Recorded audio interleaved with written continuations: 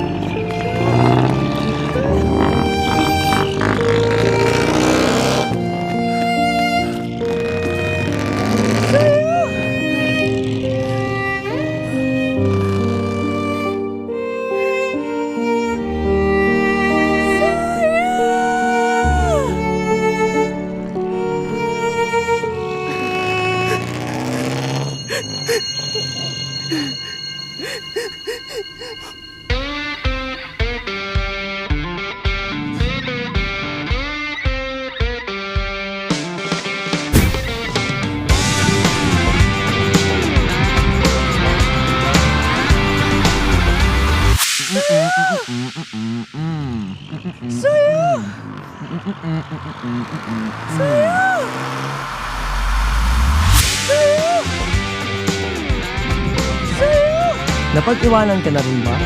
Andito na ang Ready for the Next, the biggest gameplay update of the year. Get a head start with the new Flying Cloud map update. MLBB, we are ready for the next.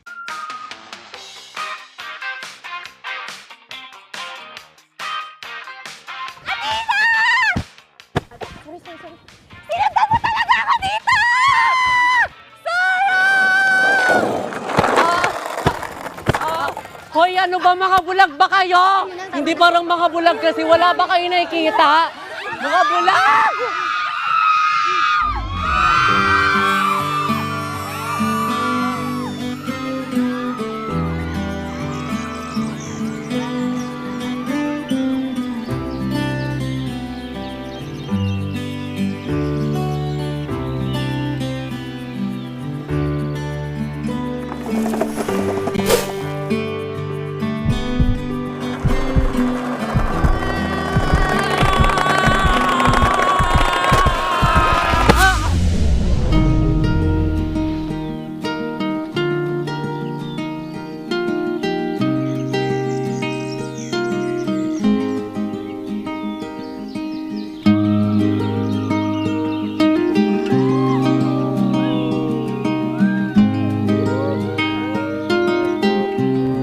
Minsan, love comes rushing in. Parang bagong expanding river sa Mobile Legends.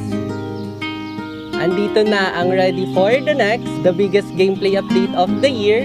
Navigate the river with the new expanding rivers map update. MLBB, we are ready for the next. Guys, nandito na yung bagong update sa Mobile Legends. Yung Dangerous... Hoy!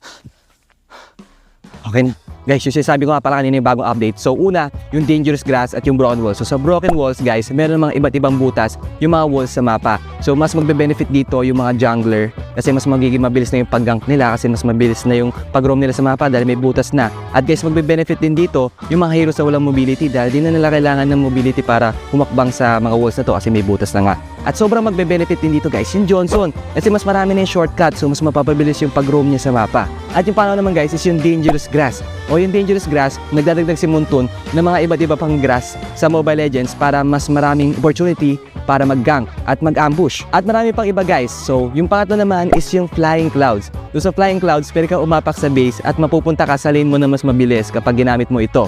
At yung pangapat naman, yung Expanding River. So, si Moonton magdadagdag daw siya ng maraming tubig sa river kaya mas magiging mabilis yung movement speed nyo kapag umapak kayo sa river. At yun lang, yung mga bagong update ni Mobile Legends kaya i-check nyo na. Payong mo.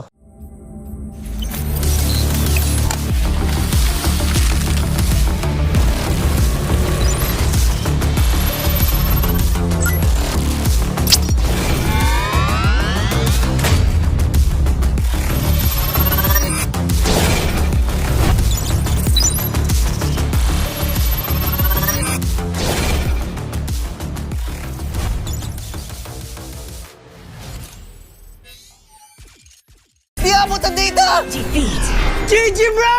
Don't worry! Be only with Smart Power All 99. Hindi bitin with 10 gig data to power your games plus only Facebook or only TikTok. Load now!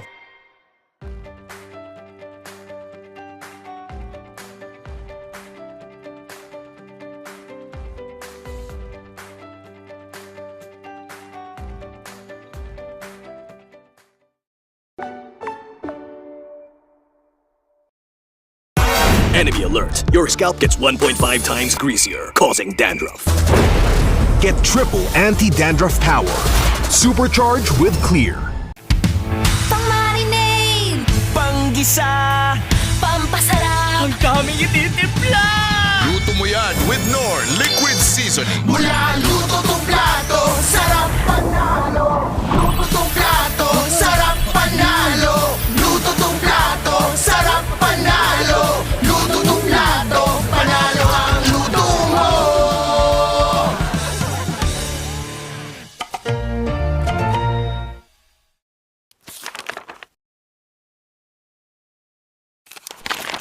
Ang few isa ka sa mga player na natigil matatag sa MPLBH, anong sekreto ng isang field?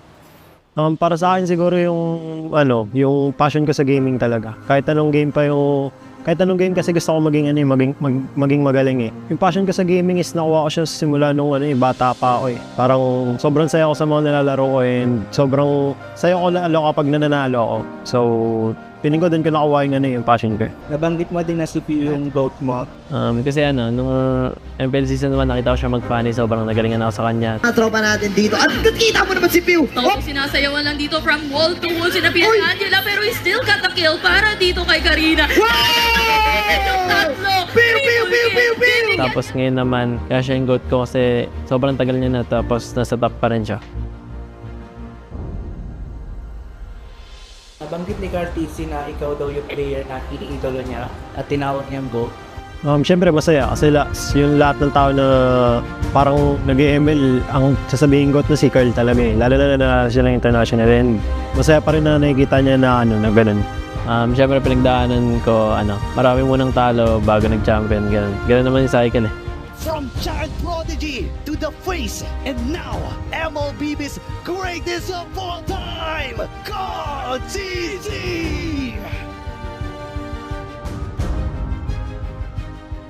Paano nito nabago yung buhay ko at yung pananaw ko sa buhay?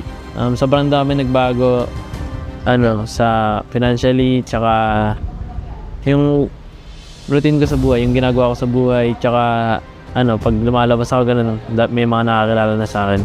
Feeling ko, habang tumatagal parang napapansin ko sa sarili ko na mas madisiplina ako and mas mature. Siguro yung biggest lesson ko lang yung balance lang sa lahat ng bagay. Tapos ngayon talaga, ito na talaga yung feeling ko buhay ko eh.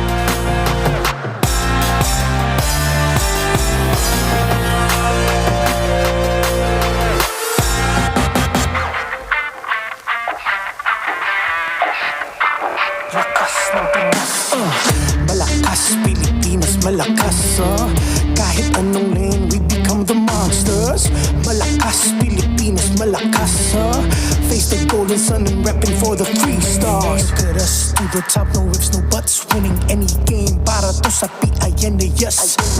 Di mo matitinag aming boses sa new level. Nasa kalye man o mobile, you know I become a legend. Listen, open fire, we unite, we winners. But with pressure, like diamonds are made of. Switching the lane na parang gera. HP Racing made a setup. Look like a tank, buhat ni Hilda. Full dome SS parang Laila. Susundan ko ang iyong wakas. Kasama pataas, tagumpay natin to. Dahil tayo'y malakas para sa Pinas. Nasa amin ang alas, hindi to atas. Kinikilala sa taas kasi kami ang malakas para sa Pinas. Nasa amin ang alas, hindi to atas. Kinikilala sa taas, ganito kami sa Pinas. Yeah.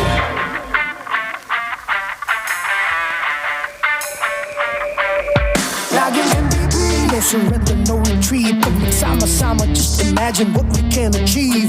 Laging MVP, no surrender, no retreat. Giving 100 on my all, cause we just cannot be defeated. We are unstoppable, immune and invulnerable. Ready ang equipment, lahat frozen, mala, crowd control. Pakita on the jab, beast to the southeast. Taas ang matawag, proud and loud, cause every enemy we devour. Susundan ko ang iyong wakas. Kasama pataas, tagumpay natin to. Dahil tayo'y malakas para sa Pinas. Nasa amin ang alas, hindi to atas. Kinikilala sa taas kasi kami ang malakas para sa Pinas. Nasa amin ang alas, hindi to atas. Kinikilala sa taas, ganito kami sa Pinas. Yeah. Malakas, Pinas, malakas. Kahit anong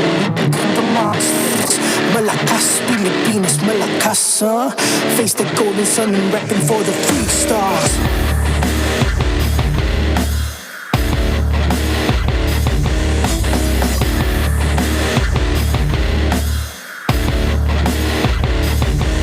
Ang lakas ng Pinas, we unite, we the stars. Ang lakas ng Pinas, we unite, we the stars. Ang lakas ng Pinas, we unite, we the stars. Ang lakas ng Pinas, we the stars.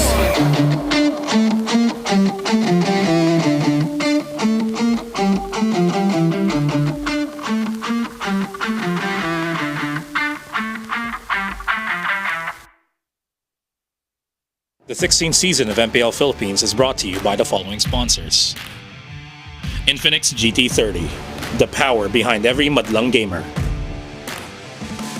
Victories you can count on. Smart, the simply reliable telco partner of the MPL. BPI, the official bank partner of MPL Philippines. Mas epic na bukas, buksan sa BPI. Our partner in esports, Clear Men. Power up your dandruff-free scalp. Supercharge with Clear. NOR. Sarap panalo with NOR. Don't miss any MPL action by following our official Facebook and subscribing to our YouTube channel.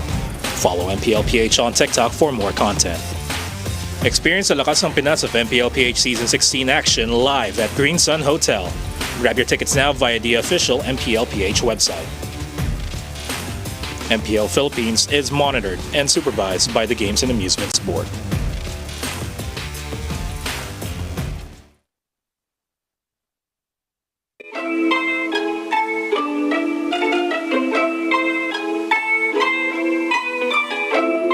Sure na kami na malalabas namin kasi kahit sa mga top teams na napapakita naman namin na kaya namin sumabay.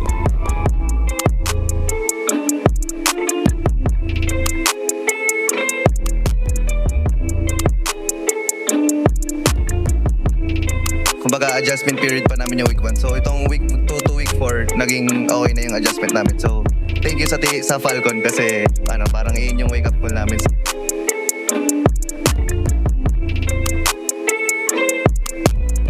Ang message ko kay Haji pati sa buong Smart Omega sana ipakita niyo yung game niyo tapos ipapakita rin namin sa inyo. Talagang laro namin.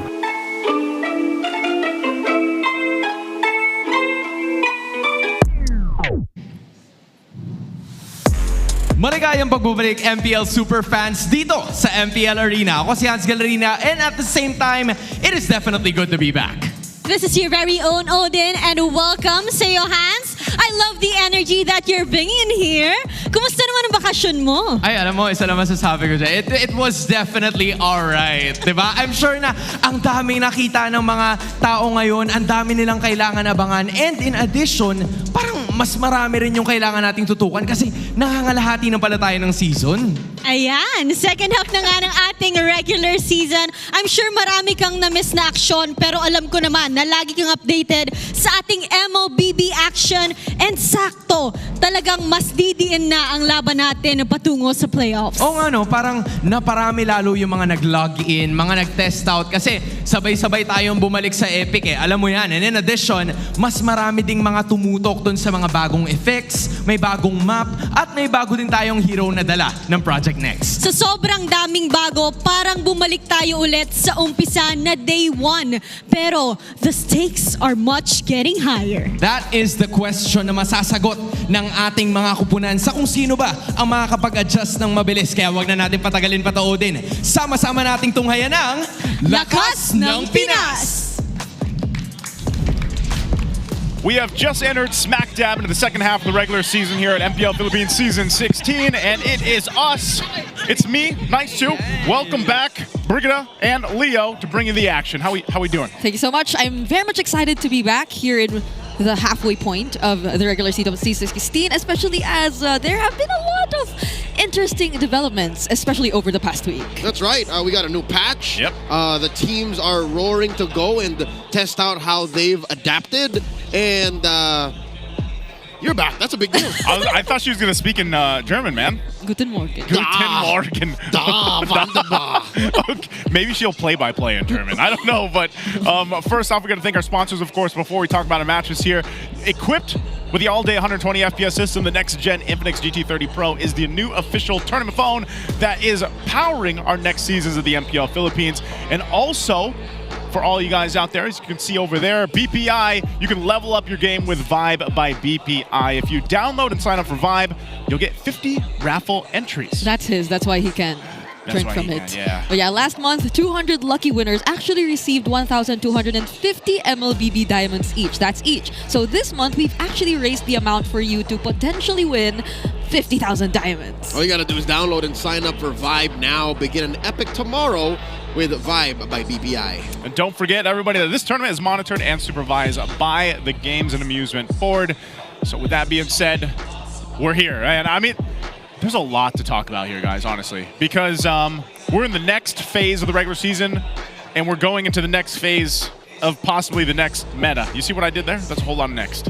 You told us about project. a lot to talk about. there's a whole lot to talk about, you know. But first, before we actually dive into the second half of the regular season, we have to look at the standings. Our Infinix standings right now are showcasing us where things fell into place 4 weeks in. Bridget, you've been gone for a couple of weeks. What do you think? Is this where you thought the standings would be when you came back? Nope, absolutely not, especially when you look at the team who is currently placed in the 8th spot. Falcons. Shout out to our Falcons guy, by the way. Yeah, I can't imagine how he's feeling right now, especially for the past 2 weeks. I can only imagine how devastated he was, but all the more for all the members of the Nest out there, especially as they've been on a losing streak, a very bad losing streak. Not just the Nest, even the Hive, because they're at number 7, tied with the Barangay at number 6. They will be in action tonight. These teams in the lower half, a lot of them will be playing alongside, Aurora, who's number 1 right now, who people expect will be the best at adapting. So that'll be put to the test here tonight. Yeah, I think we saw that where a lot of us mentioned RORA specifically for this new phase that we're heading into. But this is our schedule today. We're kicking off in match 1 with TNC and Smart Omega. And then, of course, later on, match 2, we've got Team Falcons, RORA. And that's I got to say, that second match is going to be crazy because you got RORA up there at the top. You got Team Falcons at the bottom. You know what I say whenever Falcons goes into competition? What's that? On a regular day, season 16. Tonight might be the night. They might be the night. Win.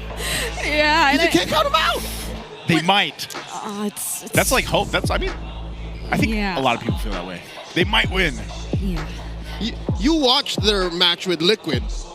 that was close. I'm pretty sure you felt the tension all the way in the other half of the world. Yeah, but then I'm wondering what preparations, what more could they do to address the problems that just keep coming? And I feel like it's the complete opposite of what we're seeing for other teams who seem to have gotten their wake up call early. Wake up curl.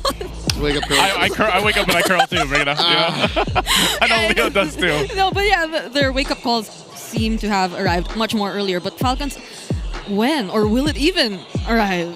Based on how they're performing. Well, this is the thing, because Next is here. Project Next is now live. I'm sure you guys have seen it. I'm sure you've had some time to go ahead and test things out. You can try it out in RG or Classic games. And definitely let us know what you guys think. We would like to see you guys talk about it, of course, in the comment section, or even our official groups that we have here, is specifically about Project Next. This is an overview of what's all changed. It looks like quite a bit. You know, and I think if you really kind of dive into this, you'll see that there's some big things that happen here.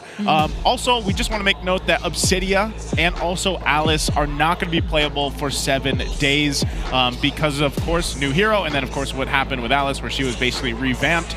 Not sure if she's going to be missed or not, but we'll see if she pops up later on in the weeks after week 5 here. But also there's been a good changes. Certain heroes being buffed, certain heroes being nerfed that probably need it, and of course CC being adjusted, but honestly, she's probably still going to be one of the top picks, I would say. But Brigida, you see the changes of the map here. I think a lot of people have been wondering, and there's been a lot of content being made specifically about the 4 different maps that we have now. What do you think about this, like the different maps we have?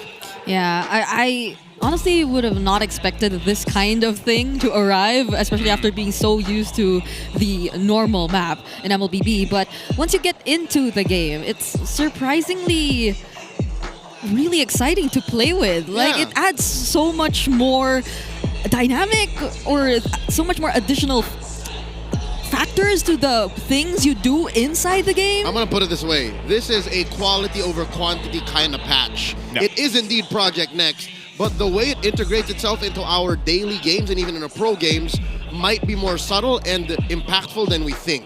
Especially in the roam role. Especially in the roam. We got to know what Wolf thinks about this. Let's go ahead and throw it over to the Howl. Welcome to The Howl. In this special episode, bibigyan ko kayo ng quick summary ng ating Project Next sa mga pinamalaking patch ngayong taon at syempre ngayong season, kailangan handa kayo. Napakasimple lang naman actually. Well, I will make it very simple for you. Ganito lang yan. Roamers, masaya. At alam natin na ito yatang patch na ito yung pinakapangarap na talaga ng lahat ng roamers. Dahil sa extra gold na nakukuha, tapos magre-reveal ka lang ng hero, napakabilis makakuha ng item. At huwag kayong magulat kung makakuha ng fast level 2 ang ating mga roamers kahit first wave pa lang. O kaya naman yung may first item agad sila in the first 3 minutes or 4 minutes of the game. At mas aggressive din dapat ang ating mga roamers. They are more rewarded if they are hyper-aggressive at kung talagang aktibo sila doon sa mapa. At dahil din dyan, yung first item yung pinaka-crucial sa roamers kasi ang bilis sila makakuha ng first gold. In fact, yung mga tipong black eye shield or yung mga leg plates, even yung silence robe, sobrang taas ng impact agad in the first few minutes of the game. Medyo mahirap din maka-comeback dahil yung mga jungler, yung mga gold laners na sobrang farm dependent, mas mabagal talaga sila makakuha ng gold. Alam natin, reduced ang gold sa minions, pati na rin sa creeps. Now, when it comes to the map, at na-apply pa rin to dahil dun sa mga map changes natin at sa roam changes natin, changes in the gold, malungkot yung mga mid laners, pati na rin yung mga side laners natin. Medyo magagalit siguro yung mga junglers dahil kung masaya ang roamers, pwede silang makapanggulo ng ating mga junglers. Expect yan later on at talagang applicable yan dun sa ating mga map changes. Speaking of map changes, nakikita natin dito na ang high mobility roamers ang mas rewarded sa kahit anong mapa. For example, itong Flying Clouds, nag-favor to sa mga low cooldown na team fighting at defense. Tulad ng mga Arlot, Khalid, Lunox na uuwi sila tapos Flying Clouds ang layo agad na maabot nila. And then itong Broken Walls, mapapansin natin yung disruptive na roamers tulad ng Khalid, Hilda, mga Hellcurt, yung mga nag-i-invade ba ay talagang magkakaroon ng advantage dito. Also, ito yung Dangerous Grass. Ito yung favorite ko. It favors yung mga one-hit knockout na heroes katulad ng Lancelot, Hayabusa, Hilda, at pati na rin ng mga Lunox. At lastly, itong Expanding Rivers. Actually, normal lang to eh. Nadagdag lang naman dito yung mas mabilis kang gumalaw, which kinda means na yung mga nagdo-doubling lang naman ang mga favor. Sa lahat ng mga mapa, ito yata yung pinakakatulad ng mga previous patch natin. As a very quick rundown of our patch, and I'm sure na mag-e-enjoy kayo sa patch na to. Let's get back to the casters. Thank you, Wolf. Leo, let's go ahead and break that down for the maps here. Yep, let me do a solid to about the 95% of people who watch this broadcast who don't speak Tagalog. Roamers are in the spotlight. When you're a roamer, you have to understand that the game has changed for you. You now get gold NDXP based on how much vision you give and how active you are in the early game, because your economy in the first 8 minutes is very different. Number 2, no longer do people have to buy roams mid-game. After that 8-minute mark, after the 2-minute mark, no one else can buy roam. So that's all you. And then second is these 4 map changes, they're all catered towards making roamers' jobs, I don't know if you can say easier, but more dynamic, as Brigida mentioned. So all of these things play into this whole metagame we're in. If you're a roamer, you have to talk to your side laners, you have to talk to your jungler, because as you saw in Wolf's little emojis, you all have different emotions now going into the game. And I love how it really benefits roamers, because roamers have had it hard ever since. That's true. It's been good changes. As someone who plays a lot of roam right now, you know, back when I was always playing mid, but now I've transitioned to being a roam player, there's been a lot of changes that I feel like that are happening here in Project Next that are very beneficial to roam players. So it makes things interesting, I would say, for us. But for the headline for this matchup, TNC versus Omega, it's of course the global power players here, specifically for TNC and Omega. And part of this, you guys might be wondering, you know, what are we talking about here, global power players? Well, again, the players here in TNC and Omega have all been at different parts of the world. We can also see here too, mid-season transfer. You have Finding Hito. He's going to be actually in the coaching staff right now. Of course, we have Vinjay's there too, and then Coach RORA. Am I saying that right?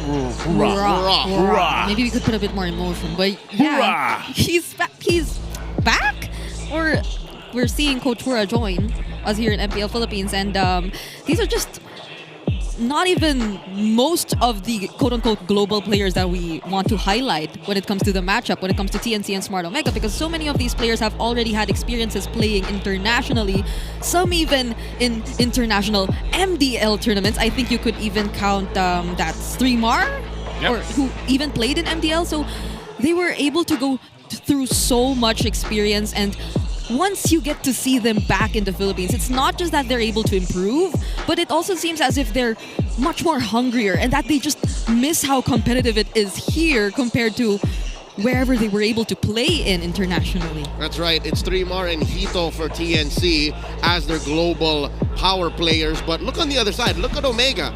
They are stacked. You have Ryzen, who's been all around. MENA, Cambodia, back home. James even won a friggin' championship while he was in Indonesia. And not to mention Netsky, who's played multiple international events under that MPL MY team banner. I like how Netsky, by the way, like when he went to Malaysia, I feel like it changed Netsky a little bit. So like, much. You know, and then he brought a little bit of that flavor, of course, over back to the Philippines here. He got that mala spice now. He got the mala spice, man. You know, I miss the food over there too. But we do have to talk about Streamar specifically, as, by the way, standing with their coach right now. Very, very proud, Mr. Hito, Finding Hito. But Streamar, seen as the most consistent right now at TNC. He's got the most game MVPs among the XP laners in the league. And he's also leading stats against all the other XP laners. Not just, he's currently number 3 most MVPs the whole season. The whole league, across all players. Yeah, I love the pen detail, by the way, by Hito, Coach Hito, maybe? But yeah, Streamar, ever since, I think we've known of him to be one of the most explosive. What is he doing? He's flying. He's showing us his guns. Okay, going back to what I was saying, I don't know if we're gonna see it, He but looks great in a button-up, let me just say. Yeah, he does. yeah, going back to what I was saying, because of I got distracted by whatever he was doing. Yeah, so it's effective. Streamar, I feel like, has been one of the most explosive XP players ever since, but it's so nice to see him now be not just explosive, but also an XP laner who's just able to offer that level of stability whatever you give him, like be it the CCs, the Lapus, or even the Uranus. So I think he's been able to have so much growth as well, but this is who he's going up against on Omega's side. He's promoting the watch party. Yeah, we have to shout out to the people watching at the watch party. This is an Avenue Cafe Barangay Apalit, Florida Blanca, Florida Blanca, Pampanga. It's a palit. Oh, is that a pilot? Avenue Cafe Barangay Apalit, Florida Blanca, There you Pampanga go. for the Omega watch party. You got that middle part right. Hey, we want to go ahead and hope you guys have a great time with the watch party over there, of course. Every weekend, there's watch parties going on for the majority of the teams, and we love to see it. So, also, we'd love to see what the community thinks right now, because you guys, like you said, we want to hear your thoughts about Project Next, of course. Which new maps will be the ultimate game changer? Is it A, dangerous grass, B, expanding rivers, C, flying clouds, because there's two, and D, broken walls? I think I'm gonna have to go, guys. I'm gonna have to go with dangerous grass here for me. Hey, how about you, Break? Same, because Same? I want to see a lot more Dangerous ambush grass. type of heroes come Okay. in, and grass. Yes, of course. How about you, Leo? It's the most lethal, but I think I'd like to see more of D. Broken walls. Yeah, D makes games go faster, and it makes for interesting situations that you would not have gotten without. Because with grass, you can kind of play through that, but with broken walls, it feels like a different game. That's true. There's a lot more angles you can take too, and I think that also opens up some of the hero pool for some of those situations. Dangerous grass, I feel like also when it comes to like roamer options will also kind of change. That's why I can't wait, man. I can't wait till we actually get through this weekend. Which, by the way, we don't know which one we get before each game starts. Exactly. Woo! But I'll tell you what we do know. We're going to go ahead and welcome out the teams here for the match. Let's go ahead and welcome out TNC and Smart Omega. The flame continues to burn in the second round. It's Thremar, Zaida, Lancy, Chaknu, and Benny Cutie rising once more. It's TNC Pro Team.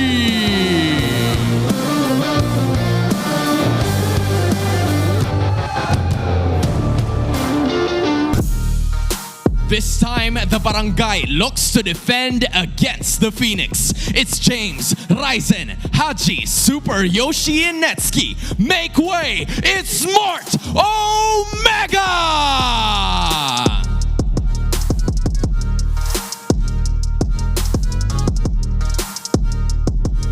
To oversee and uphold the tournament's integrity, guiding us through this match are our marshals. It's Joshua, Chico, JJ, and Jeff.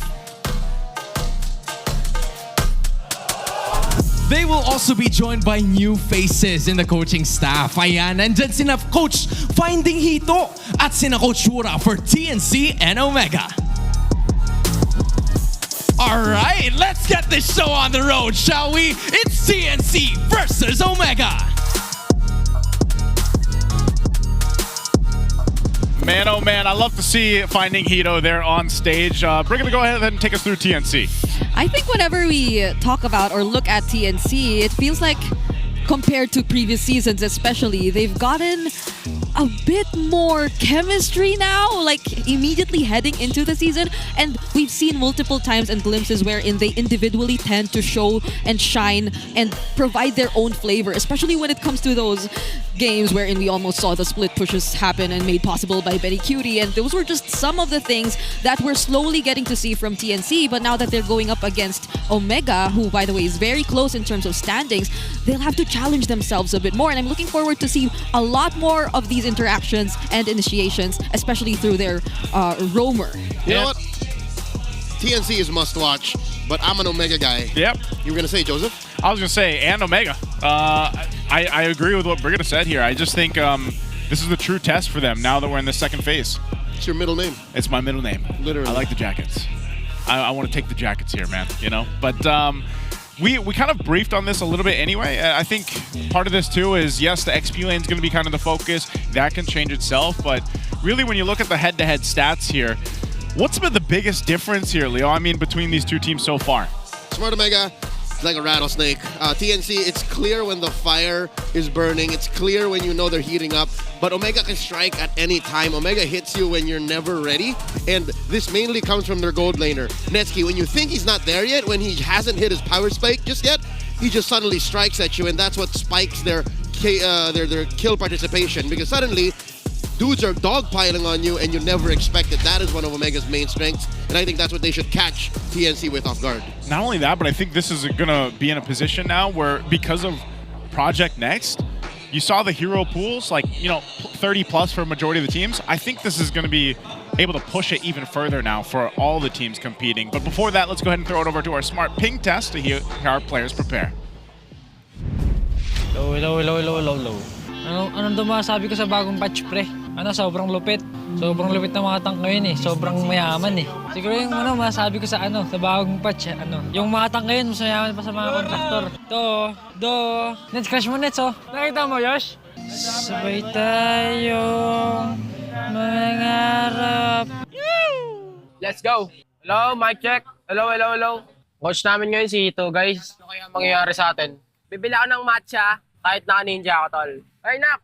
Okay lang ako bumili ng matcha. Walk trip ako papunta doon niya. Strava.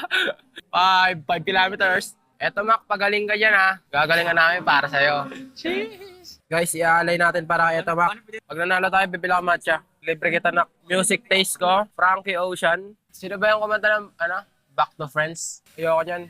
Swifties pala ako, Swifties. Pag yun, pag gabi. Pag kailangan ko ng motivation. Ang ina ng ko, sarili ko. Ay, ang ina din nila.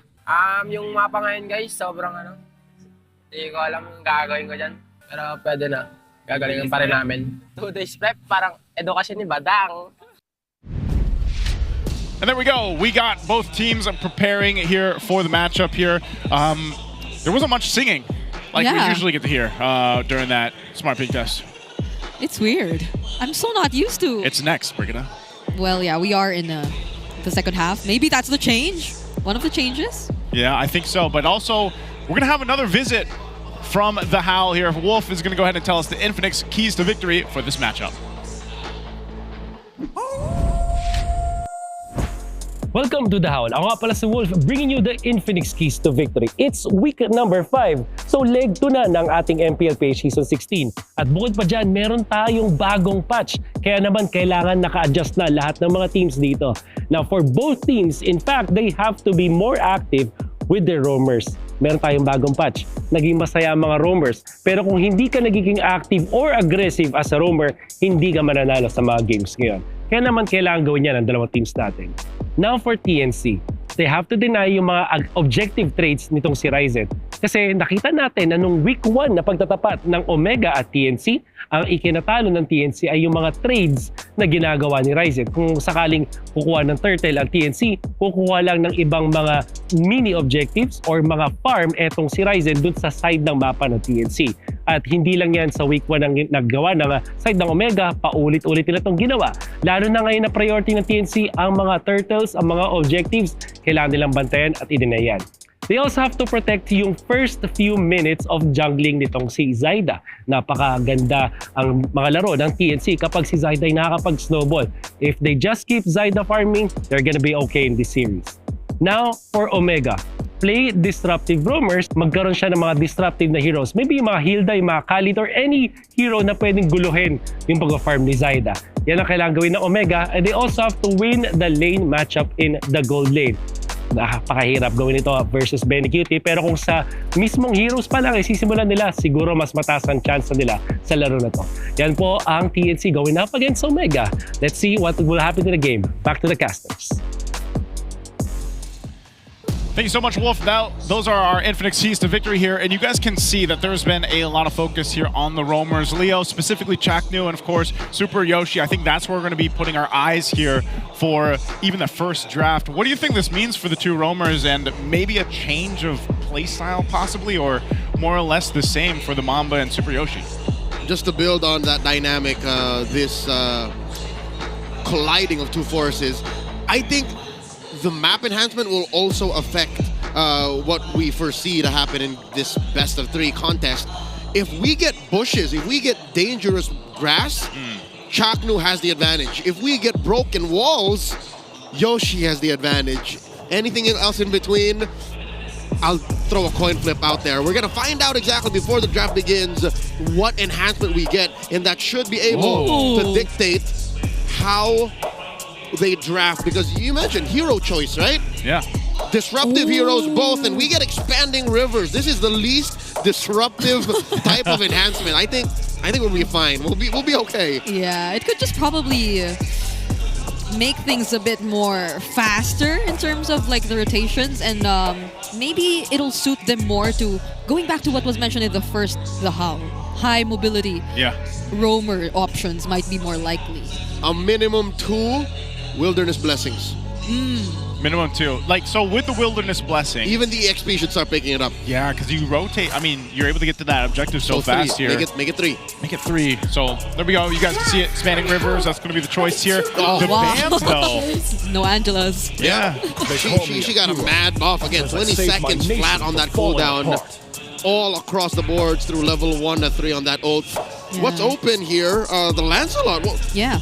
I don't think. Is it still Pryo? I think he still should be. Oh, wait. Oh, they're force multiplying the rotational speed. Actually, yeah, he would go super fast in. I mean, like... Wait, that works, yeah. He will go Tokyo Drift on us. Boxer was already fast, so they go ahead and grab him up. What about the Farsas and all that? I mean, I think we've seen a lot more of the other mid laners recently. But if we're talking about like fast rotational speeds and expanding rivers, to banish all darkness. maybe why don't they just go all mobility heroes? So like things are just like Faster. they keep picking up the pace. Well, they go with the Lancelot, so the Lancelot, the Boxer matchup is going to be interesting, but we don't know where this box is going. Yeah, we don't know. It's because it can still be flex. It's a pretty good flex from Blue. A lot of mystery, even with the first pick here. Wow. And the Lapu Lapu, currently barely making the charts in the red side. Yeah. And not even at all in first pick Blue. So I guess this is just more for comfort, because James wants that winning condition. James wants to be able to step the 3-man, who currently is an all-star right now. Yeah. And this is the Kimmy. So despite the nerf that she had, she's still going to be picked up here.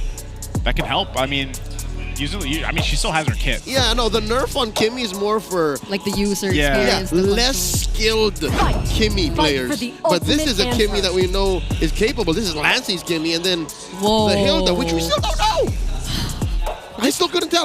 Looking at the draft now, I can't tell you this is a roam or XP Hilda. Yeah. And if it's a roam, this is going to play into what we were just talking about. You briefly got a chance to go ahead and mention, how the roams are going to capitalize on that little bit of extra gold and XP that they can get. Actually, I don't even know if it's a little bit extra. Like, it's a lot. Yeah, and I mean, I think Hilda suits so much of the new maps, like be it the Dangerous Grass or this one, because like it just adds to her movement speed. More for Dangerous Grass, though. Yeah, you gotta admit that's literally more healing places too. Without all the injustice in the Smart world. Mega picking up the show. This is for sure going into the hands of Super Yoshi.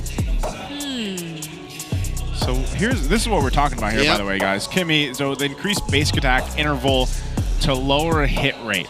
Just to translate, whenever you lift your thumb off of that attack, there is more of a lag between the times the projectiles come out.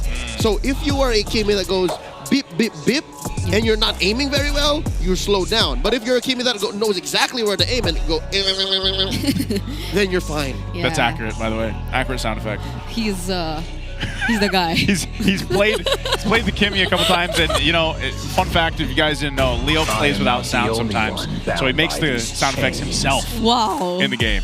You should definitely see what his Bane sound effects sound like. Now, going to the second phase here, he did get buffed. Phoveus is going to be taken out, so no Phoveus here.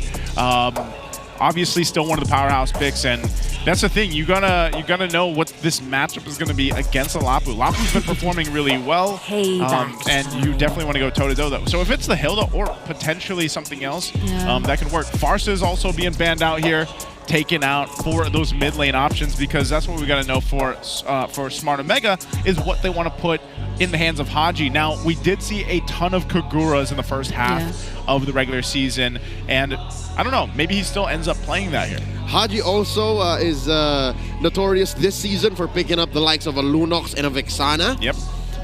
Not exactly sure what the thought process was behind that, but I did get to talk to Coach Snap and said, yeah, we've had better drafts ever since. So we can expect something closer to the metagame, closer to more efficient heroes. We're still seeing Selena out in the open. Oh my God, Selena will be so good right now with the extra movement speed from the Wilderness Blessing. I've been waiting for too long. Who else is out there left? There's no Jushin. Maybe the... You haven't mentioned Kag is still out there? Yeah, Kag. Yeah. I don't know. I think that might be... They go that route. They hold on to the XP, or the gold, or they pick up the gold now. I was expecting the carry to come through, but I think TNC read into it. Did you know that carry has slowly become a top pick for both of these teams? Like, she shows up in OMG's like top 15 picks, and in TNC's top 5. What does that leave Omega for gold lane? There's still the Granger Moscow. But it's also Netsky we're talking about. Oh, well, what are you saying? You know, Hellkirch? the guy that brought the Hellkirch to gold lane. So, okay. All right, he's going to go Claude. This is probably beneficial too with the expanding rivers. Just go ahead and BMI or utilize that if you need to. Again, it's a force multiplier. Baksha and Hilda already move fast. Yeah. Same with the BMI. You're able to, make the most of those fast rotations. Yeah. As well, I like how he's overloading both the Baksha and the Hilda. They can only hunt down the BMI the old-fashioned way by running right into that little baby monkey. So if they're busy doing that, the rest of Omega can do other things. Little Dexter. We're going to be hunting for here. So we'll see what the rest of this lineup's going to look like from TNC, which will clearly tell us what we're going to expect here, especially with the Hilda. Where are they going? Yeah, where are they going to go? Because like Omega thinks they're not XP lane heroes, or at least they're limiting the remaining options based on their last 2 bans. They will only Well, make here we go. my We got the blood Benedetta. Speaking of limiting heroes in the XP lane. Yeah, that's definitely an XP lane Benedetta. I've seen 3mar wreak havoc with his hero as far back as 2021. And then we get a Bruno. So this is a very fast lineup for TNC. The Phoenix Army are playing with a lot of firepower, very fast. Yeah. It's a lot of damage too, like if you think about it. Like if they're able to set this up with a Kimmy and a Benedetta, like their fights around the objectives are actually going to be quite deadly. Yep. But they have almost a non-existent box. Yeah. So if Smart Omega can clip them, and if Smart Omega can, get better target acquisition, right? Yeah. Then TNC is in trouble. There's the final pick for Omega. Haji gets his hands on a Kagura. Despite Project Next, this draft looks very 1.9.90.2. Yeah. I guess it'll be the how they play around, because again, expanding rivers, it doesn't.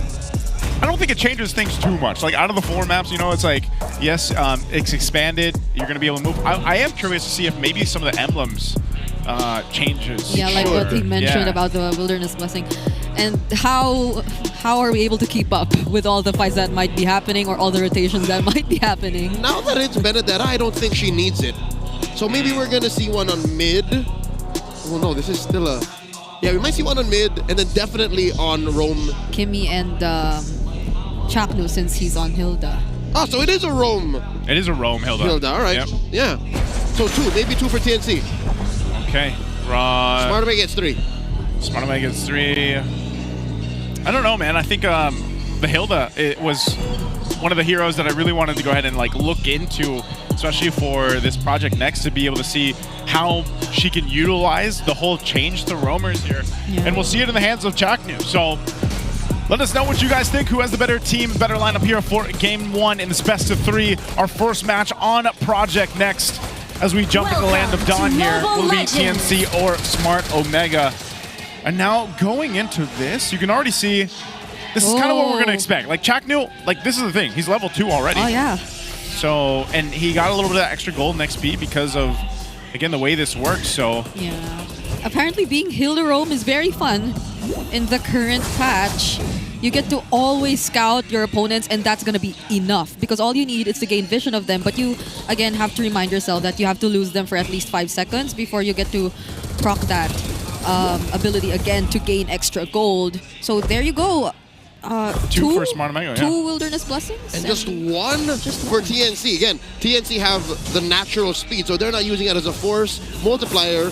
They're just using it as its base, taking it at face value. Yeah.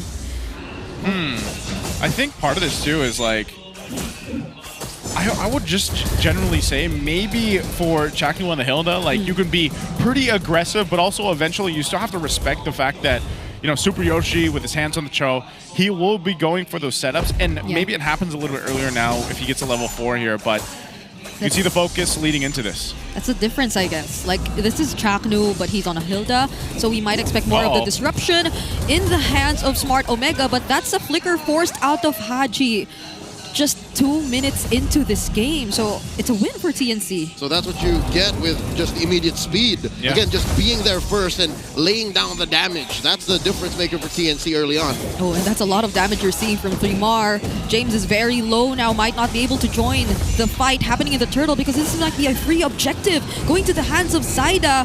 Chaknu just blocking the way. There's the way of the dragon, but he gets bursted down as well. 3mar TZ. Yoshi gets to flicker out though, so it's James instead who falls.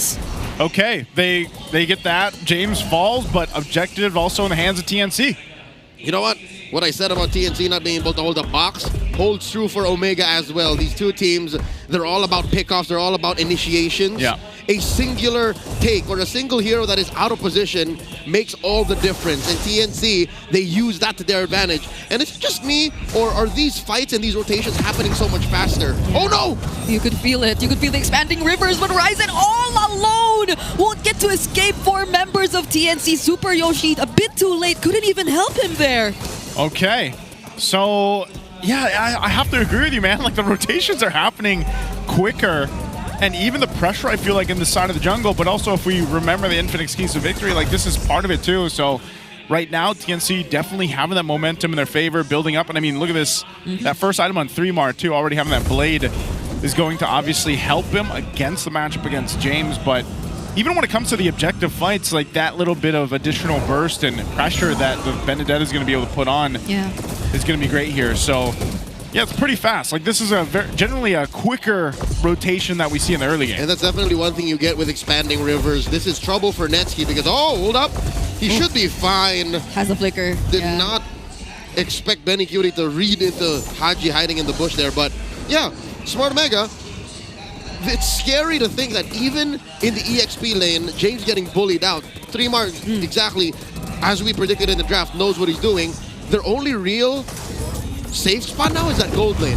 Yeah, and it's another way of the dragon that doesn't get converted to a kill. Grand Theft Purple! Yeah.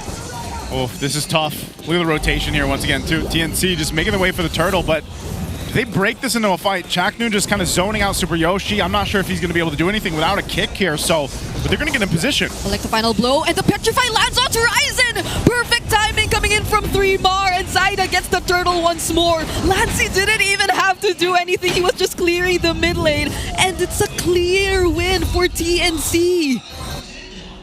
This was painful to watch. Yeah. Because again, this was one of the first times in this game, 5 minutes in, that Smart Omega actually had a chance. Like they were there before TNC with their superior rotational speed came in, but TNC's CC is just so much more easily activatable. For Omega, James has to find that perfect jump. Yoshi has to find the perfect kick. But TNC, are we forgetting that all they have to do is get 3mar in the right spot, and that's everyone in that small vicinity petrified. A high-level piece of CC that, looking at Omega, Haji can only purify. He's the only one who can get that clear. Yeah, this just goes to show how consistent 3mar really is as an XP laner, regardless of what you let him use. And mind you, this was a Lapu that was prioritized by Omega in the draft. But you see it clearly being answered here by TNC. James doesn't get to rotate out that much, and he's never the first to position whenever there's a team fight. He just always tries to catch up, and that's when you know that TNC are already in control of whatever objective they're trying to take. Yeah, look at this too. First item for Zaina, already picking up the anti-caress. He's got that available, so that's why we see him, man. He's just like throwing himself into anybody that he finds for Smart Omega. Even if he shows up, you saw Haji already a couple times pop the flicker just so, you know, he doesn't get taken out quickly, even if he has that kind of kit that Kagura works well with here. Benny Cutie, they're going to try to make a play? Oh, the stun lands on Ryzen, but he has the Phantom Execution up top though. What? Wow. They get to find a kill on 3mar. That's huge for Smart Omega. Took a 3-man gank squad. If I'm not mistaken, Yoshi actually uses kick. So all of that just for 3mar. Okay. James, is he going to get visited? Whoa. We're going to go back. All right, we're good. All right, so they're fine. Yeah, so James, it looked like he took a little bit of damage, but again, you can see the rotating happening here and just how much room you get to work with these expanding rivers in this new map, basically. But Turtle's up, most likely just going to be 3 for 3 for TNC. I don't think Ryzen's really in a position. He doesn't want to fall further behind. Yes, they whittled down about 1,000 of that gold that was originally about 3,000 ahead for TNC, but it's mainly just Ryzen being able to catch up, getting the farm that he needs. There's been a lot of pressure in his jungle, man. And yeah, he hasn't done too bad falling behind in terms of levels against Zyda, but you can just see how much pressure's around the map from TNC's lineup. Yeah, even when he tries to catch up and look and steal jungles, it's not working, but now he finds himself in the middle of two members. That's Chakno and Zyda, two very tanky members of TNC who he probably does not want to fight against. Now they're just trying to split them all up, but from behind, James will be jumping in, doesn't land the Landshaker on Benny Cutie though. Chakno now trying to deal with him, but they're all just forced to return under the turret. There's not much that they can do. TNC is moving so fast, they're overshooting the engagements of Smart Omega. There's the stun. Haji still has the Rashwa and Bellafly, but all they want is that tier 1 turret down bottom. And they still want to force a fight though. Traction Pull still landing. Lancey finds Haji. Oh, Haji's not having a good time, man. I mean, he's not. He's had to burn the flickers a couple times. This time, you know, he just kind of got caught there. And yeah, at least Ryzen will go ahead and grab the purple buff on the side of TNC, but they're losing space, so. Oh no, that Bravest Fighter wasn't in the perfect position just yet. They get to clear the waves though, but you could already see from just how many angles TNC can come in and try to disrupt Smart Omega. I know it was mentioned in the Howl that it should be Smart Omega as the disruptors, but that's not what we're seeing in this game at all. Nope, it's so hard to disrupt TNC because in the same vein that Netsky's using the Claude to be a threat now. James. Oh, whoa, he flickers forward. Whoa, he still goes in, and there's the way of the dragon, but that's the burst coming in from Haji. It will be enough to take down Benny, and they will try to disengage with just that kill. Ryzen might want to look for more, but he will have to puncture away. 3mar joining in, gets to use the kick on, however, so he denies the Electo final blow. That's massive here for Smart Omega. Okay, there's a good fight. And Smart Omega able to go ahead and at least capitalize on something, getting Benny Cutie's bow. But the Lord is still up. It's actually going to be started by TNC. Not sure if they commit to this or not. It feels like Omega have been tuckered out. Look, 3 flickers just to find Benny Cutie. And you'll see now what the expanding rivers do. Before the Lord, when it spawns, and even after, when it dies, you'll see that movement speed is enhanced all throughout this shape, this pattern in both sides of the jungle. Maybe that's why Wilderness Blessing would be overkill. It's not important. It's important. No, 3mar! Still has the Petrify. Gets knocked up though and bursted by the Yin Yang overturn. On the opposite side of the map, there's a fight happening as well. It's James up against 4. Will he get to land his skills though? They get to touch it, but they don't touch the dashes from Ryzen. He gets to find Lancey, and now Omega are fighting back. That's another Thorn Rose. He gets a double kill onto Benny Cutie. Still trying to look for Chaknu, but he will be able to keep himself safe. What a great fight and a response. It seems like Smart Omega just figured something out. Ryzen is a man possessed. I could have sworn that, oh my God, the Mamba! He can't escape that. And now it's Smart Omega who gets to take the Lord. 3mar got ganked down bottom, and I could have sworn he was going to win that engagement, but he couldn't find the perfect electro final blow, couldn't find the perfect Petrify. All this while, Ryzen uses Puncture and his Storm Rose to perfectly and so succinctly find Lancey, and that made all the difference. TNC's on-demand damage went kaput, and then suddenly they were winning that lore dance. Smart Omega swing back 1,000 gold up. Yeah, it's almost 1,000. No, it's almost 1,000 lead for Netsky on the Claude against Benny Cutie. This was something I probably did not expect, but we barely noticed Benny Cutie is actually 0-2. Yeah, no, Benny Cutie overheated. Yes, he has been pushing. Yes, he has been part of fights. But Netsky have been making the most of the quiet time he has. Yeah. Smart Omega has been getting kicked to the ground, yes, for the first 7-8 minutes. But Netsky has been quietly working hard. He's been grinding, man. And at this point, that's where the cloud shines. That's what his dad said. You've been grinding in your sleep. Thanks, big dog. Thanks, big dog. I got it from here. But not only that, but even Haji, man. Like, Haji was punished in the early game. Early game, he had to burn so many flickers. He got caught a couple times. But so far, he's been able to go ahead and scale up into this game. And now I feel like, you know, this is a crazy position for TNC to be in after how good the early game went for them and how fast it did. So Holy Shield popped here up top mid as well. Smart Omega's going to be happy with that as now they hold on to a nice little bit of lead. I don't know if 3mar is going to be able to catch anyone here. What's he planning here? Freddy. Is he going to look for something, or he's just planning to cut the lanes? Because Freddy. He's been doing that. He's feinting it. He's spotted at least there from Super Yoshi. So he's going to go in the mid. That's 3 members though. Gets to dodge the Landshaker, so he's going to be fine. But I think that's still one thing that TNC can hold on to. Their ability to just keep managing the waves through the Benedetta, and even their high mobility heroes that can still be very much reliable in terms of finding the right position in the fights that can break out later on. But if Smart Omega really gets to take control of the map, that's still going to be a problem for them. Oh, what's that? The Petrify? Yep. Yeah, he used it. It's gone. Ryzen baited it out. Yeah, and he's not going to have it. But if they decide to go for the Lord as soon as it's up, Smart Omega will know that Petrify is not available. There's a full half a minute wherein Lord is ready and 3mar cannot do his full combo. Something to note, Netsky, now at about 13 minutes, I would say, and I would think, is still at the #1 net gold gain, is currently #1 in damage share throughout the team in all of Season 16. So he's capable of carrying from this position. Yeah, Netsky's been doing impressive things. There's a kick, though. Oh, they try to burst down Chaklu. There's the traction pulse, though. And from behind, Zaida will find a target. But will they have enough damage to take down the Mamba? It seems like they won't. 3mar trying to look for a position as well. That's so many ultimates already bursted down by Omega. But they still fail to find a pickoff.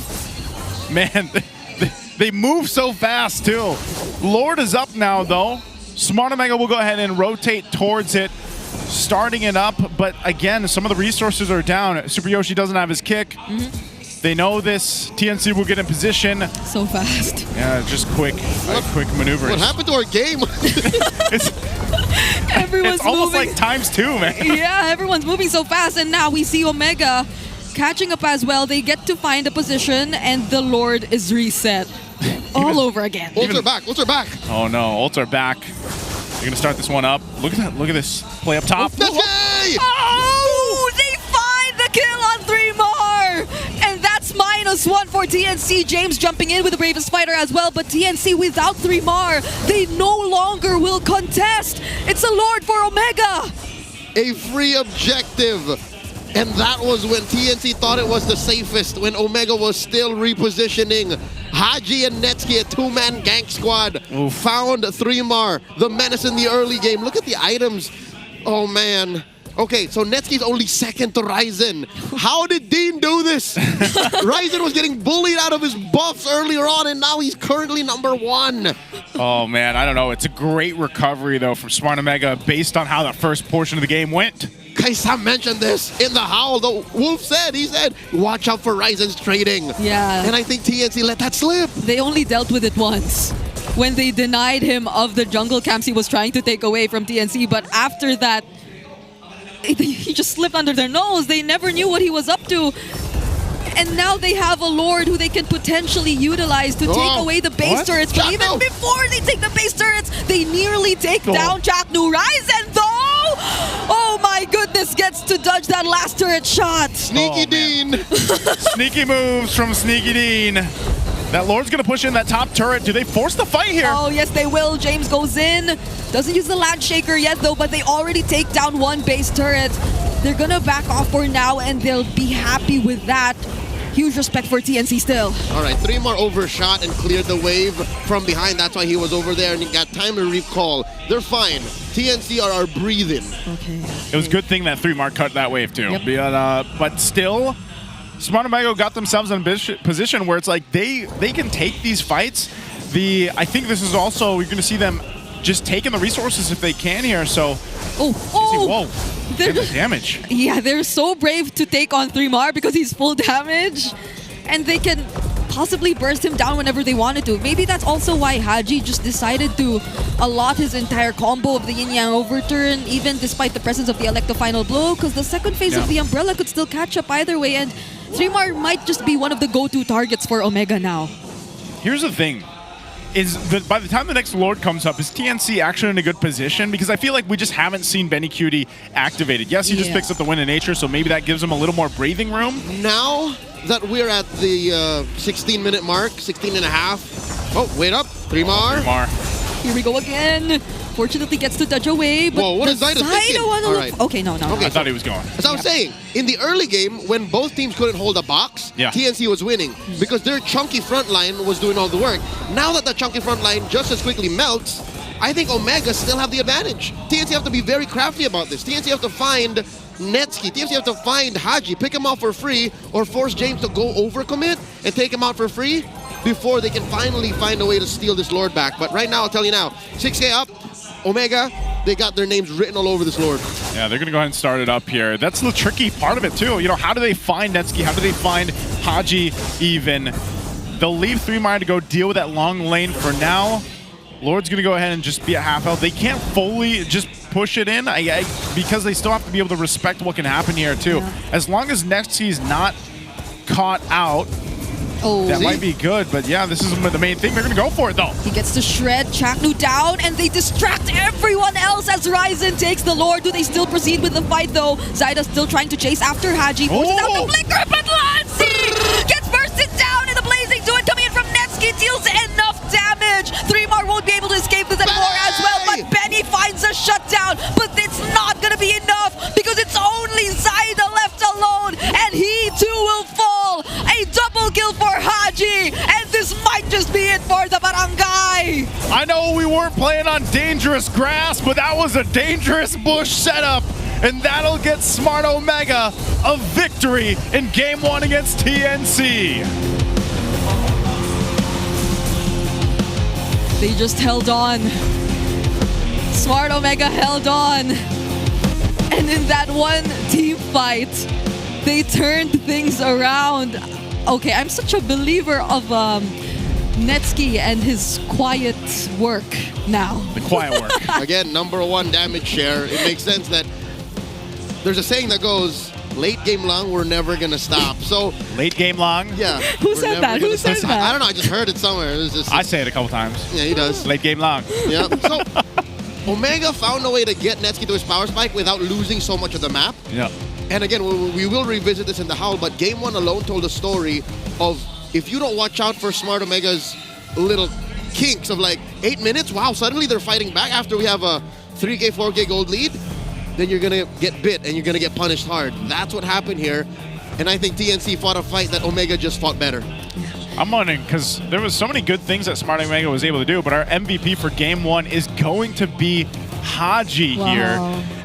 Again, he dealt with a lot of pressure in the early game, but I think also his setups, like the setup potential and also that initial burst damage that he was able to do with the Yin Yang Overturn from the Kagura helped allow some space because it worked well together in allowing Netsky to kind of swoop on in with the Blazing Duet. But like you guys mentioned, it took a while for Netsky to get there. And that is the case with a Claude in general, where you need those 3 items. You know, you need that space to be able to jump in with those stacks and then go in Blazing Duet. But also that was set up by the fact that you also had a Lapu Lapu to help us kind of set things up. Like I said, there was a moment there, and we'll probably see it in the highlights, where it's like in that last kind of Lord fight or Lord dance, they were on the retreat, but then they baited in TNC into a fight that then they just got kind of smacked on. And, you know, again, it took Smart Omega quite a bit of time to get to this point, to get to this fighting form. Yeah, I think Haji was just really the one of the most reliable members to find the right targets to burst. He was always keen to use the Yin Yang Overturn on targets which he felt were the most important to take down at the time. Once on 3mar, and then eventually later on into looking for Benny Cutie as well. So it was a struggle in the beginning, but it was all worth it. And this was the one. This was what I just mentioned now. It'll make more sense when we see the stats.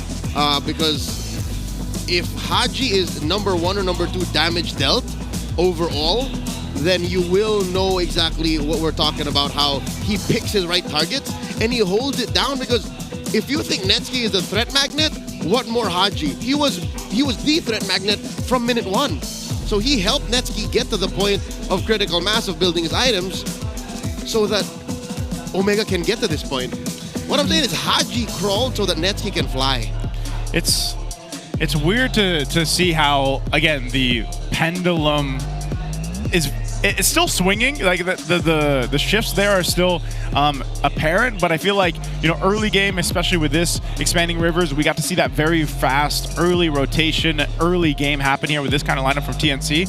But then we also got to see how Smart Omega played around it to the point where once they knew that, hey, we hit our power spikes, we're ready to go, like they rotated just as quickly to those fights and those objectives and secured their own box, like you mentioned earlier, Leo. Honestly, I would think that TNC really drafted for the map, but it was not all that mattered in this game. Yeah, they did. And I think if we may give TNC some of their flowers, you don't have to take advantage of the rivers and put on top of that Wilderness Blessing. If anything, you can do without Wilderness Blessing as long as you're rotating fast and you're there at the right time. So maybe they could use that as an advantage if ever we do randomly get rivers again in the next game to go to game 3. But looking at the damage stats, you'll see that Haji wasn't even close to number 2. Yeah. Number 2 was Netsky. He was number 3, but that's just how important he was. It was the also, I feel like Kagura also brings some of that elusiveness to the lineup, where it's like, you know, maybe some things are thrown at the Kagura, but she's able to kind of get away with her kit. And not to mention a Lancelot. Like, that's why I still think, even with all this Project Next stuff, like, Lancelot's still going to be highly contested, as he has been. I think he's sitting at 100% contention for so far in the season. That's still very apparent, because even when Ryzen was below, or like behind technically, sitting at 0-2, he was able to go ahead and still get his way to a fighting form. You can see here too, it was the carry there, Chaknu, the sandbag, Super Yoshi being that wingman. But this is the thing, Netsky, BPI rich guy, like his GPM isn't that high. Like, you know, a lot of times we're used to seeing these 850s, 900 pluses, 950s even up in the upper echelon of that number. But the thing with Netsky is it took him time to cook, man. But when he got there, he was able to go ahead and pop off like Claude can.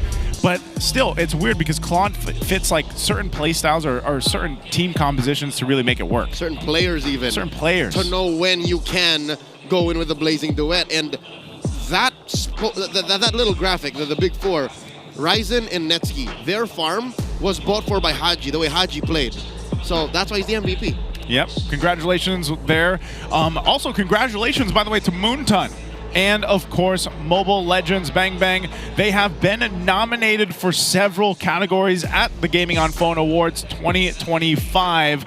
Check it out. Oh, so they're part of Mobile Games Developer of the Year, Best PR, Marketing Team of the Year, Ongoing Mobile Game of the Year, Mobile Game Community of the Year, and Mobile Esports Game of... That's 7! Mobile Esports Game of the Year makes it 7. You know what? There's more, because we're also nominated for Esports Player of the Year, the GOAT himself, Team Liquid Philippines' own Carl Teasy. Magic Chess Go-Go has also been nominated for Mobile Game of the Year. So, you know, it's ML, BB, or MCGG, whichever boats your float. But you can scan the QR code to vote now. The last day of voting is on September 21st, Sunday. Get to it.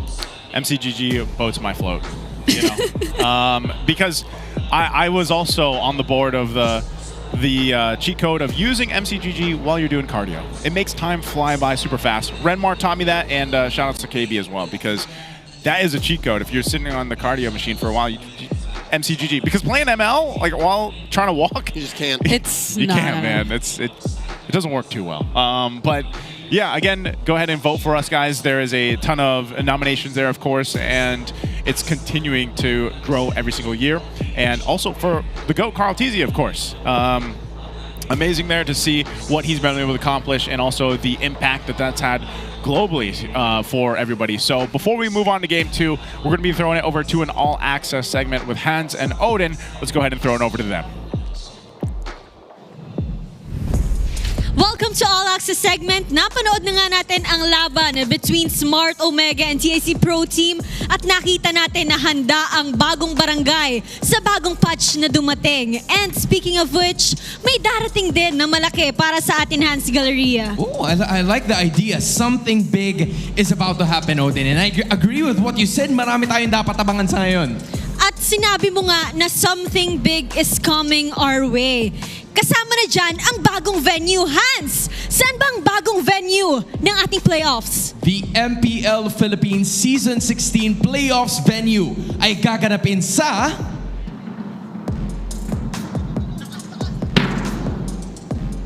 Cuneta Astrodome! Yun na! Hindi, alam niyo naman eh. Alam niyo na yan eh. Wala na na-announce na yan kanina eh. Pero wala kasi hindi pa natin nasasabi dito mismo sa MPL Arena. But guys, something big just happened and now we're moving to an even bigger scale para mas lalo pa tayo makakita ng mas maraming MPL fans. Tama ka dyan. And to explain further kung ano nga bang mangyayari sa playoffs, saan ba gaganapin, meron tayong mga espesyal na mga kasama here at the MPL Arena. You're right about that because we would like to welcome right here beside us ang ating mga panauhin. First off, we have Miss Lee Veloria, the PH Esports Head of Business Development and Partnerships of Moonton Games. We also have Mr. Gary Reala, the Administration of Operations para sa Cuneta Astrodome. And we also have Dr. Oliver Evangelista, the Chief Professional Sports and Games Division from the Games and Amusement Boards. MPL Arena, let's please give them a warm round of applause, everyone. Maraming salamat po for being here and making time for us. And I want to know, Miss Lee, with everything that has happened, we're going to be moving on to an even bigger scale of things. How significant is this move para sa liga and for, you know, the esports in general? Okay, this one is very significant for us because this is going to be the first time for MPL to be hosted in an actual MPL Philippines, by the way, to be hosted in an actual arena. As you guys know, there are previous seasons that we are also moving to a bigger venue, but it's our first to be hosted in an actual sporting venue, which is also hosted like multiple first in terms of sporting events as well. Also, one of the things, it is also a milestone for us because for this playoffs, we are going to be we are going to be accommodating up to 2,000 live spectators per match because we have also seen the demands and of course para makater din namin yung mga community that has kept on growing as well season by season, and it's actually a celebration for the eras of the league because we have been expanding, or MPL has been expanding not just as an esports league but an overall esports ecosystem. Syempre kasama dyan lahat ng mga fans and community natin. 2,000 decades. There's gonna be a lot of people in the arena. I love that, Miss Lee. Grabe, sobrang dami lalo na manonood. And from Cuneta Astrodome, Sir Gary, I want to hear from you kasi this is the first mobile esports tournament to be hosted in Cuneta Astrodome. What are your thoughts on this milestone for Cuneta Astrodome? Hello everyone. It's indeed a milestone for Cuneta Astrodome. It's indeed a milestone for Pasay City as a whole. And this is the first time that we're going to host, and it's also a paradigm shift from traditional sports into an electronic sports or esports. And we're all excited. And you know, Cuneta Astrodome, we are the home of the legends. I mean, we created a lot of legends from boxing to basketball to volleyball and even mixed martial arts. And I'm so excited this coming October because from this group, there will be new legends. There will be new legends from this group. And I'm so excited for this coming October. So see you there, guys. Yeah, I mean, we did see it and we're so happy that you were able to accommodate us from the different sports that you've already covered. Now, we're going to be looking at esports and that's going to be a first. Yeah. And Doc Oliver, I want to know more about this. You know, you've been with us for quite some time also. And what did you think about this, the growth of the esports scene in general? San tayo nagmula? How did we get here? And what did you think of the progress that the esports has made in the Philippines? Yes, you see, as earlier shared in the press conference, I told that esports is a progressive sport, and this is just a proof that esports is growing even from a smaller studio and going now to a Astrodome. So Gab is always here to support, especially MPL, in their Season 16. We're so grateful for your support, Doc, Oliver, and now with Miss Lee, we would like to ask you to invite our fans, MPL fans, na pumunta sa Cuneta Astrodome. Alright, thank you so much, Odin. We would like to invite everyone, lahat ng super fans natin, at saka yung mga hindi pa super fans. Iniimbitahan ko po kayo na manood ng MPL Philippines, regular season, and of course, playoffs. Our tickets are now available on sale, and ticket starts at 250 pesos. Just go to ph-mpl.com to get your tickets. Thank you so much to our honorable guests, Miss Lee, Sir Gary, and Doc Oliver. And now, balik na muna tayo sa Land of Dawn para sa ating game number 2 between TNT Pro Team and Smart Omega. And there you have it. Thank you so much there, Hans Odin, of course.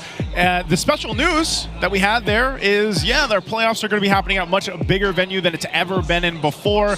It is Cuneta Astrodome. Cuneta Astrodome. Some people online, by the way, they got the clues. Like, they knew. They were putting it there, of course, in the comments, and I saw some of the right answers. But we're excited because you guys also, right now, you can go ahead and get ready to secure tickets like we just mentioned there. So make sure to keep an eye on our official website for you guys, because you can secure your playoff tickets now. You can head on over to the MPL Philippines website. Join us at the Cuneta Astrodome for the MPL Philippines Season 16 playoffs. There's going to be a whole lot in store for you guys watching live there.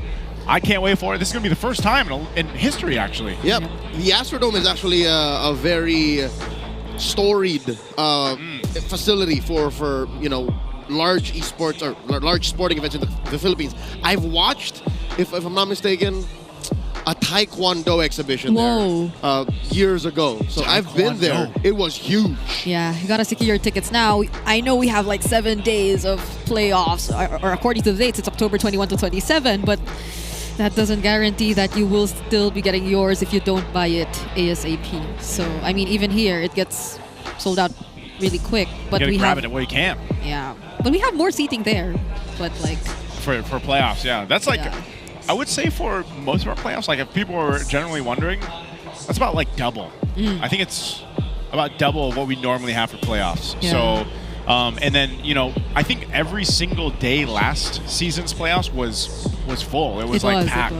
And then there was standing people like in especially during finals. Yeah, especially finals. So that's going to be a cool setup. Again, I can't wait to see what the actual initial stage and everything ends up looking like there. So definitely join us while you guys can, if you guys can. I know some people fly to the Philippines, by the way, for the playoffs. So for those people, make sure you grab your tickets.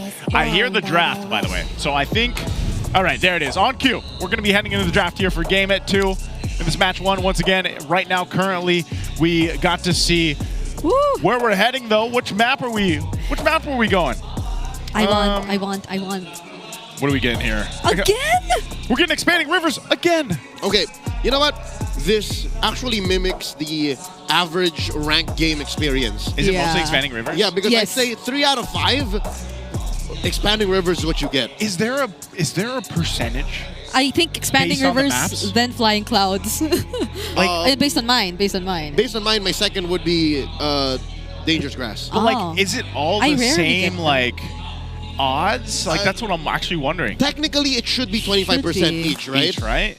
But again, this is just the roll of the dice. This is the draw of the hand. We get Expanding Rivers, so based on what happened in Game 1, it's much easier to recover, and it's much easier to actually pinpoint what went wrong. Yeah. TNC should have an advantage here, given what happened in Game 1. They know that, okay, we can do this, or Omega can have momentum and just say, we can get away with it. Let's just do that. Yeah, it looks like we're already through the first phase of bans. Lancelot, he's... I'm sure he's picked. I'm sure he's locked in. He's just dealing with the potential Hellcurt on the other side. I don't know. Yeah, that's what they changed. But I mean, they remain in the blue side. But that's what they changed at least. They prioritize the Lancelot over the Baksha. That's right. But an early Fredrin Lapu again for Omega. It makes very little difference for Omega, I think. If anything, this expedites their turn because Ryzen doesn't need to farm up. Ryzen just needs to keep running right into TNC, and that means it's a double core setup. Haji has to pick a good damage dealer. Netsky has to just do Netsky things. Yeah, it feels okay to use another Claude hero in this kind of setup that you have a Fredrin because it guarantees more space, but Benny Cutie, he gets it. He gets it. That's right. Picked 5 times prior.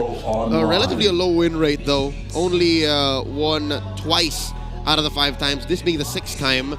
But this is still Benny we're talking about. This is still one of his signature picks. This is also a signature pick for Chaknu. I'm assuming it's going in the hands of Chaknu because he was the one that made the Grok work, especially when it came through. That's right. You can see the answer though here too. A Valentina coming up in the first phase is not something that we're used to seeing so far in this in season 16. I am usually worried when a blind Valentina comes in or an earlier Valentina. But as it is, it's getting tech charge. Yes. Which I think in my book is worth it. Tech charge. I might be cope, you know. I might be looking at this glass half full, but a stolen tech charge is pretty good. Yeah. Tech charge. What else? You know, you could potentially end up getting something else too here, but.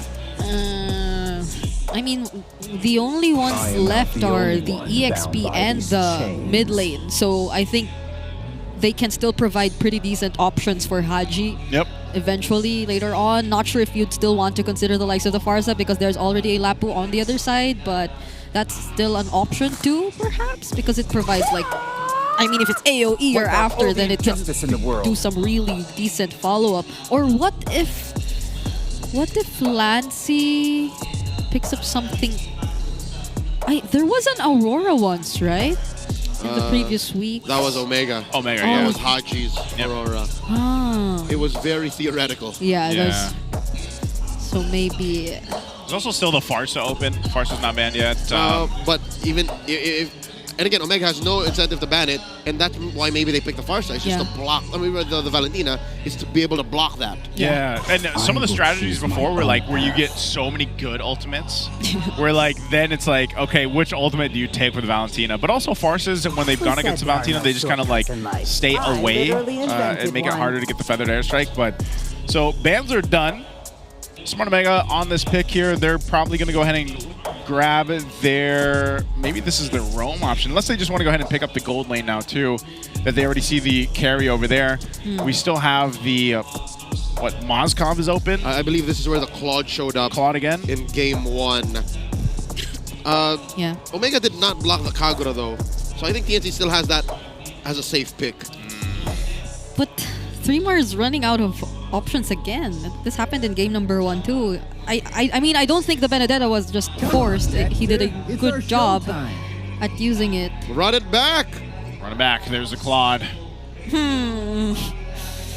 This is more or less like the same, like, I mean, I'm liking what Smart Omega, like, I don't like the Valentina much either in that first phase, but the fact that you get yourself to tech charge, and then you still have the Lapu, you have a tanky jungler to go ahead and sit up front if you have to, but then you just let Netsky play into building into this Claude is going to be great there. So it's more or less the same from what we saw previously. TNC will go ahead and grab themselves the glue. This is going to be 3mar's hero to go ahead and deal with the Lapu.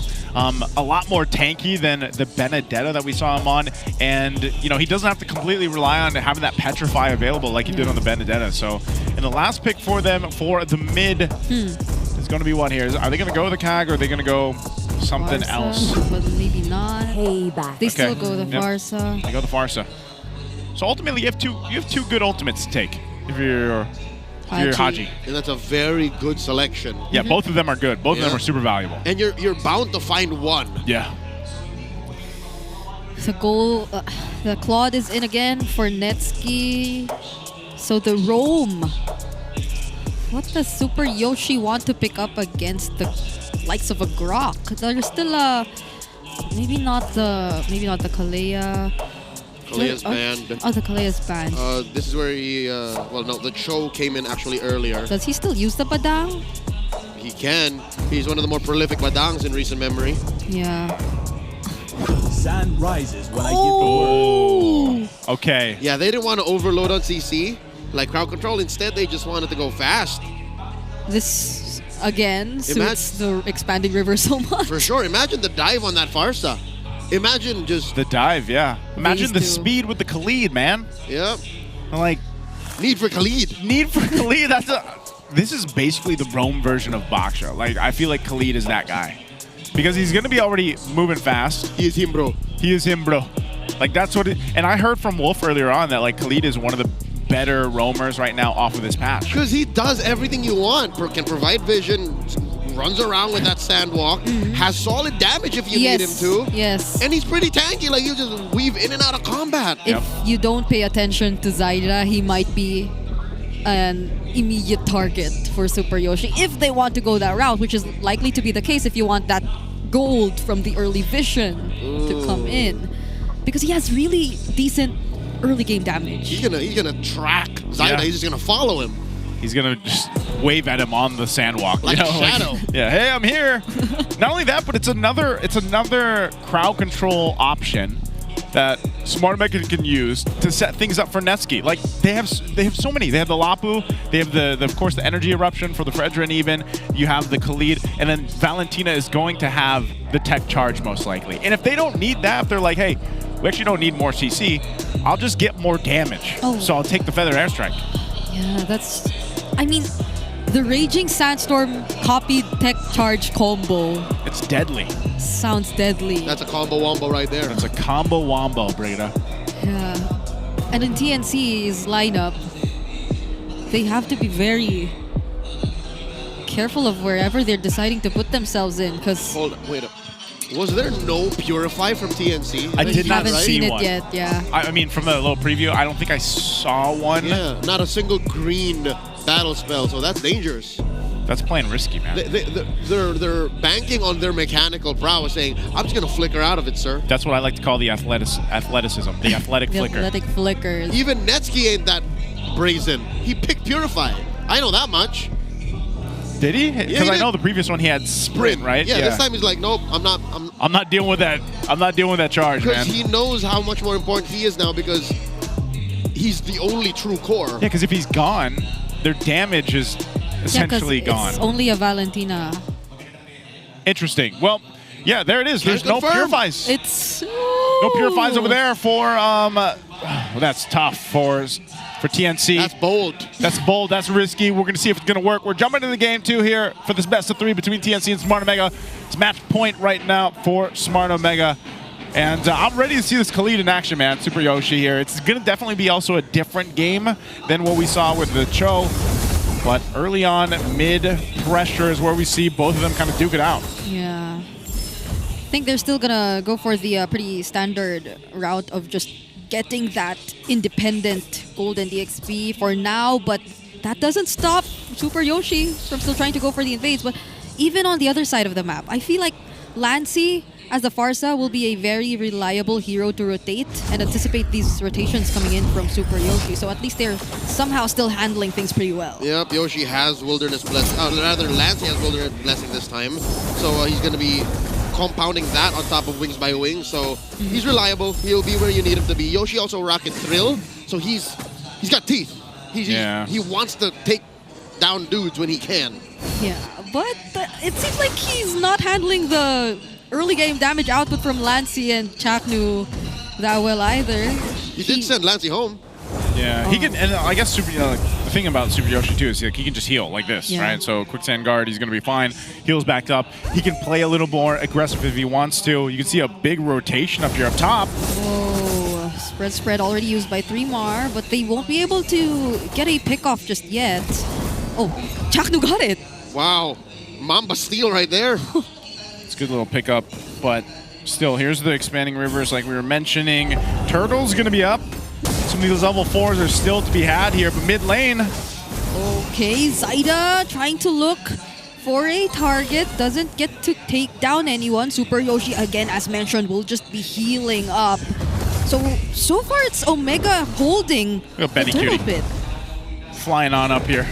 Both of them, actually. Yeah, both of them actually just gonna... They might even meet each other in the mid lane. They're just gonna battle it out. Oh, tech charge already committed by Chaknu. Ryzen will get bursted down, needs to run away, but gets caught by 3mar. And just the same, Chaknu will be the only trade. Pretty much worth it if you're on the side of Smart Omega, and Zyda's not content yet. He wants to go for more! Gets to find the kill on James as well. A 2-for-1 so far. That Rampart was biblical. Straight up, like splitting the Red Sea. Like, Omega literally should have owned that pit. Yeah. But since Mamba put up a wall and said, nah, you guys fight over there, I feel miserable. That's how I feel. If I put myself in Ryzen's shoes, oh my God, Lancey! He's fine. Right, he's okay. 1 HP. Did you see how fast Lancey was moving? Yep, it was a clutch purify and a sidestep from Lancey using the flicker to dodge that last hit from Super Yoshi.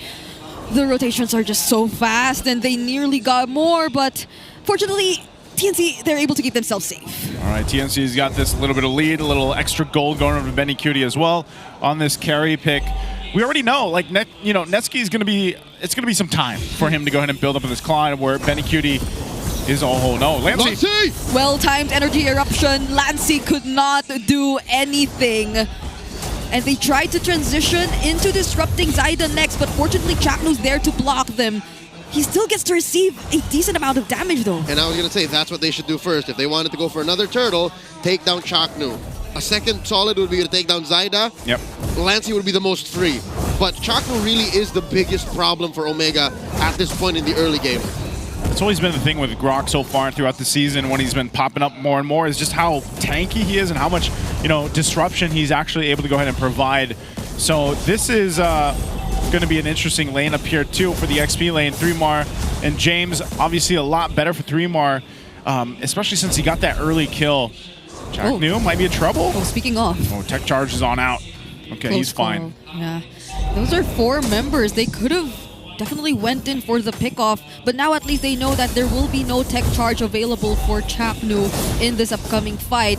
Bravest fighter already committed by James. Oh, gets dodged by Zyda though, but he doesn't get to dodge the IMU. Tech charge from Haji. Counter feathered airstrike coming in from Lancey as well. Deals enough damage to force James to run away, but Zyda fails to steal away the objective. It still goes into the hands of Omega. Even with how beautiful, oh my God, a tech charge from Chaknu! They still want to fight, but Omega are just running away. They have the tools to run away and no one will fall.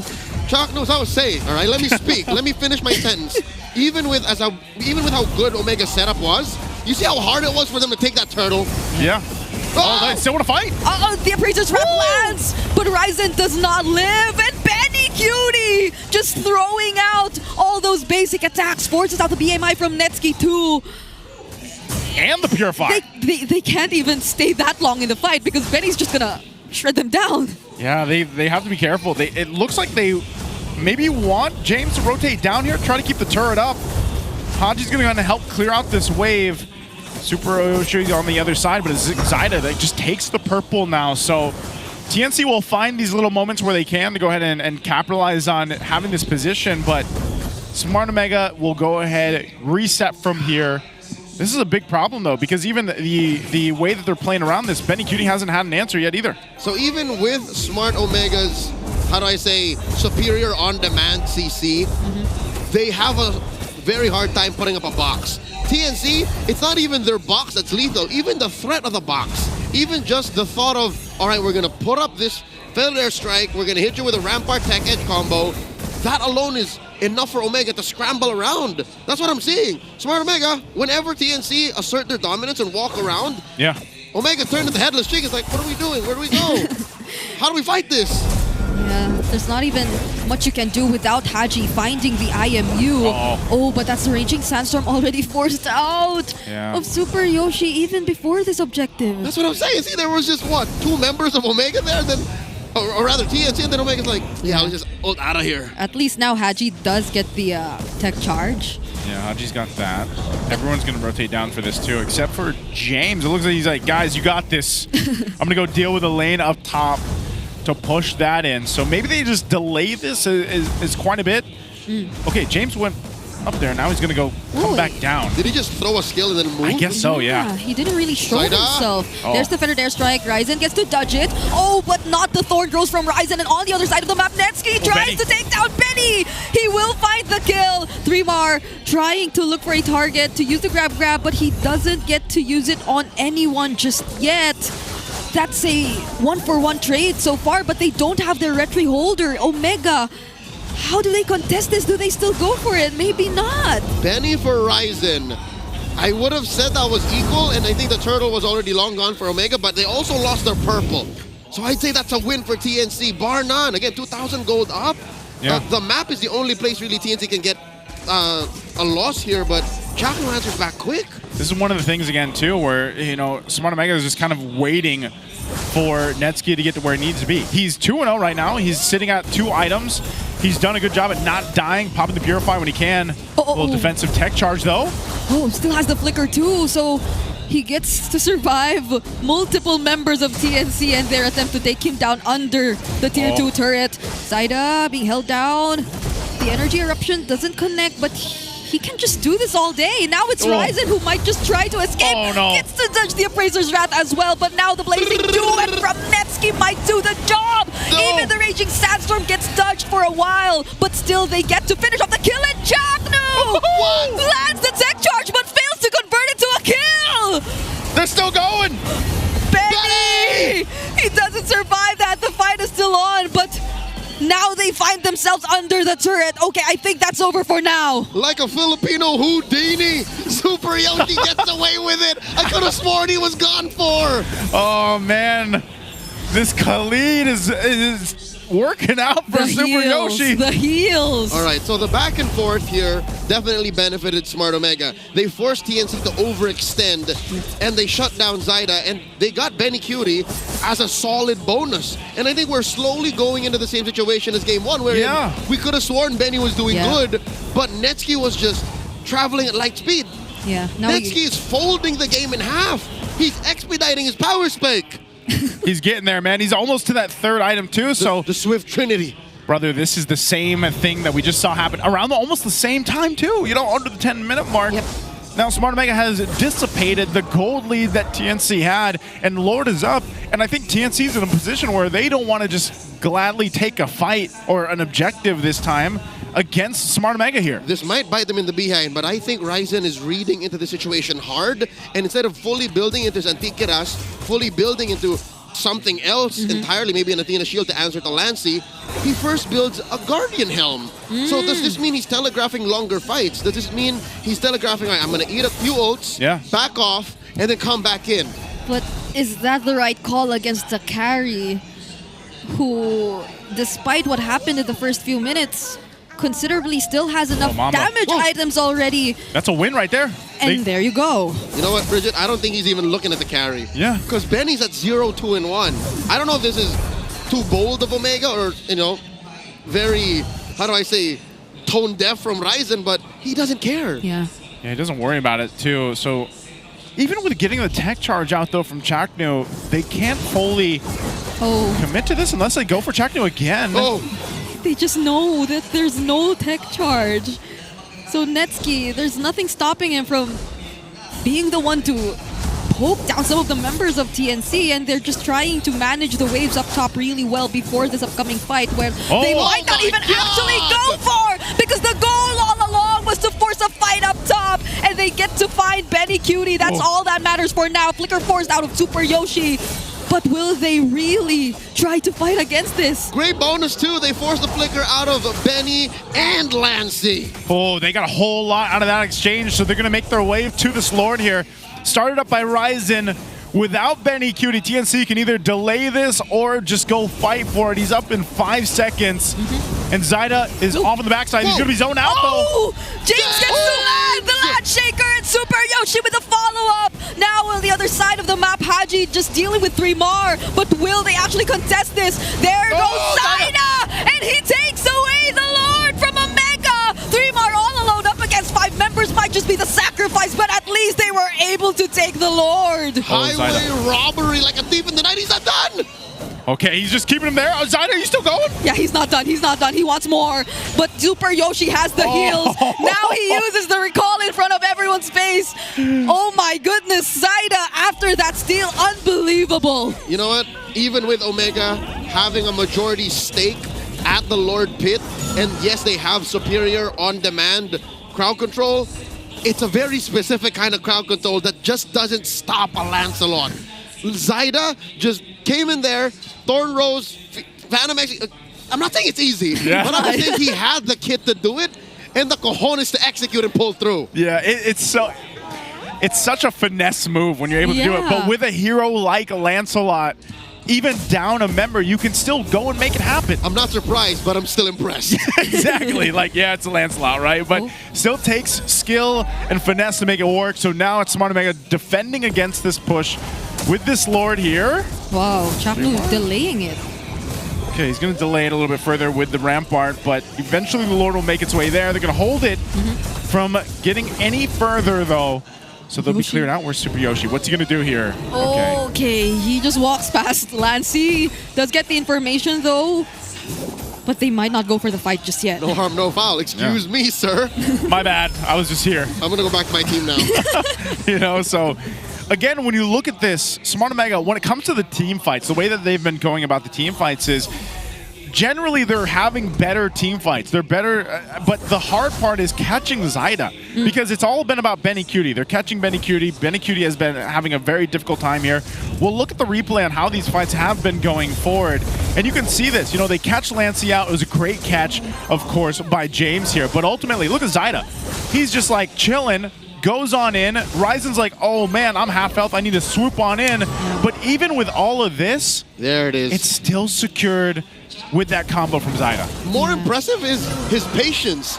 A good chunk of that sequence, he was just running around. Yeah. I was just like, all right, let me get in there. I really feel like TNC was just so okay with losing Lancey in the process. If that meant the flicker being forced out of James, the ultimates, and two of the supposed frontliners being gone for Zyda. So as much as that would be okay too, because he could find targets to dash through with, there was no one stopping him in that moment. So 3R and Zyda were just too free. Omega, I feel like they put too much focus on Lancey, a bit too much, without taking note that the Lord was not reset. Which is okay, because if you look at it from the grander scheme of things, if TNC did get the Lord, which they did, and Omega wiped them out, or at least left Zyda, I'd still take that as a win, but TNC just know how to protect themselves well.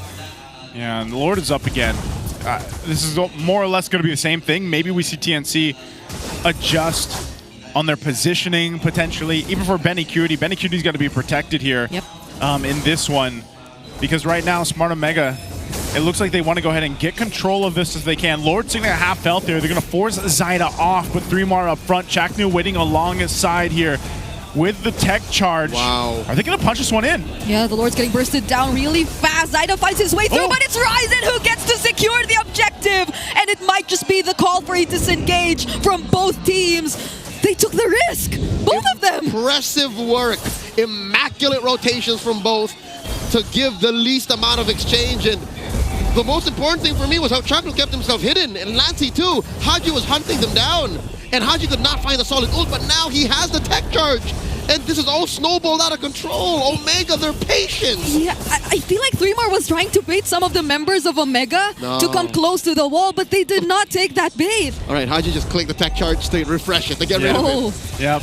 And they're going to go ahead and get the Tier 2 turret down. Lord's making its way up top. And so for TNC, they're going to have to be on the defense here. Chaknu does have that flicker tech charge combo available, but this is a crucial place for them to fight. That top turret's already being worked on. Okay, there's a taunt. Lands onto 3-Mar for a bit. Feathered Airstrike gets to deal some damage to Netsky, but he will just try to heal his way through by throwing out some basic attacks towards the minions. Oh, the damage! You can feel it. 3-Mar could feel it, and they will just try to clean up the waves that are remaining. Tech Charge still not used here by Chaknu, but there's the grab committed onto James. Will they find the kill on him, though? It might not be the case. 3-Mar will just go and disengage, and no one from Omega will fall. So, yeah, the Purify was popped, too. Yep, so TNC, very good defense, but Smart Omega also not overextending. Netsky pressed the Purify because he knows he needed to. Yeah. I would rather that happen than say, no, I'm fine. No, I'm not. And then he dies. And then he dies. Also, little intricacies I love there. Haji does not force the IMU. Wait, conceal from Chakno. What's he thinking? Whoa. Oh my God! Athletic. Haji, he saw it coming, and now it's time for Smart Omega to fight back. Netsky nearly gets bursted down, but had the wind of nature. Still survives the attempt, and Haji might be the one to fall instead. Benny Cutie finds the kill on Super Yoshi and Zaina! He gets to find Haji as well. Ryzen trying to tag up the damage, but there goes the follow-up from TNC. Benny Cutie now online. Lancey trying to chamber Netsky, and he finds the kill! What a play, what a setup from Chaknu. This might just be it. James already committing the bravest fighter, gets to land the Land Shaker onto multiple members, but all he wants is to clear the minions. But Benny Cutie denies him of that. They still have 1 minion left, and TNC, they will equal the series. A decisive conceal tech charge started it all, and they take us to game 3 as TNC gets game 2. It was a good individual recovery, but as a team, TNC still put Smart Omega where they needed them to be to take us all the way. Impressive work. I could have sworn Omega was out of the clear. I thought they were safe. I thought they were going to be able to recover from that and go for another Lord Dance or something, but TNC had other thoughts.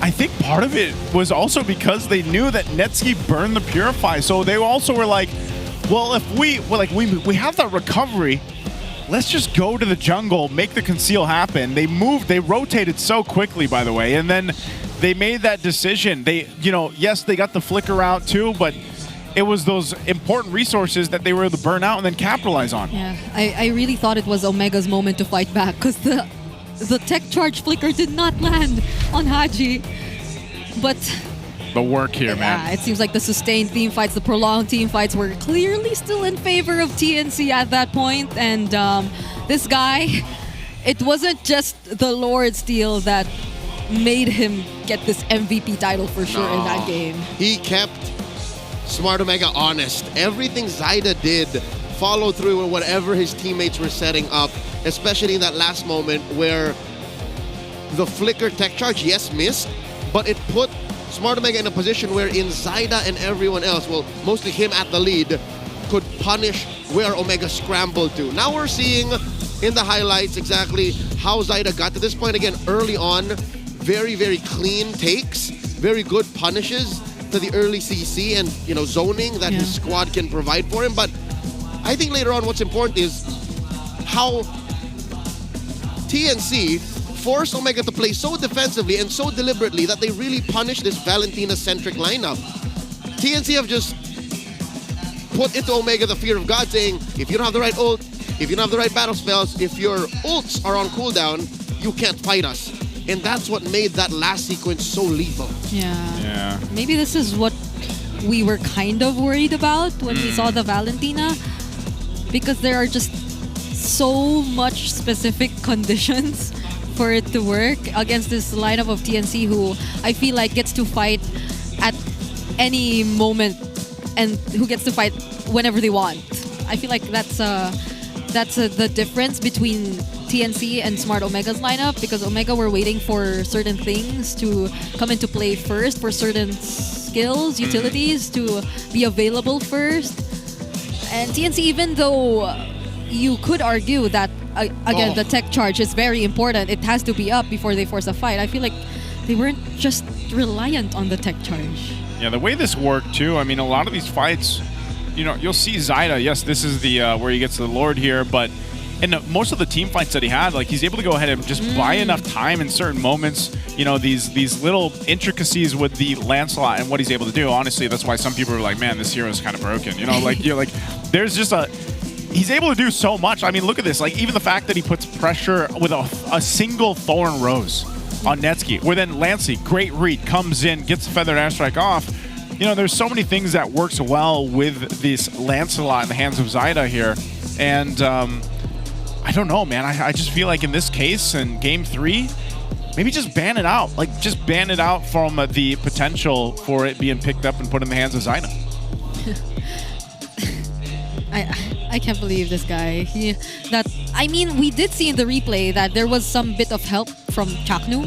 He did use the tech charge towards Ryzen, which is why he was able to get an easier way of securing the Lord in that fight. But again, it's not just that. That's not the sole reason why Zyda was the MVP of this game, and multiple times we saw it.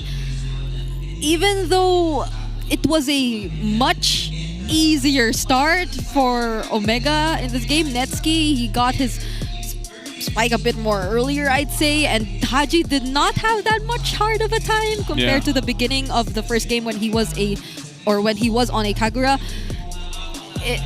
When they all went online, I mean, even the fact that they waited for Benny Cutie, that was the difference in this game. That spelled the difference in this game. I think Benny Cutie was just the icing on the cake. TNC were just following through with a plan that scrambled Smart Omega that allowed for Benny Cutie to pick up the scraps. Because I'll tell you now, of all the members of TNC, Benny just seems to be the follower. Everybody is the leader. Everybody else is, stepping forward. I wonder if in Game 3 we'll see Prime Benny. We'll see the Bagyo come through the storm. But again, Rich Guy at 800. Again, there was a point where Zyda wasn't getting any farm. There was a point wherein Zyda was getting bullied out of his own side of the map. But for the most part, he was actually in the lead. I think there was even a point in the game where he was like 3 or 4 levels up on Ryzen. So that is the key here. That is maybe why I agree with you, lady and gentlemen. Just take out the lance. Like, just don't open it. Take it out. I thought that was the case for the previous weeks. Like, they've been taking out the Lancelot already. I mean, that's what I thought, but I don't know. I guess you're in a position where we're seeing some priorities change here, and that's expected here with the draft, of course. But before that, we want to welcome you guys to go ahead and grab your tickets while you can. You can watch your favorite teams. Just go to MPL Philippines website and secure seats now. We've got a special discount for you guys, of course. There's still tickets available for you guys to go ahead and watch here in the MPL Philippines arena. Again, this is one of the main things here is like, now we've seen almost from Game 1 to Game 2, we've seen some similar things for both teams, like TNC getting that start, Smart Omega able to go ahead and bring things back together.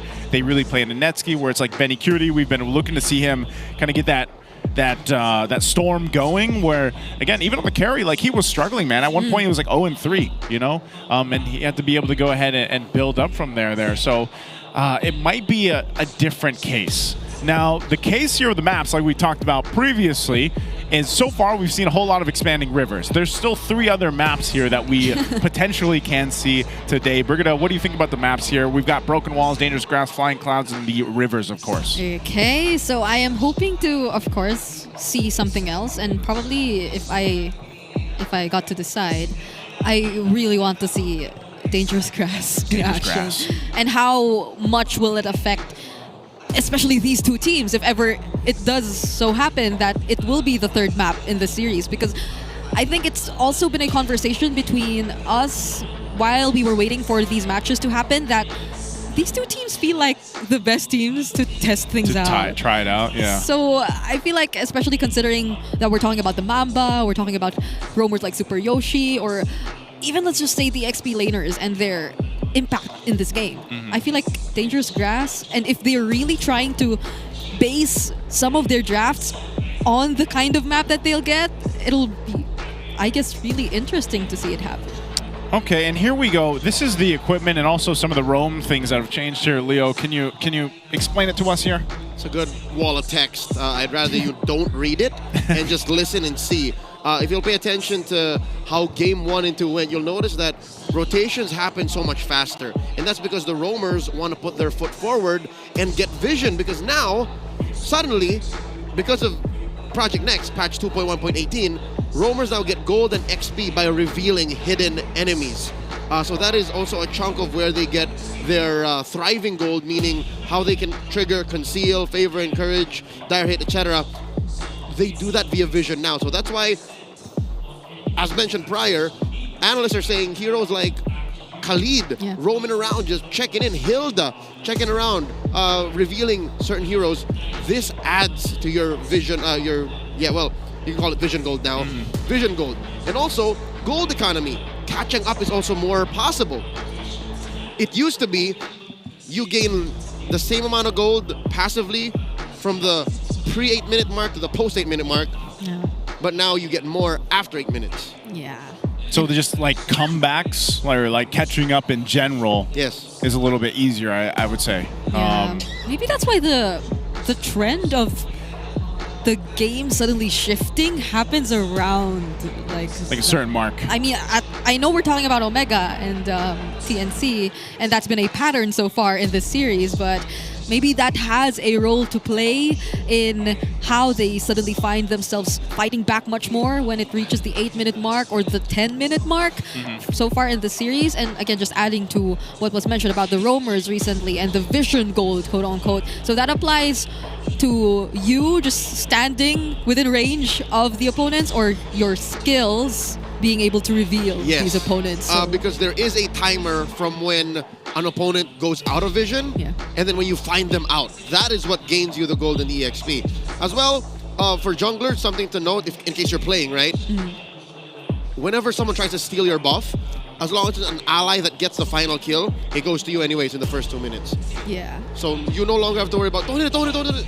Like, you will always get the buff. You always get it. I did ask about invades still being possible, at least according to Mr. Kaisam. Like, the invades are still possible, but it's less likely that you do, especially if there are other people around. The reason why that is a caveat is because defending invades is also more possible. That's true. By dogpiling damage onto the same buff, it'll go to your jungler instead. Yeah. So you don't have to worry about it.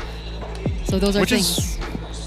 Which is better. I mean, I don't know. I'm sure there's a discussion there between what people think about that specifically, but it also kind of alleviates some of that. I mean, how many times have we seen it just here in the MPL Philippines too, where again, you see like a roamer, for example, get the buff instead. Yeah. Not that we're naming names. Not that we're naming names, but I've seen it a couple times on the Jawhead, specifically from, but yeah, we know what you're talking about. That's just the way the cookie crumbles sometimes, But now, not so much anymore. The cookie's intact. Yeah, it's maybe that one smart missile. It's maybe that one smart missile, but it's not gonna happen. It's not his fault, all right? It's not his fault. It's still a smart missile now because it's gonna go to his jungler, all right? Yep. But jokes aside, I am hoping that we don't go into Game 3 with expanding rivers. Like, it's not up to us, Joseph. It's not up to us. I know it's not. I know it's a roll of the dice here, but like, guys. Please. We've been talking about Project Next now. We're talking about all these maps, and we get 3-for-3 expanding rivers. I don't know how to feel if that happens. Yeah, how do we get to explore like what the other maps could change or offer in the game if we keep getting expanding rivers? But here we go. I think we are about to find out if we'll still be getting that. I hope we don't. Come on, Game 3. Come on. What's it gonna? Okay, yes. Dangerous Grass. I am so good at manifesting. Is that Saber, by the way? Yep. Yes. And was the expanding rivers? Is that Lapu Lapu?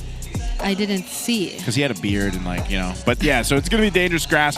I wonder if we'll actually see the Saber pop up then. Like, You mean a war crime? Yeah, like, is there room for that? Natalia, Helkert. All of these damage. You know what? All these dangerous heroes. It's possible, but in this game, I'd rather it not because they just need to clinch this final win. Yep. Okay. Well, let's see exactly what happens here. I don't know if the bans are going to change too much with this. TNC will be on that blue. Smart Omega is going to be on that red. I would like the Lancelot. I was gonna say the one thing I want to see here is just ban out the Lancelot.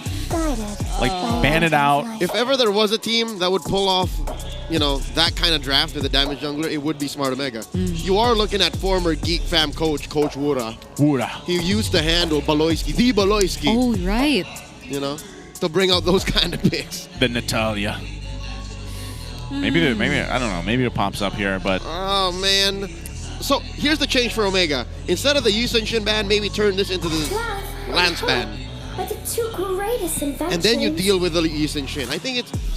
But will they still, like, in this patch, I don't know if it's just me, or is the Yusenshin still as high of a priority?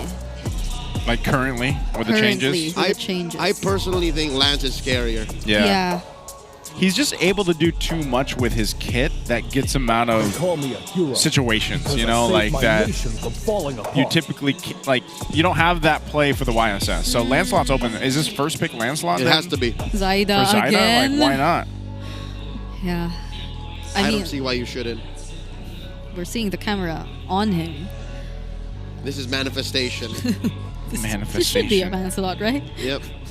That Lancelot game was his 4th all season, and it brings it up to 2 out of 4 now. That was only his, wow, that was only his 4th? That was only his 4th, and puts it at 50-50. It is my There you to banish There it all is. That's what we expected. Nothing surprising about that. It's open. You just got an MVP performance. You might as well pick it up again. But like, this is where it's like Smart Mega. Do they just take a Fredrin again? And this is the Lapu again? Is it still going to be the exact same Fredrin pattern for Lapu? them? Or maybe they changed the red 3 pick? Looks like they went the same. So what are they going to change? Yeah, maybe not the Valentina here. Or I don't know. Maybe they still want that. But does TNC still go for the Grok? Grok carry. It's the exact same. Dude, they just switch it up. They put the carry first and 2 in there. Oh my goodness, even the Valentina. It's the same, man. I don't know why Omega's doing this. Run it back. It wasn't close. I'll tell you now. They barely got out of the mid game. Yeah. And started winning, but it took a very specific sequence. I think maybe the plan is just change the gold lane. Like, maybe they do that, but I don't even know. Like, it's not that the Claude or Netsky was the problem either. No. It was just like they didn't. I feel like, again, they didn't have the best answer to be able to catch Zyda on the Lancelot, or they just had to use too much to deal with Zyda. Or are they changing the roam hero? Because I think it was also brought up that they had very little ways to deal with the Lancelot. Like, was Khalid just too squishy eventually, or like? Yeah, he did not have enough answers for the Lance. Yeah. So if that's the case, what do you want? Like a Ruby, like a Cho? The real disruptors. Like someone to force a response. Oh, but they wipe out all the no, injustice this is the same in the world. banning by TNC. They'll ban the chip here last, and then they can run it back. Yeah, maybe that's also why the Cho wasn't available. So the likes of the Ruby you mentioned there's no. Do they change their ban? Could they instead just ban the glue here instead of the Arlot? Maybe ban the glue. Oh, maybe go Farsa instead. So Kimmy mid? Yeah, what does Lancey take here? There's a chip like you mentioned. So same there. What does this mean for Smart Omega? Go Claude again here? Or do they wait and just pick up that roamer? That roam. Sand rises when I give the word. Oh, they're doing the same thing, man. It's the Is same. this to literally just run it back? They want to go faster. That is what I'm reading from this red 4 pick of the Khalid. It's just look at these heroes. They barely need any items. It's not even expanding rivers anymore. Yeah, mind you, this is different, right? It's This is dangerous grass. But they still went for this draft. I think it's fine. There wasn't much they're losing. If anything, they're gaining more because they can actually just camp. Yeah. And then ruin anybody who walks in. But I told you at the start of the series, dangerous grass benefits Chaknu. Yes. The Mamba is going to use these. And oh, this is what. Oh, and then you get the Luyi with the danger grass, man. And even Lancey is going to use it. So I feel so much better for TNC. Yeah. Omega has to come away with a home run gold lane for Netsky. How niche can you get? What's gonna be the hard carry gold lane for He Netsky? doesn't go Claude here, right? Like, they're bumping fists on this. They agreed on this. This is not hard. This is not a hard decision. is this going to be a crazy Netsky Again? pick? But you do need DPS though. Yeah, maybe this is just one of those things where it's like, all right, we trust in you, Netsky. Like, bring it out. I just can't see it being the Claude again, man. Like, but it is. It's the exact same lineup. It's the exact same lineup for Smart Omega. The only difference here is the map for them. Well, I mean, this is likely going to be a Purify again, right? Okay, But there is a universe where in the dangerous grass actually benefits Netsky. Because he can juke. Yeah. With the BMI. Yep, or maybe even a sprint. But I think I agree with you, Brigida. He does need the Purify. Yeah, it's just too much, man. I mean, with a Grok across from you in the hands of the Mamba, who's also going to be utilizing the dangerous grass, like you gotta want that potential to be able to purify out of that. Okay. Okay, so he is going to have it, and everything else still flickers. So I think still, even one of the hard parts is not just dealing with Chakno and the Grok, but even the Louis Yi. Louis Yi kind of surprising them if they want to, utilizing those extra bushes might play into something too. So at least for game 3, we've got a different map after 2 expanding rivers. Now we're going to be jumping into dangerous grass for game 3, the deciding game between TNC and Smart Omega. We'll see if Smart Omega gets a better start this time around. Super Yoshi, go ahead and get some of that extra. Wow, he's going to take some damage though too. But Yoshi, what are you doing? Found 3. He's just taking a trip, man. That takes a little U-turn around. Yeah. That's a scenic route. At least again he found 3 members, but yeah, maybe too much scenic. Too much. He also saw the receiving end of Lancey's kit. That's when you're taking the scenic route in the car, man, and then you're like, oh wait, yeah, I'm driving, by the way. Oh, so both mid duos pick up the wilderness. As you should. Seems normal. They're fine. Okay. Nothing out of the ordinary. Yeah. Even for Netsky. Yeah, not much is going to like change in this early game, I feel like, but again, for part of Super Yoshi he'll just go ahead and heal back up. I think that's one of the things is how do they play into maybe the gold lane changes a little bit where they focus down here if they can go ahead and get that built faster, but ultimately with these kind of lineups, you just expect them to play into that first turtle again, that first objective. Yeah. And that's where things are going to start up. Because I think we've also been looking for the Bagyo, like that kind of gameplay that you're so used to seeing from an aggressive Benny Cutie, or a Benny Cutie who tends to make decisions on his own and not entirely, as mentioned by Leo earlier, just follows through whatever his other teammates does. But it might take a while before we get to see that. So yeah, maybe the first objective really is going to be the test for both of these teams in this game so far. Yeah, take a look at the items. You'll see a lot of tough boots. Again, both teams understand that crowd control wins. Ow! That's Haji not took fun. way too much damage there. And how the warrior boots are on our gold laner, so they're looking at trade. They're holding down. Yeah. This is a risk here. Whoa, Super Yoshi. Oh, he takes on 2 members, and James, with a follow-up, doesn't land the Landshaker on Zyda. Gets to dodge with the Thorn Rose, and off-cam! Haji actually gets taken down. There's the tech charge also landed by Trapnu onto 2 members. Super Yoshi will try to heal, but he just becomes a double kill for Zyda. TNC have divided and conquered. Smart Omega fell right into their grasp. And here comes Netsky! Oh, Netsky looking for a fight! Has the Purify, so he somehow gets to take a trade, but the turtle will still go into the hands of TNC. That is Retry Diff. The level 5 Lancelot into the level 4 Fredrin.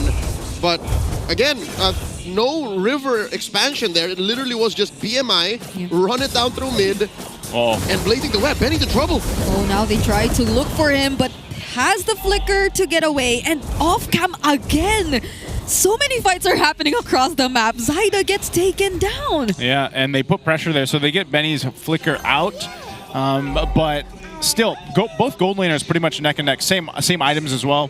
Like we mentioned, they want to go ahead and duke it out, but ultimately it was good that Netsky made that play earlier on towards that turtle, but it's not resulting in too much. TNC might have gotten that little bit of lead earlier on, but the fact is still Zyda being very comfortable onto this Lancelot, playing into that. I want to see Smart Omega go ahead and answer into the next turtle here and be able to go and fight against them. The problem is, earlier on, they just got decimated in the early fight, that first fight that happened. Yep, Netsky's clutch visit to mid or in that turtle pit actually just made their loss only the turtle. Yeah. So that should be fine, because again, him getting banked alongside Ryzen, which is a different story from game 1, by the way, should change how game 3 goes.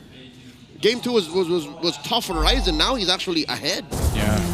And Netsky will go ahead and just continue to farm up. You see him even double laning to an extent, like the Claude should here. Yeah, I'm also liking how Smart Omega just seemed to be all over the map compared to TNC, because you were expecting a bit more of the surprise to come in because Lancy was or is on the Louis, but Super Yoshi seems to always have info on where these players are. But now 3mar up against 2 just uses the spread, and so will James be using the Bravest Fighter, but all they want to do is just deal with the wave. There's a diversion. 3 members of TNC are now up top, but Ryzen and James are gonna be okay. Oh, Super Yoshi's there too. I don't know if they're gonna actually commit to this. They do have 4 members here.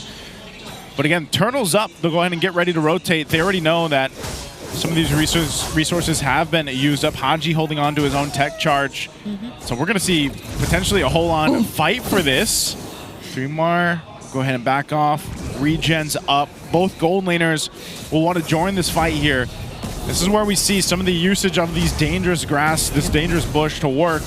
Chaknu right there behind the turtle. Ooh, look at the knockups coming in from Smart Omega. Lancy will fall. Now they're on to Zyda. Zyda will try to escape, but going back to the turtle, Super Yoshi sustained so much damage coming in from both Benny Cutie. The grab is also committed here by 3mar, but they can only do so much. Zyda's too far away, and they get to answer one of the biggest problems for Smart Omega. Oh wow, look at this, a conversion through the roof. Omega takes this mid lane tier 1. They're not done. Wait, 3mar, what's he trying to do? He's tanky enough, I suppose. Uh-oh, Benny? Oh, Super Yoshi, clutch, heals, and survives that attempt. And they get to defend the turret. That's so Yoshi. To be at 1 HP. Oh no. So, again, the way that turtle number 3 went, well, that was just 2. Wow, it was a delay turtle. Was basically the same situation as turtle 1, but the opposite. So it's Deja Vu backwards, it's Ujavet. Yeah, Omega split up TNC and pushed Zyda all the way back to their side of the map, so it's free for Omega to take it. But the only difference is TNC had less losses. They only gave up Lancy, and then they cut their losses there and pulled back. All this while, Omega, sure, they pushed hard into tier 1 in mid, but TNC traded out for bottom lane, so this is a good start. Again, when was the last time we saw Omega actually gain control of a game at the 6-minute mark? Yeah, the past 2 games, they've turned it around the 9, almost under the 10-minute mark. This time they've got this little bit of an advantage they can work with, but they'll start putting pressure on the other sides of the map. They're going to want to play into this third turtle too, potentially getting this tier 1, a bottom turret down as they're in the position. They're going to trade it though as Zyda takes down tier 1 up top. Diversion's going to be used now though. Just a feint. Yeah, they see it. And it does feel like TNC are doing the same. They're trying to pay a bit more attention to Benny Cutie, or it's maybe that they feel they need to put a bit more attention onto Benny Cutie, because so much is going to rely on him in terms of the damage output later on. Zyda right now, it feels like he's somehow being answered by Omega to some extent. I agree. It would be a mistake to not put anyone on Storm Watch, lest you know, taste the wrath of a force of nature. Turtle at less than half health. All right, Ryzen still trying to look for the targets. That's a flicker from 3mar. He uses the grab onto Haji, but the other members of Omega are still here, and they will be the ones to secure the objective. Now they change target. They try to chase after 3mar, and it seems like he will be the one getting punished here. Diversion still committed. It's Zyda all alone, but Omega might not go for the chase anymore. At least he has Chaknu by his side. Okay, they get a pickup on 3mar. They also got themselves the last turret of the game. Smart Omega now looking to take another turret here to open up the map a little bit further. It's interesting to see where TNC, it seems like they're not able to actually get into the range of these fights here around the objectives. And here is the Ryzen signature. Once again, even when he's ahead, even with a different turnout of game number 3, he's still doing third item Guardian Helm. So this is just him clearly sending a signal, yeah, I don't plan on going home. I just want to keep pushing the advantage here, farming out, setting up these takes, and with a Lancy Loya on the other side of the map, this all the more makes sense. This all the more signals that there's no way I'm not clearing any bushes. I am going to be on you, TNC. Ryzen helping keep this 2,000 gold lead, but this is a very small lead, I'll tell you now. Even with this lead though, you know, it's just like we saw in the previous games where TNC, the potential to be able to turn this around will come down to that Lord fight. They're not in a position to go ahead and really catch anybody. Smart Omega has been playing pretty safe. Now, if it is to catch anybody, it's Chaknu. Chaknu could do simply the same thing that he's done before, where he pops a conceal, use that flicker, tech charge combo. Haji doesn't have his own just yet, but so part of his job is to really be able to find Chaknu, get that tech charge. It's worked so well for him, but ultimately it's just TNC kind of waiting to go ahead and build up. You can see both Golden Laners still pretty close together here. Golden Staff now, the Trinity being locked in by Netsky. While over here for Benny Cutie, this is what we've been asking, you know, but this is I guess the nature of being gold laners that we've seen picked up right now, the carries and the clods, where it's like you don't really shine until around this portion of the game, you know, and then even so, it's like you need that wind of nature maybe later on, or we've seen even Benny Cutie pick up the Malefic Gun for his 4th item to be able to contest here, but Lord is going to be started up. Yeah. Do they go for this or not? Yeah, I think Lancy's holding on to the diversion. They can contest with the diversion. They're not rushing it. Yeah, and Omega probably senses that. I mean, having both Ryzen and Super Yoshi constantly scout these numerous bushes that are around the map because we're in dangerous grass is so helpful for Smart Omega to feel at ease and that they have enough information to not worry about the surprises that can come in from TNC, but that's probably what TNC are going to be trying to do, not unless they don't plan on contesting anymore, because Lancy and Benny Cutie, will they be revealing themselves up top? Yep, at least they know one. Benny has been shown, Lancy not quite yet, and they're sending him over to the orange side. There you go. Wait, the Ryzen's really low. I don't know if they still want to go to this. They know that, okay, diversion was used, that wave up top was handled, but they're just trying to keep this Lord around half health. They'll go ahead and grab the buffs though for now, so no one wants to take that risk just yet. Yeah. Is he though? That's a guarded helmet doing work. Oh. He's not. Okay, I take it back. He was. See, that makes sense. He was low HP, but not anymore. So this is what they've been planning all along, and now they finally find a target. It's gonna be 3mar. They force him down to almost half HP. Zyda tries to fight back. He used the retry though. But I don't think you're going to be worried if you're Ryzen on a Guardian helmet. Yeah, Ryzen doesn't mean to take this Lord. Like he knows it's going to be delayed. Yeah. That's why he pressed the Retribution. Maybe a kill on 3mar would have been something he was happy with. Okay, well, again, delayed further here. By this time, diversion's up again. Maybe this is where we see Smart Omega push that long lane. Where we're dancing like it's 2022. Yeah, I was going to say, it's been a while since we've seen this kind of dance. Yeah. It is only possible with a hero like Lapu Lapu and Fredrin. This dance has been taking quite some time. Now it's only Ryzen and 3mar holding the Lord Pit. The other members of Smart Omega have already managed the long lane too. Even without anything happening just yet, they were already able to take down the tier 2. For it. Okay, finally, they actually go and start the fight. It was only 3mar who was around that area. You know what? If you dance enough times, especially in this new metagame, you have to make a call. You have to make a decision. If we keep answering and keep trying to dance with this team, we are going to lose. And that's what that's what TNC did. They said, yeah, let's try to do something elsewhere because we're wasting time dancing to Omega's beat. And then that's when Omega said, gotcha. Gotcha. You know, this is, I think we're going to see a couple more of those kind of Lord dances too, especially on the way this map works specifically. But here we go, down the mid lane, Lord's up top. DNC on the defense here. We'll see if they can actually pull this through. The Lord charging in. They're just going to jump it from James. Okay. Bravest Fighter already committed. Spread 2 from 3mar. Super Yoshi just trying to zone. They aren't necessarily going for any attempts just yet. Same for TNC. All that Omega is trying to do is take down the base turrets that are remaining for TNC. Netsky trying to make it work. Zyda looks for it, but the damage from Netsky was already enough. He just stood in front of Zyda. All right, slow but steady. I think the Barangay knows that they're playing off of inevitability. If TNC don't commit a clutch play, TNC, there's nothing. Oh, whoa, hold up. Oh, that was a flicker from 3mar, but will he find a target? Zyda also reveals himself as well.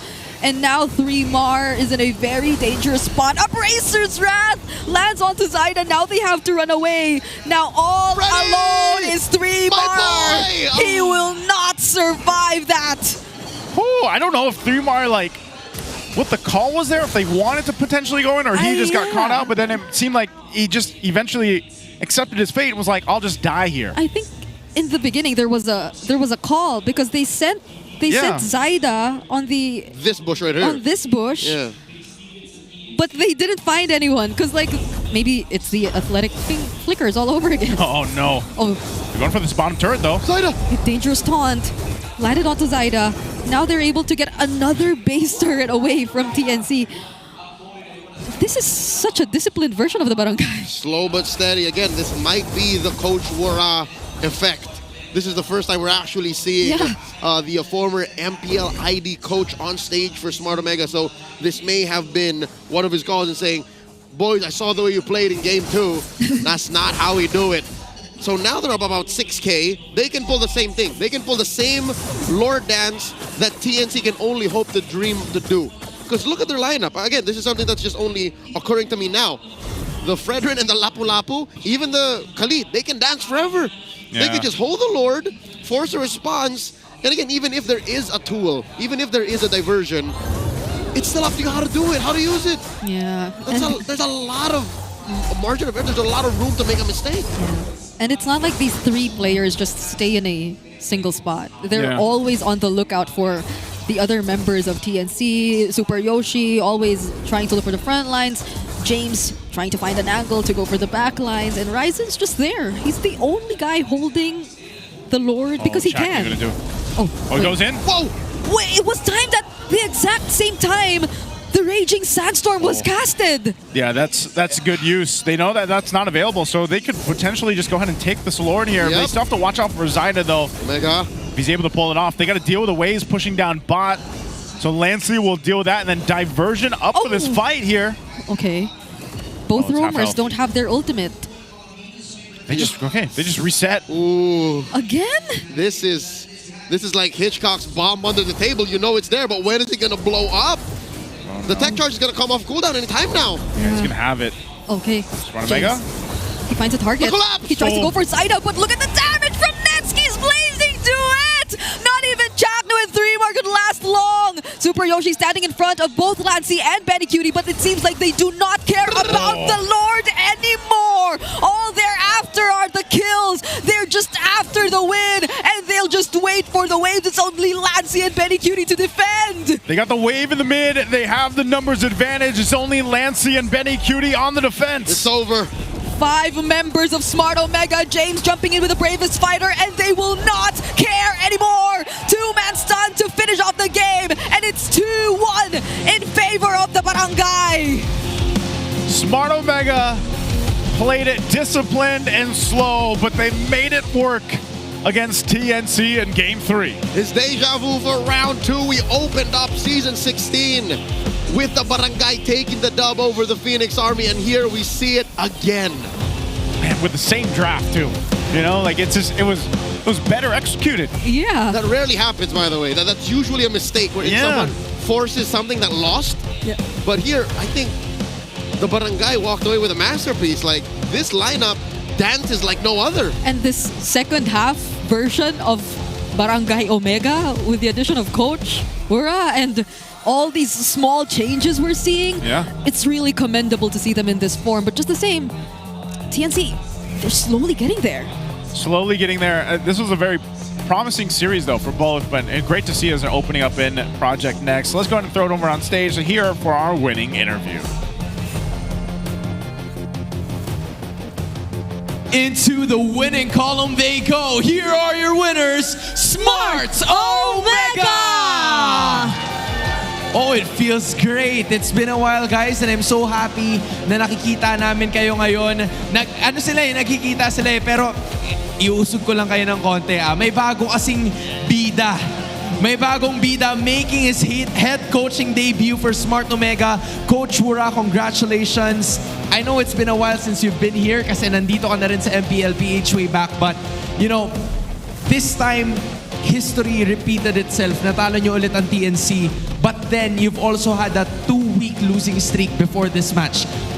When you were reinstated as the head coach of this team, ano ba yung mga sinabi mo sa boys? Saan kayo nagsimula to get this win? Well, malakas naman talaga yung team. Kulang lang talaga kami sa yung willpower para mag-execute ng mga plans namin. So ngayon, unti-unti inaano namin siya. Ginagawa namin. So feeling ko mas magaganda yung mga games namin.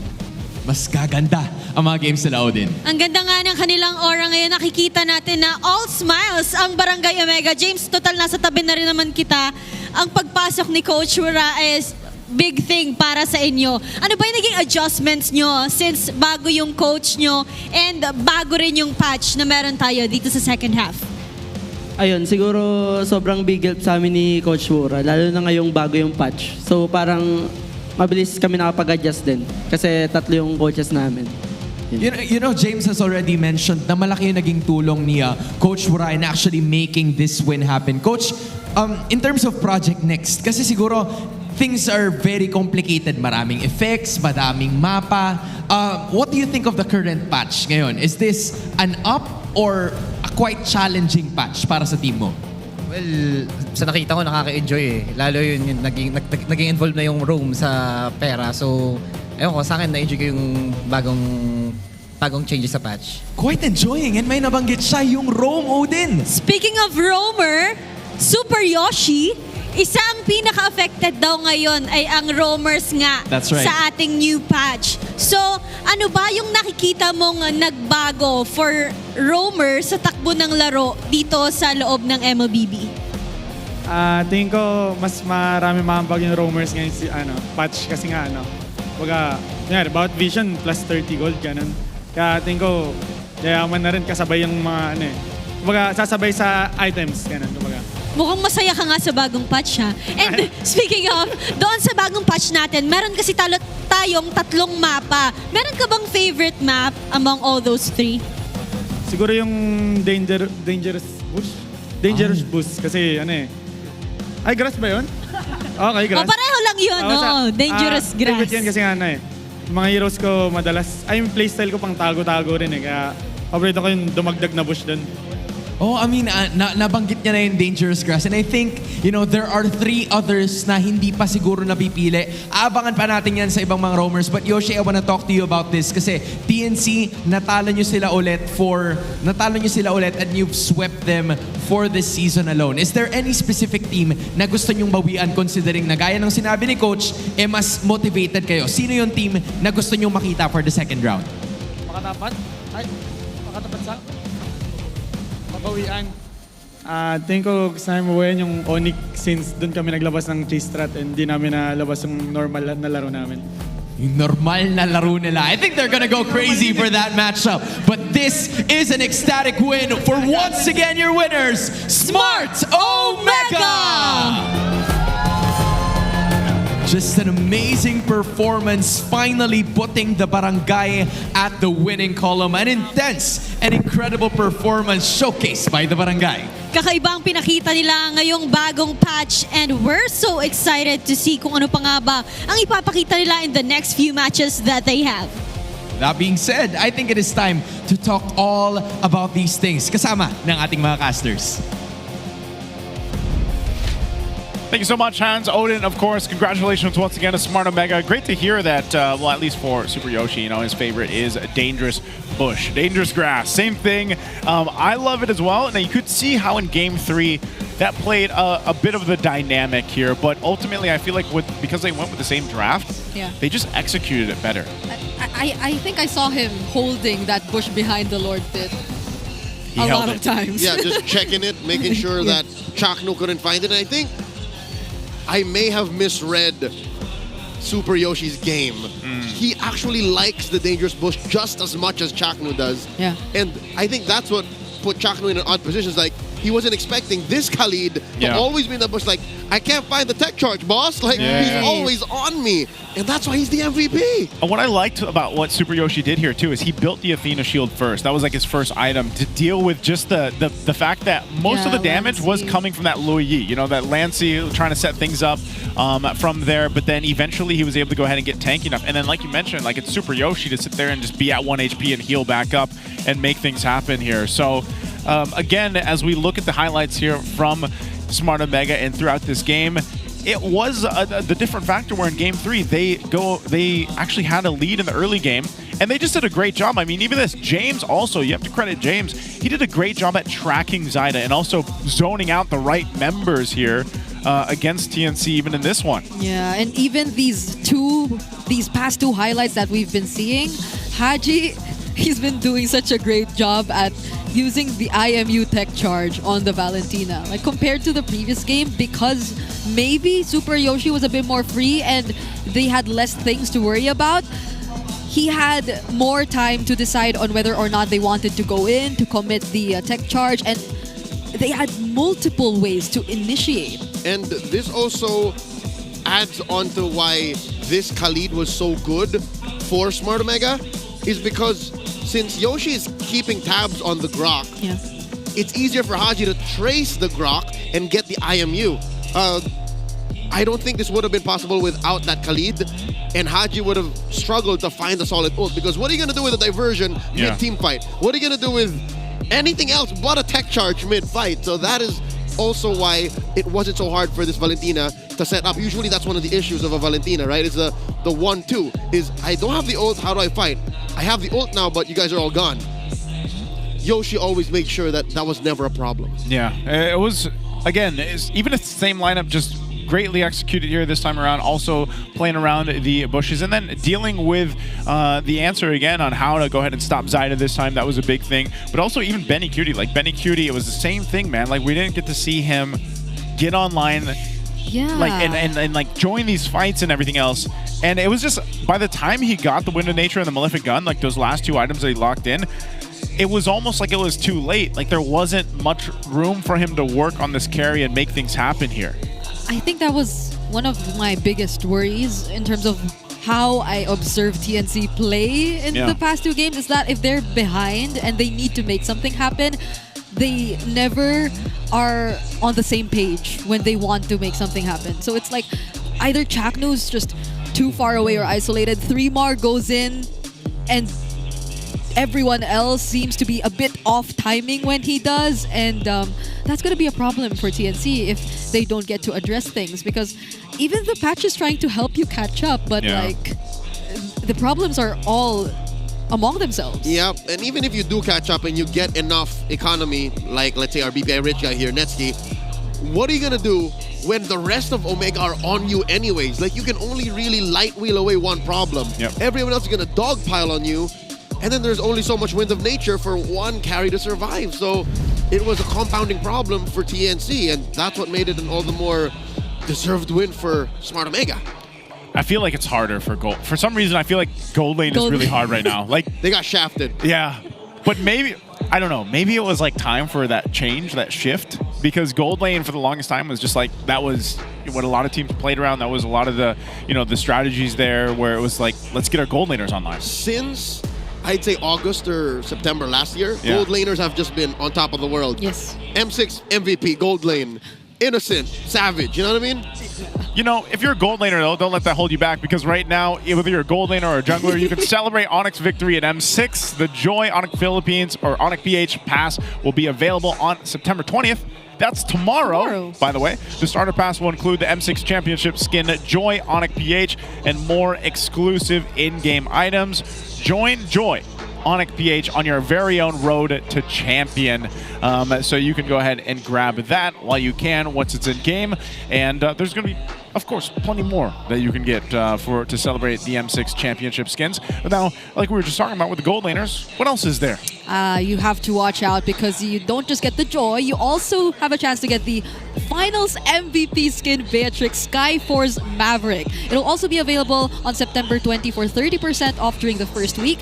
And the M6 Finals MVP, Kelra, actually added a personal touch by including his son's name, Slake, printed on the outfit. So you could see it right there. It's on her midriff. Yep. And you guys have to check it out. So get ready to fight alongside Beatrix Skyforce Maverick and claim your own MVP.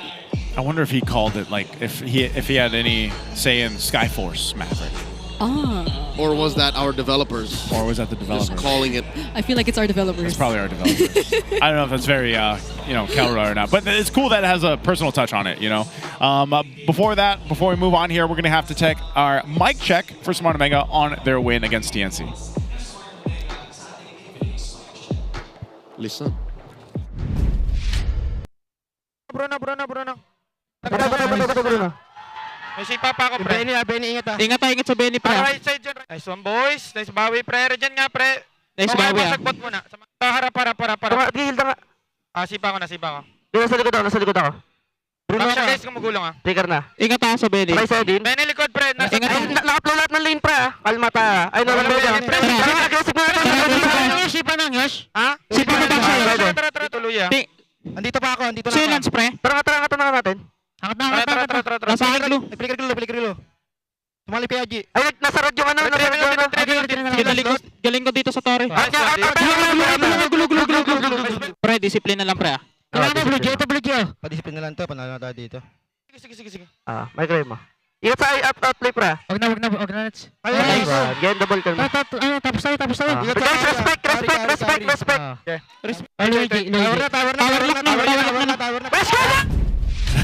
They're obviously super excited there on their win. Again, a great series though overall, like to open up our second half of the regular season here. And you can see just how communicative they had to be for Smart Omega. Were they saying respect? Yeah, I was going to say respect, probably. That's why. That's their disciplinary word. Respect. That's good. Practice. I think we should all practice that, you know? Sometimes Respect. not just in game, out of game, respect. In real life, when somebody's encroaching on your, hey, respect. Don't come up on me like that. Respect. That's basically you protecting your base, right? Your base. Your personal base. space. your bubble. Base. Okay. Brigitte, you can try that. You know? Respect. There you go. I'm sure that'll work. But again, that was Tell us if it doesn't. We'll try it later. When I try to take your We'll use food. something else. Anyway, that's match one for us here. It's Naisu, Brigitte, Leo. We'll be back after the break. Before that, for a second match, we're going to throw it over to Wolf on the Howl.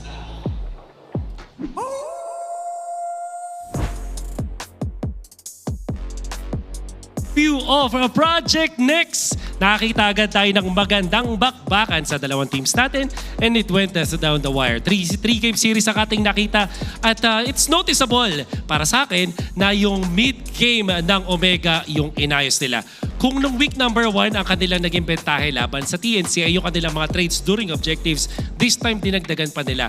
In fact, bago pa makapag-setup sa mga turtle etong side ng TNC, ginugulo agad nila at mas binibigyan nila ng priority yung pag-turn sa mga heroes. I think this is also the improvements na ginawa din ng Omega para mas may panalo pa nila yung mga games.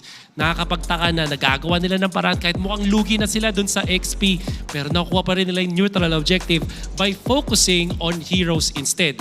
At isa pa dyan, masasabi natin na yung passive style ng gameplay na nakikita natin sa ibang mga teams, especially the previous leg natin dito sa MPL PH Season 16, unfortunately, hindi na siya mag-work. I don't think na pag passive ka, dito sa patch na to ay marerewardan ka. It's very evident dito sa side ng TNC. Game number 1, there was a time na biglang nawalan sila ng control sa game, naging passive sila, hindi sila nanalo. Game number 2, halos ganun din. Pero nag-conceal play sila para maging aggressive, dun sila nakahanap. And game number 3, keyword is tulala ang TNC dun sa mga mid-game executions, pati na rin dun sa late game at talagang napunish yung TNC dun. Hindi ka pwedeng maging passive at any stage of the game, early into this match at yan ang ating natutunan. Hopefully, that will be the same case in the next series, which happens to be Team Falcons trying to get their second victory after their 6 losing streak up against the top 1 team, Aurora. Yan ang abangan natin sa pagbabalik ng MPL PH Season 16. Kaya huwag kayong alis, magbabalik ang ating show.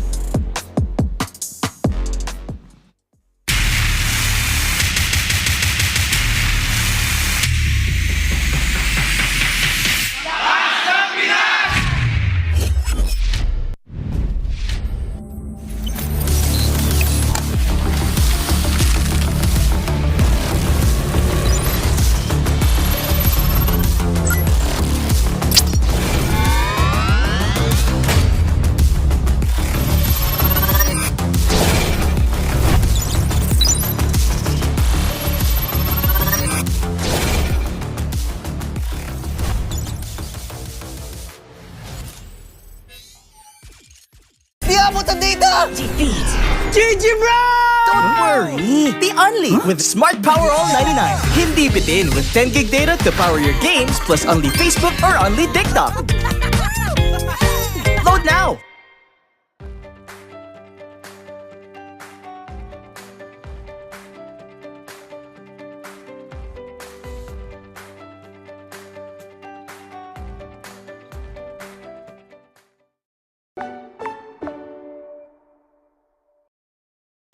Enemy alert. Your scalp gets 1.5 times greasier, causing dandruff. Get triple anti-dandruff power. Supercharged with Clear. Pang-marinade! Panggisa! Pampasarap! Ang daming ititimpla! Luto mo yan with Knorr Liquid Seasoning. Mula luto to plato, sarap panalo! Luto to plato, sarap panalo! Luto to plato, sarap panalo! Luto to plato, panalo ang luto mo!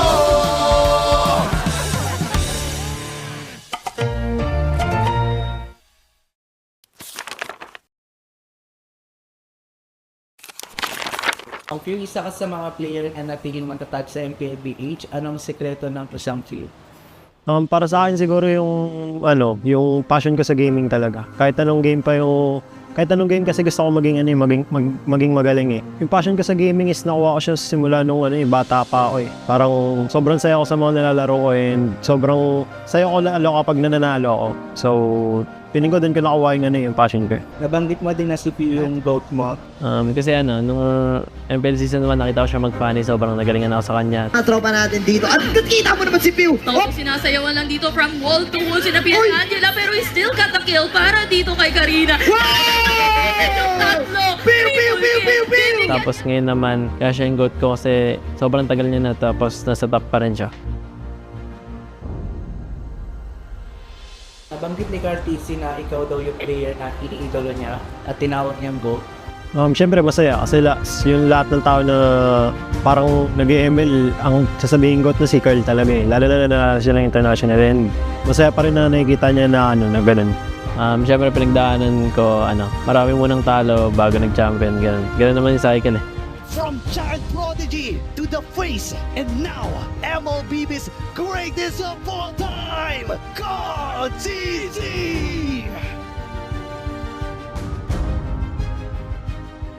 Paano nito nabago yung buhay mo at yung pananaw mo sa buhay? Sobrang dami nagbago sa financially, tsaka yung routine ko sa buhay, yung ginagawa ko sa buhay, tsaka pag lumalabas ako ganun, may mga nakakilala na sa akin. Feeling ko, abang tumatagal parang napapansin ko sa sarili ko na mas madisiplina ako and mas mature. Siguro yung biggest lesson ko lang yung balance lang sa lahat ng bagay. Tapos ngayon talaga, ito na talaga yung feeling ko buhay ko eh.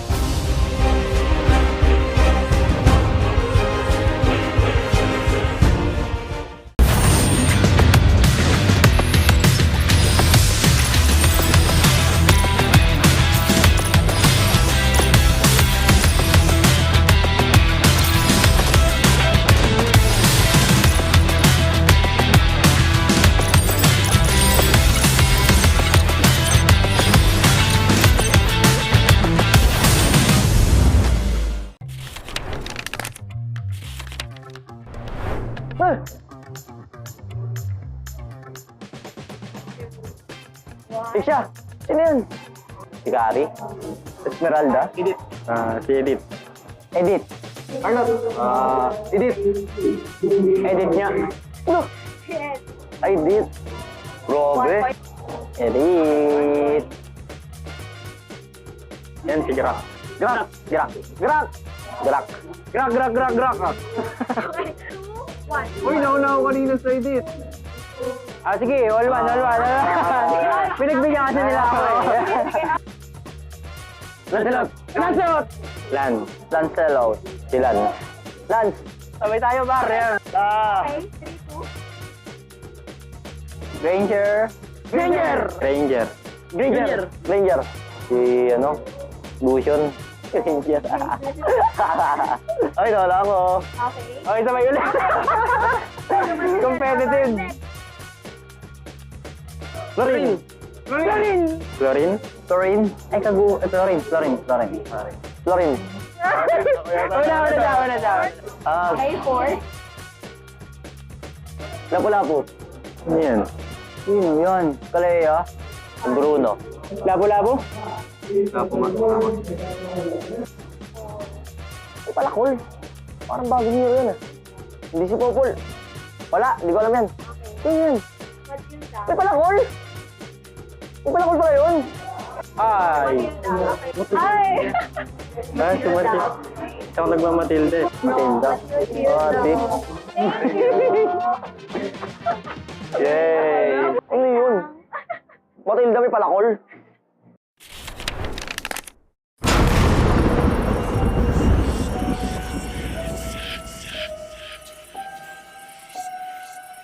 Gising na ako nang di wala ako sa swerte. Sabi mo, mag-win streak ko to. Dahil sa'yo, tambak na ako!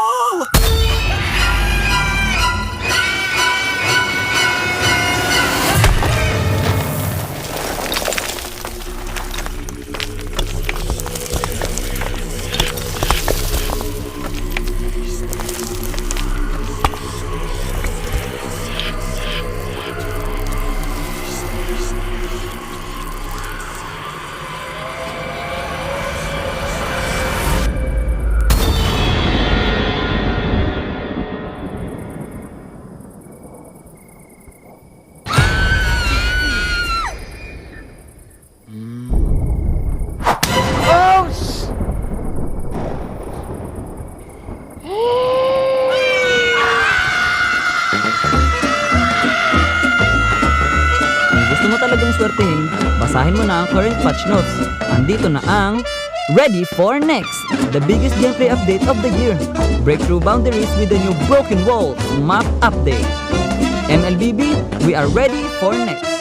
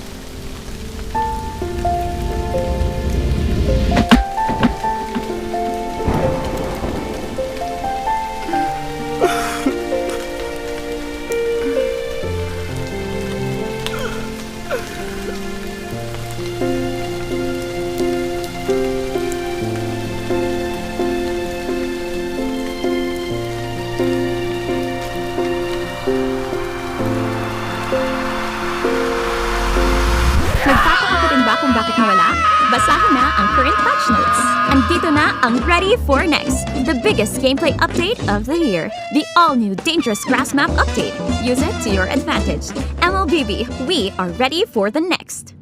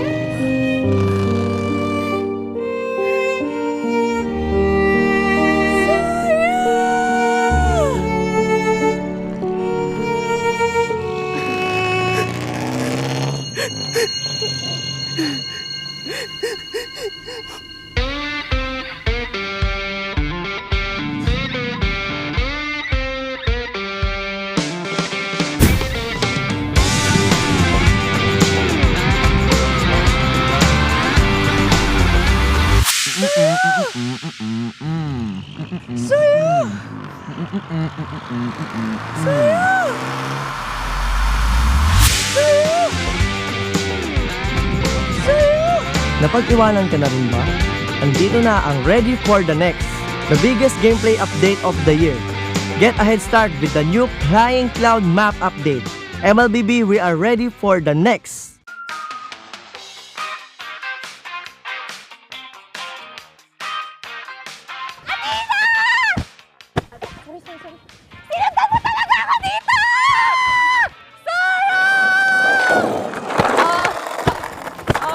Hoy, ano ba, mga bulag ba kayo? Hindi parang mga bulag kasi wala ba kayo nakikita? Mga bulag!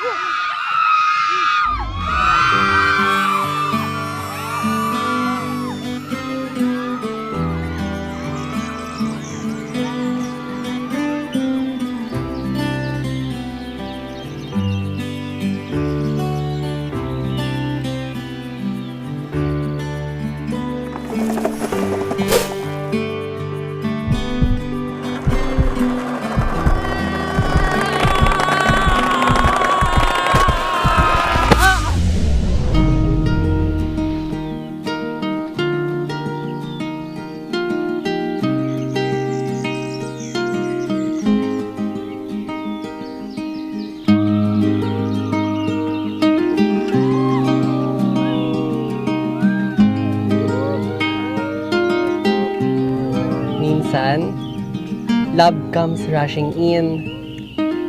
Parang bagong expanding river sa Mobile Legends. Andito na ang Ready for the Next, the biggest gameplay update of the year. Navigate the river with the new expanding rivers map update, MOBB. We are ready for the next. Guys, nandito na yung bagong update sa Mobile Legends. Yung dangerous... Hoy!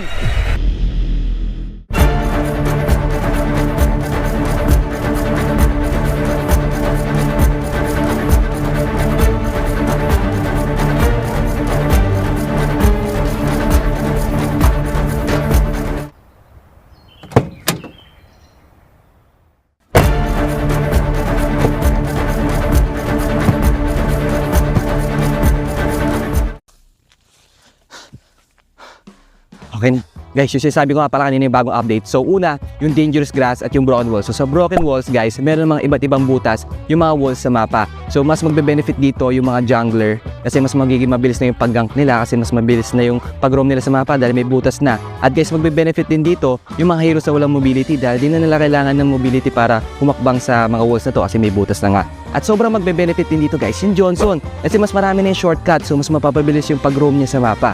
At yung pangalawa naman, guys, is yung dangerous grass. O yung dangerous grass, nagdadagdag si Muntun ng mga iba't iba pang grass sa Mobile Legends para mas maraming opportunity para mag-gank at mag-ambush. At marami pang iba, guys. So, yung pangatlo naman is yung Flying Clouds. So, sa Flying Clouds, pwede kang umapak sa base at mapupunta ka sa lane mo na mas mabilis kapag ginamit mo ito. At yung pangapat naman, yung expanding river. So si Muntun magdadagdag daw siya ng maraming tubig sa river kaya mas magiging mabilis yung movement speed nyo kapag umapak kayo sa river. At yun lang, yung mga bagong update ni Mobile Legends kaya i-check nyo na. Payong mo. Low. Anong dumasabi ko sa bagong patch, pre? Sobrang lupit. Sobrang lupit ng mga tank ngayon eh.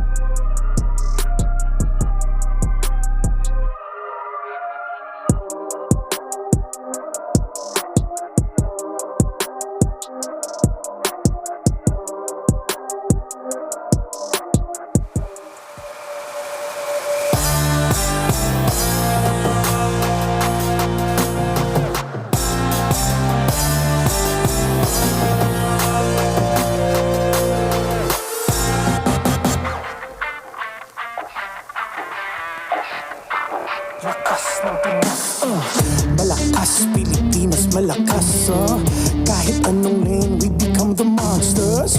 Malakas, Pilipinas, malakas, face the golden sun and repping for the 3 stars. Look at us, to the top, no ifs, no buts. Winning any game, para to sa PINAS. Di mo matitinag aming bosses sa new level. Nasa kalye man o mobile, you know I become a legend. Listen, open fire, we unite, we winners.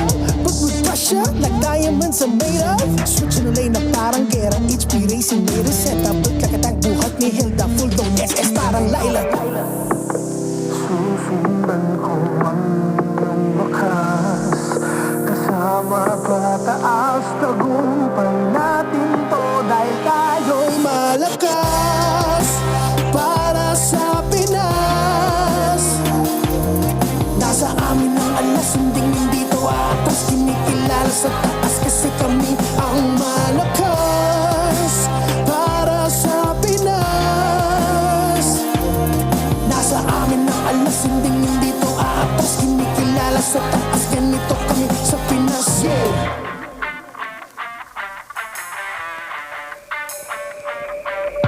Laging MVP, no surrender, no retreat. Pag nagsama-sama, just imagine what we can achieve. Laging MVP, no surrender, no retreat. Giving 100 on my all, cause we just cannot be defeated. No retreat. We are unstoppable, immune and invulnerable. Ready ang equipment, lahat frozen, mala, crowd control. Pakita on the jab, east to the southeast. Taas ang matawa, crowd and loud, cause every enemy we devour. Susundan ko ang iyong bakas, kasama pataas, tagumpay natin to dahil tayo'y malakas. Para sa Pinas, nasa amin ang alas, hindi to atas. Kinikilala sa taas kasi kami ang malakas. Para sa Pinas, nasa amin ang alas, hindi to atas. Kinikilala sa taas, ganito kami sa Pinas. Yeah. Lakas, Pilipinas, malakas. Kahit anong malakas, Pilipinas, malakas, face the golden sun and repping for the 3 stars.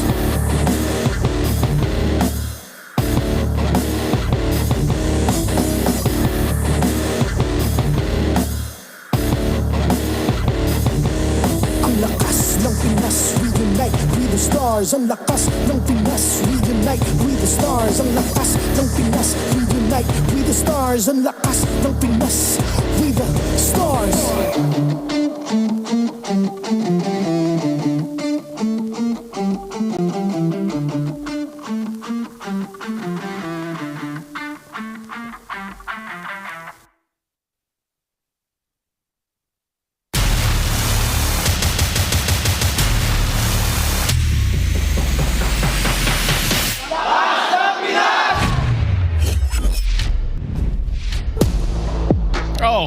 Welcome back, ladies and gentlemen, here to our second match of the day.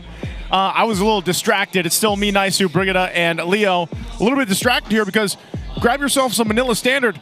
Brigida's in the paper. Bridging passion and career, how Brigida made her way into the MPL spotlight. If you want to know more about Brigida.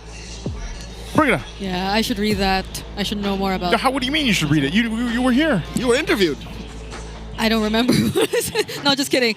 But yeah, it's fun to be in a newspaper. It is. How does it feel? Shocking. It must feel great. Must feel very Brigida-like. But also, again, before we move on here, more data, more GG. Experience the winning power of Smart's Only 5G and enjoy it with the Smart Digital Prepaid eSIM. Yep, that's Smart, the simply reliable telco partner of the MPL. Victories you can count on. And there's more. There's Nor. There is Nor. Marinade, saute, or just for the flavor, you can use Nor liquid seasoning for everything. Edible, by the way. Just don't randomly put it on objects. It's for cooking. All right? Sarap panalo with Nor. You said that so well. So Filipino. I am 100% Filipino, though. Sarap panalo. In case people did not know, yeah. Yeah, me too, the way I said it, you know. But also, thank you to Gab, because this tournament is monitored and supervised by the Games and Amusement Board. So, again, guys, while you can, support Brigida. grab it while you can. You know, grab the paper. Let's go ahead and focus on what is happening here. If you missed our first match, match 1, TNC, they lost to Smart Omega in a 3-game series. It was a great series. Game 3, Smart Omega goes and brings in the same draft that they did for Game 2. They end up winning the series. Great win for them. And also, that was our first preview of what's happening here with Project Next. Yeah, it's the exact same outcome, similar to what happened the first time they met in week 1, day 1. They were the ones who opened the season, and the Smart Omega found their way back again. And as you mentioned, we only need 2 more maps. We haven't seen 2 more maps, but we've got to experience the expanding river and the dangerous grass. But not much changed, I'd say, in terms of our standings based on like before and after we entered the first series of the day. Nope, just more games, wins, and losses. But now TNC and Omega are tied with the same score. Yep.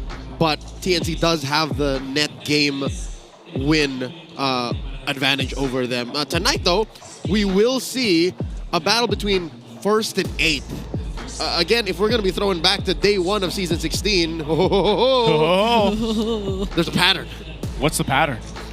We're going back to how we started the season. That means Falcons might finally bounce back. It might be the one. Today might be the day. Falcons versus RORA. You see Few and Yue here. And, you know, guys, I know, shout out to our Falcon guy, by the way, Redmar. I know you're probably paying attention to this too, and all the people part of the nest there. Yeah. Really want to be able to see this one because, again, this is crucial for Falcons. If they want to turn it around, it starts here in the second half of the regular season. 1-on-1. Is this also like mano a mano? Like, is that the same? Mano a mano. Is that like I've heard this, but is it the same? If you were to translate mano a mano, it's hand to hand. Hand to hand. But no, this is 1-on-1, meaning the one win that Falcons have is on Aurora. The one loss that Aurora has all season 16 was in the hands of Team Falcons. And tonight, 1 win and 1 victory could change it all. That's like true. You could see Aurora just barrel forward, or you could see Falcons just catch flight. Catch a breath, yeah. Yeah. Just catch a break, finally get that dub. Yeah, and before we entered today, I think it was shown in, I think it was the highlights that. Oh, shout outs to the Filipino. Shout outs to the Filipino boys. But yeah, I think it was shown. For a second, I was happy. You were happy that you were. I don't want to talk about it. Continue. Okay, going back, Edward did say that match against Falcons already felt like their wake-up call. And that was their first series, their only series in week number 1. So much people were waiting for them to come back. But since they came back in week 2, that wake-up call seemed a bit too real. So, not to add salt to the wound, but at this point, if you're going to take that analogy, how many times has Falcons been shooken to wakeness? How many times have they been living through this nightmare? Ooh. Plenty of times, and against them is, again, a look at our global powers from RORA specifically. That's Demon Kite and Light here. 2 former Raiders have spent some time on different parts of the world. MPL Malaysia for Demon Kite, and of course MPL Indonesia there in Season 15 for Bigatron for Light. And, you know, Demon Kite and Light especially, like I was saying, when Light came into this lineup at the start of the Season 16, I was like, the boys are back, you know, like they're back here.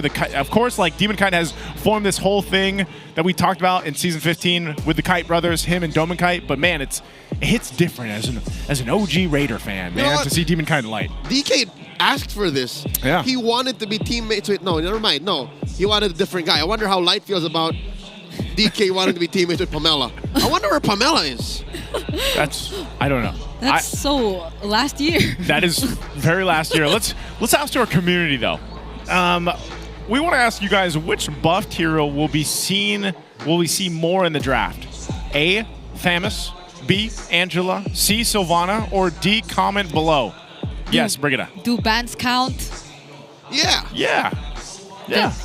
Then I'm gonna go for B. Yep. Angela is pretty broken. Again, a 20-second capped cooldown from level 1 on Hearthguard is just, it's a game changer. I would like to say Thams is a secondary answer though. Yeah. Because he just feels faster. He just feels like he's so hot right now. Yeah. And like we know definitely it's in the repertoire of these players playing in the XP lane. Like Thamus Famous could be picked up here. More Flappykins. More Flappykins. Like, but what about Sylvana? Like, I've faced a lot of Sylvana so far. I don't remember the last time I saw Sylvana. Oh, that's true.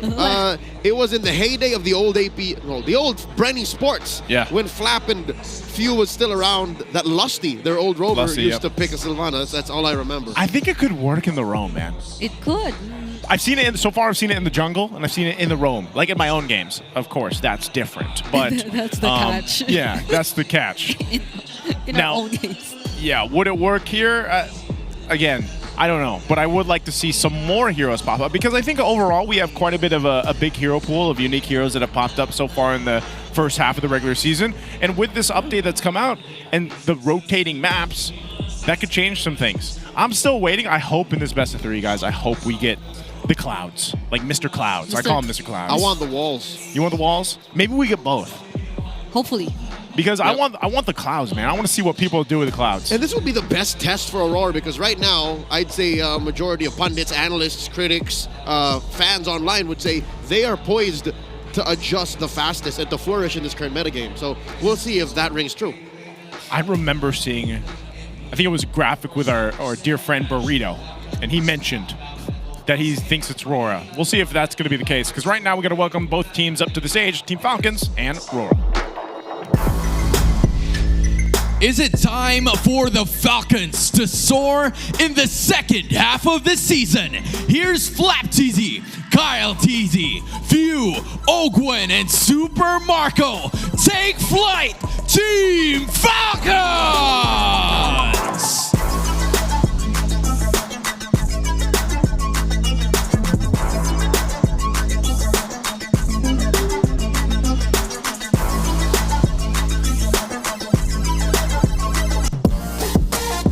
They have proven to be the strongest in the first round.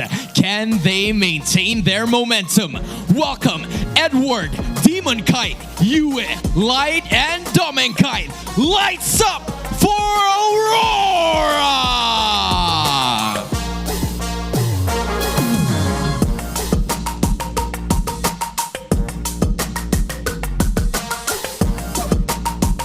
To oversee and uphold the tournament's integrity, guiding us through this match are our marshals. It's Joshua, JJ, Patrick, and Jeff.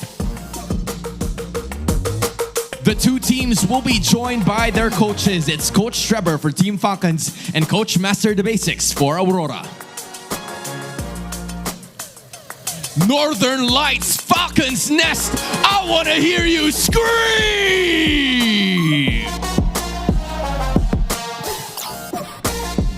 And here we go. It's going to be Team Falcons. We're going to take us through it first. Yo, I know how the Nest is feeling right now. I know we're all looking forward to see what else could Team Falcons do to bounce back. And they seem to be starting with trying this lineup once more, who's stuck together for like the longest time. We did name them as a lineup who was together for the longest time. And it has always felt as if there's been some sort of struggle as to what rotations really suit them so far, but hopefully this time around they figure it out. Let's find it out because they have to figure it out against RORA here, Leo.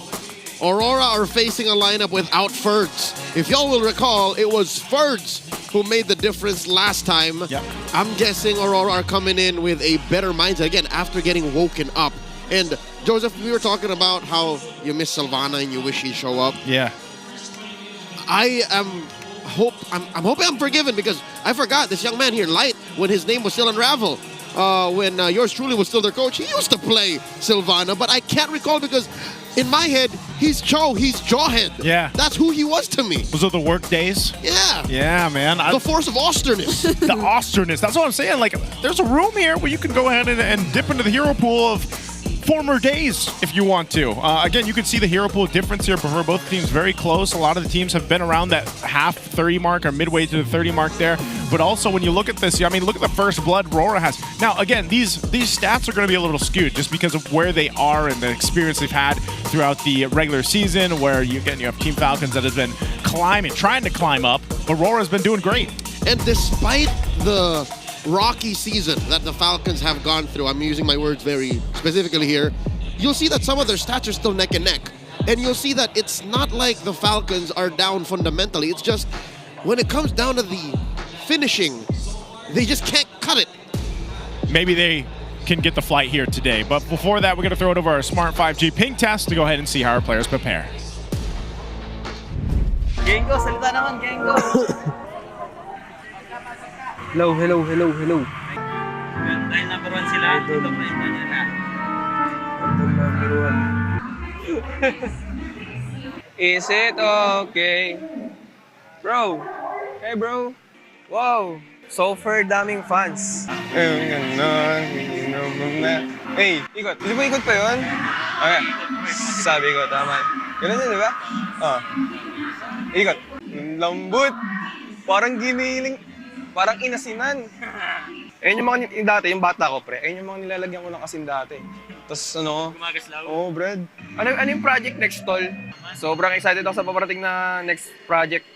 Hindi ko na kayang hintayin pa. Gusto ko na makita pa. Sobrang ganda ng update para nakaka-challenge sa mga every teams.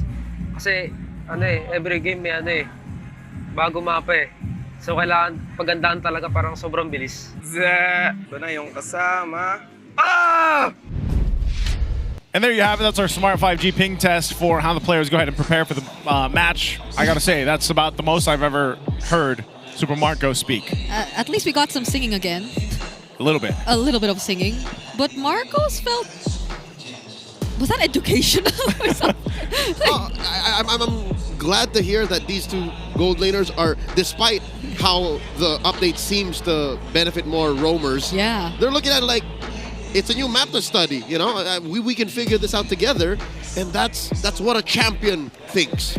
Those are the mindsets there of both gold laners, but before that, let's go into the mind of Wolf in the Howl for Infinix Keys to Victory. Welcome to the Howl. Ako nga pala si Wolf for bringing you the Infinix Keys to Victory. It's Falcons going up against Aurora. Nung week 1, nanalo yung Falcons. Going up against Aurora, ito yung unang panalo ng Falcons, and unfortunately, hindi na siya nasundan. So paano nga ba nila tatalunin ang Aurora muli this time? Well, they have to start by capitalizing on the new map strength for their draft choices. In fact, pati yung Aurora, ganito rin naman yung pwedeng gawin. MTB ang coaches sa Aurora, and then you have Coach Robert naman dito sa Falcons. And I know these people, napaka-creative nito at talagang i-exploit nila yung mga strength ng mga mapa. Kung wari, in Broken Walls, they can utilize yung mga disruptive na mga heroes. If you see Dangerous Grass, mga one-hit knockouts kind of heroes. So expect natin na i-take advantage yan ng ating mga coaches. Now for Falcons specifically, kailangan nilang i-deny ang Domeng Double.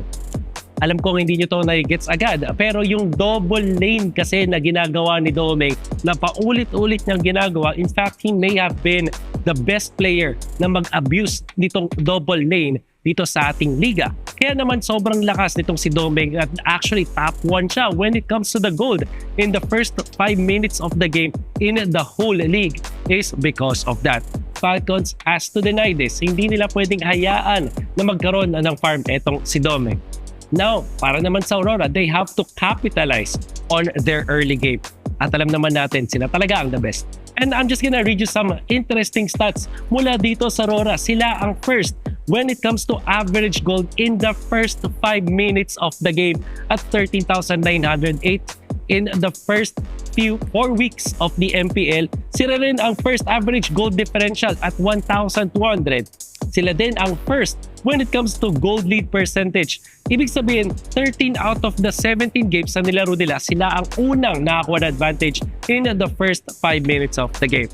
Now, when it comes to their win rate, kapag sila ay nananalo sa early game, 12 out of 13. Ibig sabihin, kapag nakalamang na Aurora, napakababa ng chance na matalo pa sila. Despite yung week 1 na meron tayo mga sinasabi dito sa Aurora in their early game at yung pag-close out nila ng mga laro, that has changed ever since. Exciting ang match ito, Falcons versus Aurora. Let's now get back to the casters. Thank you so much, Wolf, for the Howl there. A really detailed breakdown on what both teams need to be able to do. And I think the biggest one here is the challenge for Team Falcons. The challenge of how dominant RORA has been in their games and to get a better footing right from the start if they can, and that obviously starts in the draft. Real quick though, we want to go ahead and shout out the Aurora Gaming and PH Season 16 watch party that is over at Fika Cafe. Is that right? Watch party. It's Street Kohi Maginawa. Is that Maginawa? These are two different places you could join the Northern Lights, your fellow RORAs, to watch. Fellow Lights. That's right. So go ahead to Fika and go ahead to Street Kohi. To build on the Howl, they did mention that Kyle Teasy, for Aurora to win, they gotta choke out his hero. I'd say choke out his hero pool, his choice, because despite what's happening to Falcons, Kyle Teasy is still number 3 Lord kills. Imagine that. Your team is dead last, and you're still the 3rd best juggler at securing Lord. I mean, doesn't help that you're still facing down number 1. Yeah. Demon Kite is number 1 Lord and Turtle takes and control. So if I were Aurora, and Falcons too, like just to put a spotlight on it, get a hero that secures Lord. Who is this? I'm thinking Lance. I'm thinking Fredrin. These heroes that like can clutch a Lord. Those are what Kyle Teasy should be looking at to be able to at least get a fighting chance. Here we go. We're getting Flying Clouds. Mr. Clouds. Mr. Clouds. Here we go. Here, for those that don't know, I mean, you can see how far the cloud is going to take you, right? It's going to take you about to the buff, right? Whether that's the orange or the purple buff. But the one thing, too, is you can take the cloud and you can go outside of the map a little bit, like a Yuzhong can when you're defending your like base. Like a Farsa. Like a Farsa. And that gives you a flank angle if you're on the defense. Now, I'm just curious how the pros are going to play that. I tried it, didn't work out too well. Like, I literally just went out and then I came back and I was like, oh, now I'm dead. You just gotta be careful of the direction in which you step on the cloud, because that's like gonna cost you a bit of time if you step in the wrong direction and you have to like turn it around. I think personally it'll be more for fast rotations. It'll be more for quick repositioning, because we've seen the best of the best do that. Whenever you have to change lanes, you should instead recall and then go back. The Flying Clouds help do that. You get back like so quickly too, and then if you're able to go ahead and like pass through a wall, that could actually play some parts in some of the objective takes, you know, later on around the turtles or the lords later on. So we'll take a look at what the game plan is going to be here. Lancelot's still open. Yisun Shin too. Yisun Shin. We can just see that trade. They're going to go Baksha though. Baksha picked up here first for Team Falcons. This is not that hero. Okay. You don't like it? This is not the kind of hero that will help you secure lords, but it is more... I mean, we don't know where it's more immune to getting choked. Yeah. You know what I mean? Like, it's how do you choke a Baksha even? It's still a flex, right? That's true. In a way. That's true. So maybe there is still a chance that they get their hands on a jungler that'll help them in securing lords. But I think Aurora got their hands on one of the best heroes to do that. Kite brothers are eating good. Yes, sir. Mama brought home the meat. Man. It's going to be a problem. Doman Kite getting his hands on the Granger too, man. Again, I think a lot of pressure right now is on the gold laners to see how they kind of play out through the game, how they scale up. Granger is that hero though. Like, he's the guy that, you know, you get a couple items, you're most likely going to be good. You most likely will also have a better time in the laning phase against the other traditional gold laners here. So the fact that you get that, you've got 2 really good damage profiles from the Lancelot plus the Granger to work with. There's, like, we don't need to look for where the damage is going to come from, unlike previous drafts where it was a bit too reliant on a single hero. What? Or we were depending on certain... It's a good answer. I like it. I'm not against the Farsa here. The CC's good, actually. The CC got optimized. She got optimized, right? Because it was the splash damage. It's a half step towards a buff, less than a nerf. Which did she really need? Like, I feel like when I saw that, I was like, did CC really need this? Like, she's already pretty strong. You know what I mean? But this is a good answer from Mr. Consistent. Aurora picking up the Lapu Lapu, which is currently their 3rd most picked hero, sitting at a whopping 86% win rate. It's only really lost once. In the hands, or like in general? In the hands of Edward. In the hands of Edward, okay. That's his Lapu. That's hit. That just put his face on Lapu, man. That's Edward. Really good. All right, so what's left open here? I say they take out roamers now. Yeah, take out, like, narrow the roamer pool down. For Falcons, ban the Selena. They call me a hero. Yeah. Because I saved my nation Wait, from falling what? apart. Are they just... There's a potential that maybe this Baksha goes in the hands of Ogwin? When you gaze into There still is. Covering the grounds. Although the Yi Sun-shin's already taken out by Aurora, the Fredrin's still there, but the Fredrin Baksha together. That's a little too much. It's a bit too much. So maybe they're trying to. Or I don't know where Aurora wants this Baksha to be even. Maybe they might even just want to force it in the jungle. I think Falcons has to make their bed, and they have to expect that. Yeah. Here it is. This is what we were talking about with the CC earlier on. For those watching, optimized basic attack, splash range visuals. Yep, it's really nothing to worry about. It's just like, whoa, it looks cooler, or like it looks more. It makes more sense. Yeah. For a There you real fight. You know, so it's really a visual thing. Oh. Kalea. Yep. Currently without Blue 5, the Roamer trade is Gatot for Hylos. Like those are the two big ticket trades. Unless again, we're still open to this Baksha flexing out. I think it's a good. Oh wait. Good flex. No, I'm not so sold on the chip. Chip for Team Falcon Falcons. for Ogwin, yeah. Yeah. I like it more in RORA though. Falcons have to watch out. They gotta consider. Coach Trev, what do you think? Welcome to Yeah. So the Brock gets taken out instead. The chip. It's the chip, Hylos. Gatot. Those are the trade right now. Chip plus Gatot. What else do you have here for Aurora? Kimmy. USL is Kimmy. Kimmy. And his Kag. What do you get a Savage on? Was it the Kimmy? The Jushin? No, the Jushin was on Sanji. Sanji, that's right. Yep. Cooked up that Savage last weekend. So far, we just have two, right? Yeah. The Kimmy and the Jushin. These mid lane. The mid laners. Yeah. Logging that in here. Let's see. Maestros, they're just. So I'm wondering if they pick that here. That's the problem with the Kimmy is you can't. Oh, the chip is banned out. Excuse me. Retribution is at hand. Valentina. Are we seeing the rise again of Valentina? So it's just Gatot Hylos. Gatot Hylos.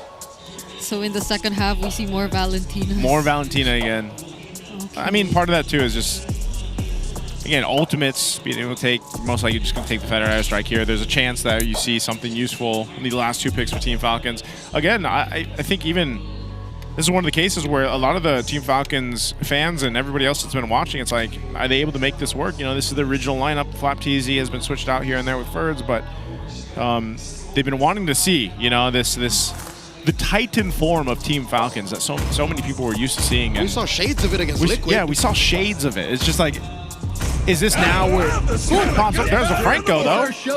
They go Franco and they go the Claude. So is it like a hard answer to the Lancelot? Because I don't think a Franco-Claude combo is the... Not much synergy there. Yeah, there's not much synergy there. They just take it from light or what? Like...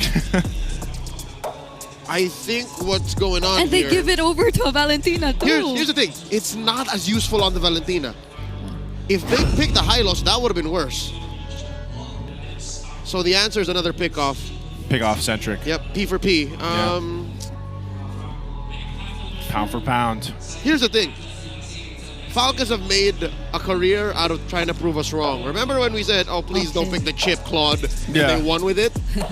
Something tells me this is something that they tried in scrims, very specifically, that works against Lance openers.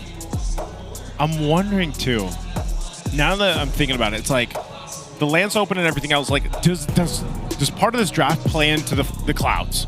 Like, is there a way that, okay, you can get the Franco there faster, you can get the Baksha there faster? Like, Baksha can already rotate pretty quickly, but like, is there a way they can utilize this kind of lineup with the clouds? You know how? How? World's longest BMI again. Oh! That's true. That's actually, yeah. Yep, that's one. You also overload and force multiply that wings by wings. Yeah. That's just where my mind is going. I don't know where else Falcons can take this. Or RORA. Or RORA, yeah. Either way, let's go ahead and see exactly what's going to happen here. We're going to jump in to our second match of the night. Last one here for day one, week 5, Project Next. It's Team Falcons versus RORA. Right now, currently 8th place for Team Falcons in the standings against number 1, RORA Gaming. Can the Team Falcons finally get flight? We'll find out here in this match against RORA. Yep. We are all watching out for how this Franco is going to play a role in Team Falcons in whatever game plan they have. But looking at the emblem combination, it seems like he's going for a very support emblem-oriented combination. Oh my god! And that seems to be the answer. An early pickup onto Yue. They get to trade few. Both mid laners are down, but that was a very aggressive start for Falcons. Oh yeah, it was, and it could have gone worse, but the 1-for-1 trade. But look at this already. Yeah, using the cloud, Yue immediately finds his way back. But will the fight still proceed? It will! Few gets to find the kill again onto Yue. It seems like there's a pattern. So far, it's always Kyle TZ and Ogwen. Focusing mark? Question mark? Again, I think that's what it is, man. This early on, you know, even if it is just adding small increments of damage, put that on top of how fast suddenly the game feels in the early moments of the game. I'm here for it. Again, that could have only happened because of Mr. Clouds. Yeah. Mr. Clouds. Because they jump back into the fight. It works great, and we're seeing it too.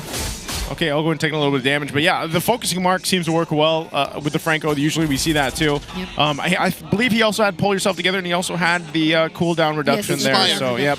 So this is what we're going to expect from Ogwen, and it's also a bit of a threat because now that this objective is up, and you've got a couple kills over here, they're going to work into it. And look, there's a stark lack and absence of Purify from Aurora. Like there's just none at all.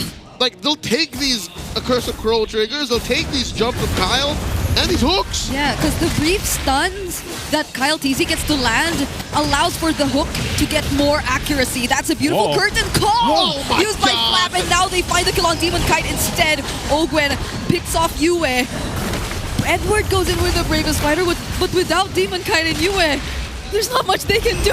2.5 minutes in, the Falcons have already taken Aurora to heights they're not comfortable with.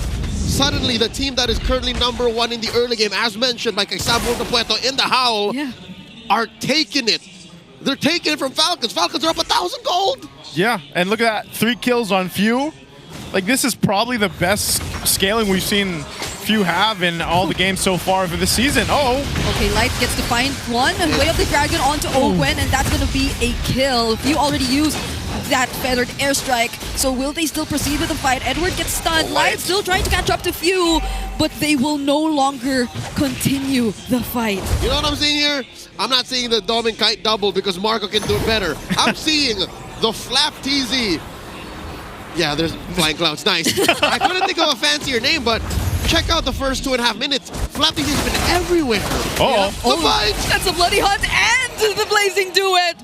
What were you saying about no synergy? Okay. I'll tell you what, without Mr. Clouds, that wouldn't have happened. That's right. Because Franco would have taken way longer to get there. He would have still been halfway through the jungle, but with Mr. Clouds, with the Flying Clouds, the uptime for an already very fast-paced game is through the roof. We got a cloud camp. All right, here we go. Dominic Kite jumping back in. He gets to catch up to his creeps, to his waves. Yeah, that plays a big part in it too, because sometimes either you lose some of the extra gold there, or let's say the XP laners might miss out on it.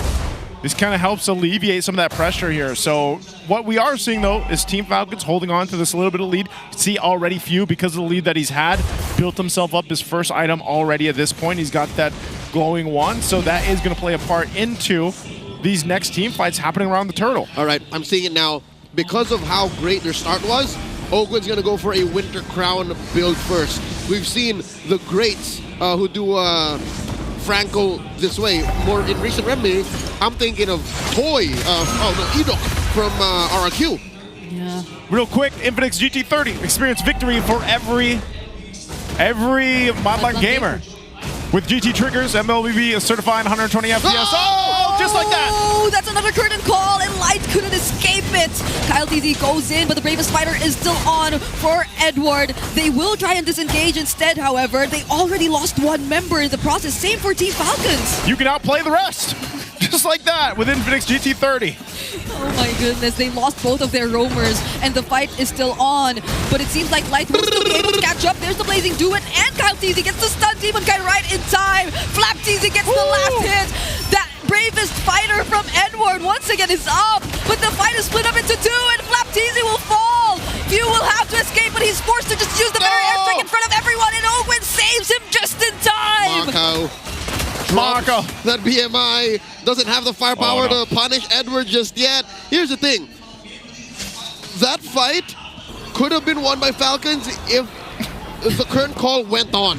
It was off of cooldown, and when Flap used it, was too late.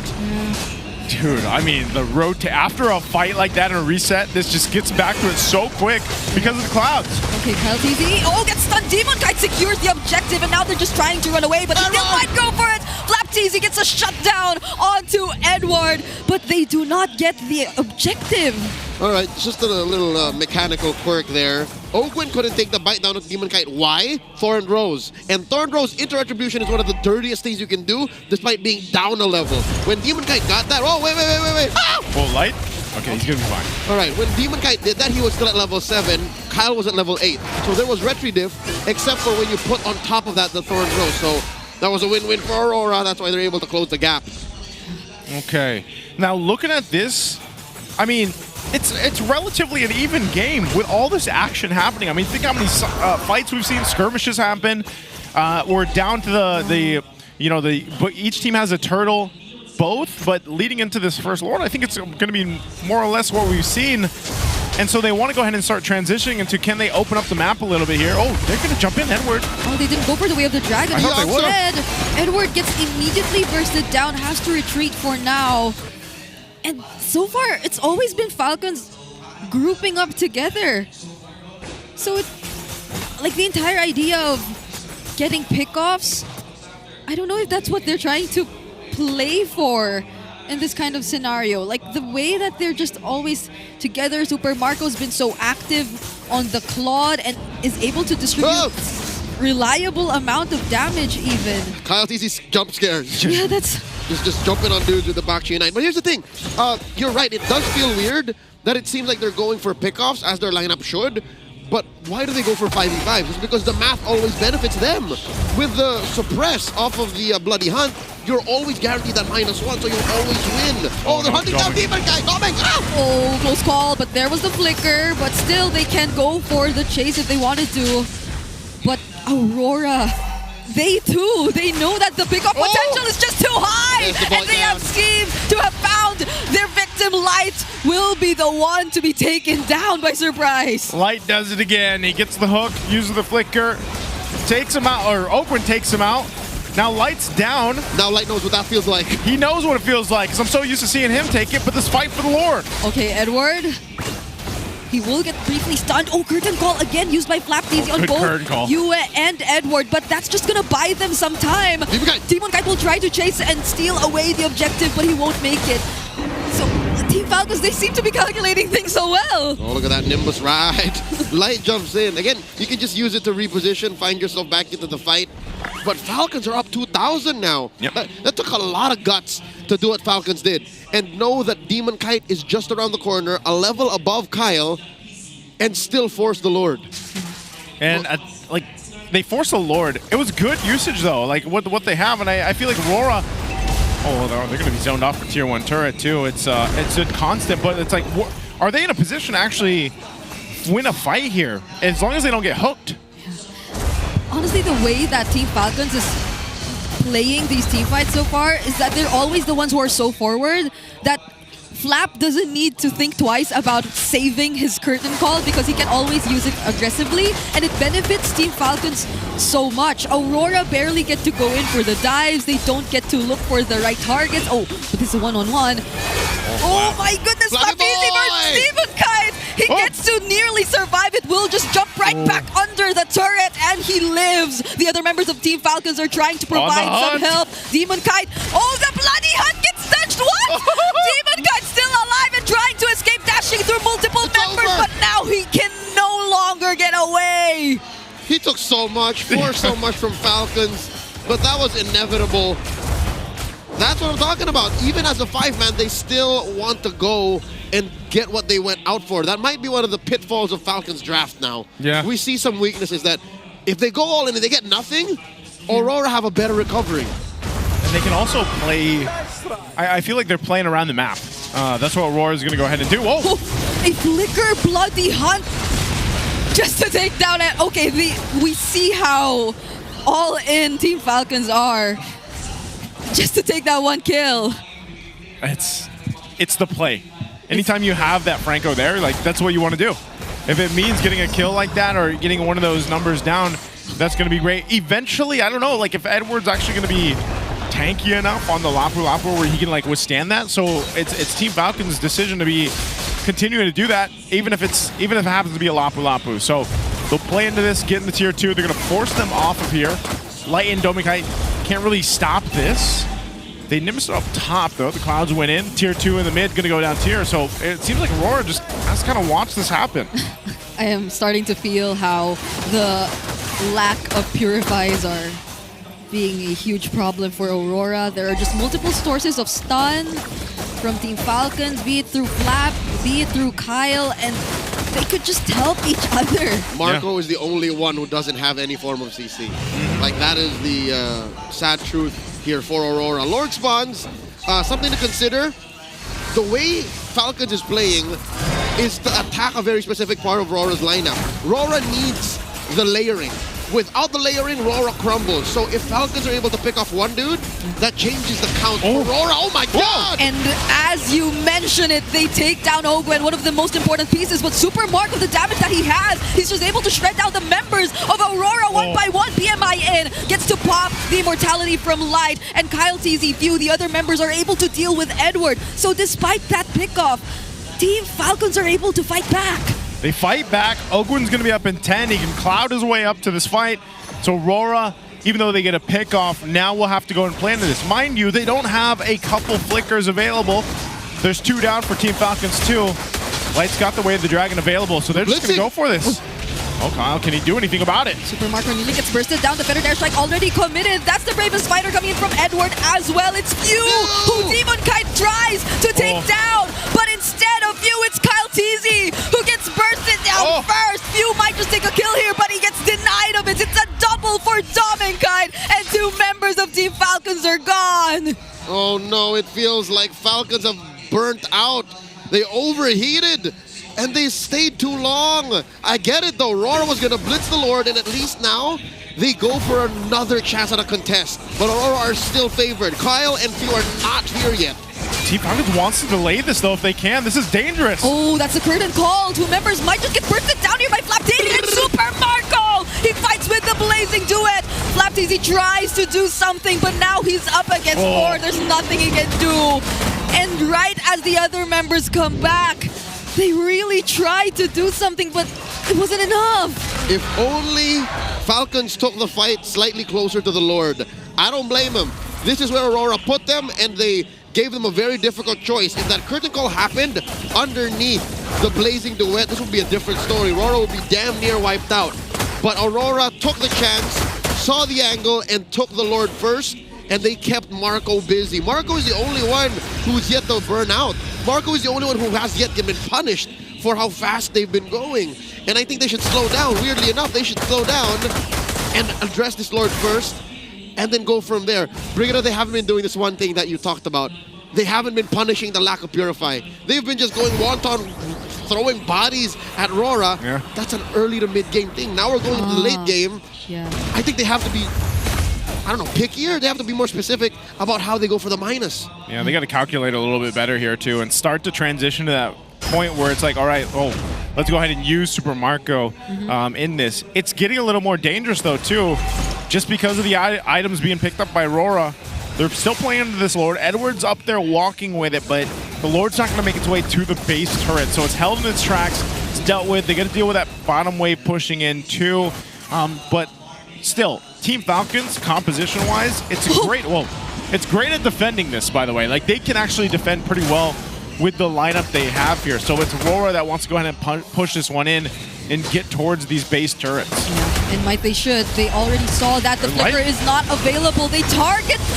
They actually go for Flap, and now they get answered back. For some reason, Team Falcons, they were prepared for that engage. Dominkai gets shut down. It's a double for Super Marco, and they are absolutely capable of chasing Aurora down. It's a triple for Super Marco, and a wipeout for Aurora. It's over. It's over. They're going to run it down mid. How did that happen? In the blink of an eye, Team Falcons, even with a failed attempt, win the fight and win game number 1. Off a start from light, it was the wrong move. Basically, Team Falcons actually able to punish after that initiation from RORA. You start strong, you end strong. They played that sequence like it was the first minute of the game. They threw bodies at it, and I think that's not what Aurora was expecting because it happened in their base. It happened underneath their tier 3, which is again what Falcons have been doing. Like it's 2024, like this is true Falcons form again. And because it was a failed attempt, he still had that bloody hunt. So when Light could not complete the second phase of the Way of the Dragon, it just went downhill because everyone decided to jump in, provide some follow-up. And now what next? And even Flap, like Flap did a good job there at zoning out Domenkite because on the CC, he just jumped forward. You know, he was right in the face of Domenkite and he wasn't able to do anything, helping in that fight there. So great response. You can see Ogwin on the MVP Franco performance here. Started off strong, man. The game started right at the beginning with these hooks from Franco, from Ogwin. And like we mentioned, you know, Leo mentioned this early on. The first item, that Winner's Crown, was picked up early. Then he obviously went built-in, more cooldown reduction, and he was just making plays where he could. Eventually it was, he got to mix it up a little bit. Like, yeah, I'm going to go an Iron Hook. And then sometimes he was flickering using Bloody Hunt, blocking people down. But it was also the use of the Focusing Mark. That initial burst in the early game is quite a bit, I'd say. Yep, again, very few heroes in the current metagame can actually get away with picking up a fleeting time. This was the perfect hero to do it with a perfect execution. This is the, opening minute of the game. Look at that. Beautiful. Again, Ogwin can keep dying. Ogwin can keep using his flicker. But, you know the story all this time, as long as the Franco finds the perfect hook or the perfect bloody hunt, all is forgotten. Yeah, that one hook.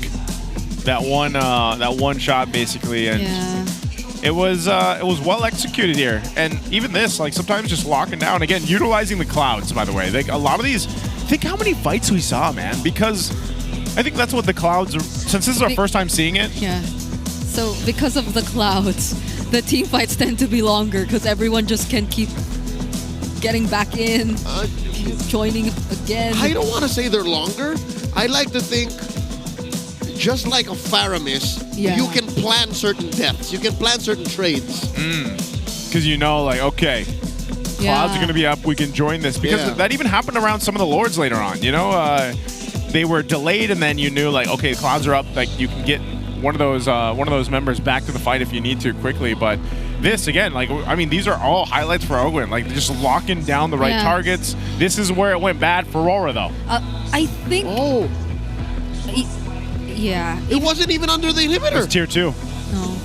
So even right before this, I feel like Team Falcons were being the more aggressive ones because of that flicker Iron Hook attempt from Ogwin.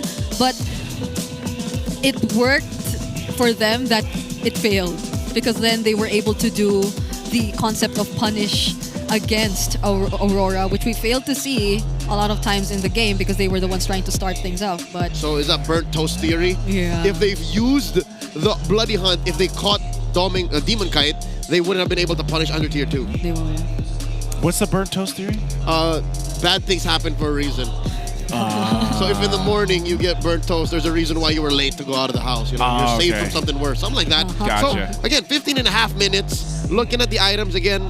If you want to play Franco in your ranked games, make sure you have comms on. Yeah. And then you build these 2 items first, and of course, Immortality. Those are your trio.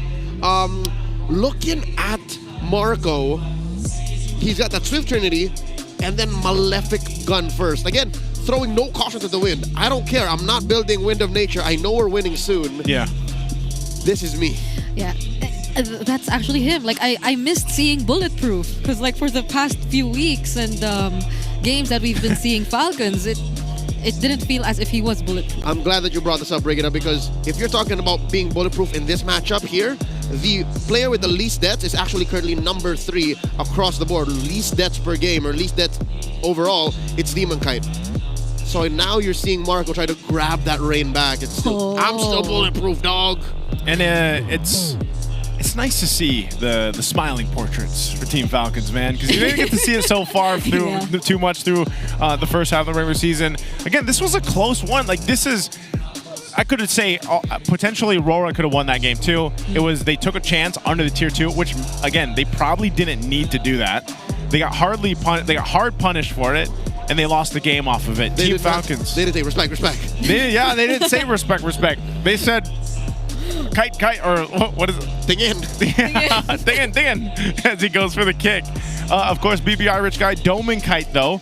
Here, he 746 GPM, farmed up quite a bit, was pretty deadly on the Granger, but like I said, at some point, it was a really good response from Flap, man. Flap did a good job at just kind of being in Dome and Kite's area to make sure that he couldn't just kind of unleash the Rhapsody shots, unleash the Destinatas on the team. So overall, I guess this is what people have wanted to see from Team Falcons. There's been shades of it, like we mentioned in the earlier weeks, but this looks like a pretty promising form here for Team Falcons. Also, maybe we get to see this new skin come to play here eventually. Kufra's Cursed Scroll epic skin is available for free. Just open your game and find out more. I'm glad that the roamers are getting more epic skins. Yes. The Minotaur one looks great. This Cursed Scroll one for the Kufra looks great too. I implore you guys to go ahead and try to grab it. It's free, by the way. It's free. They just have to play the game. Just play the game. Yeah.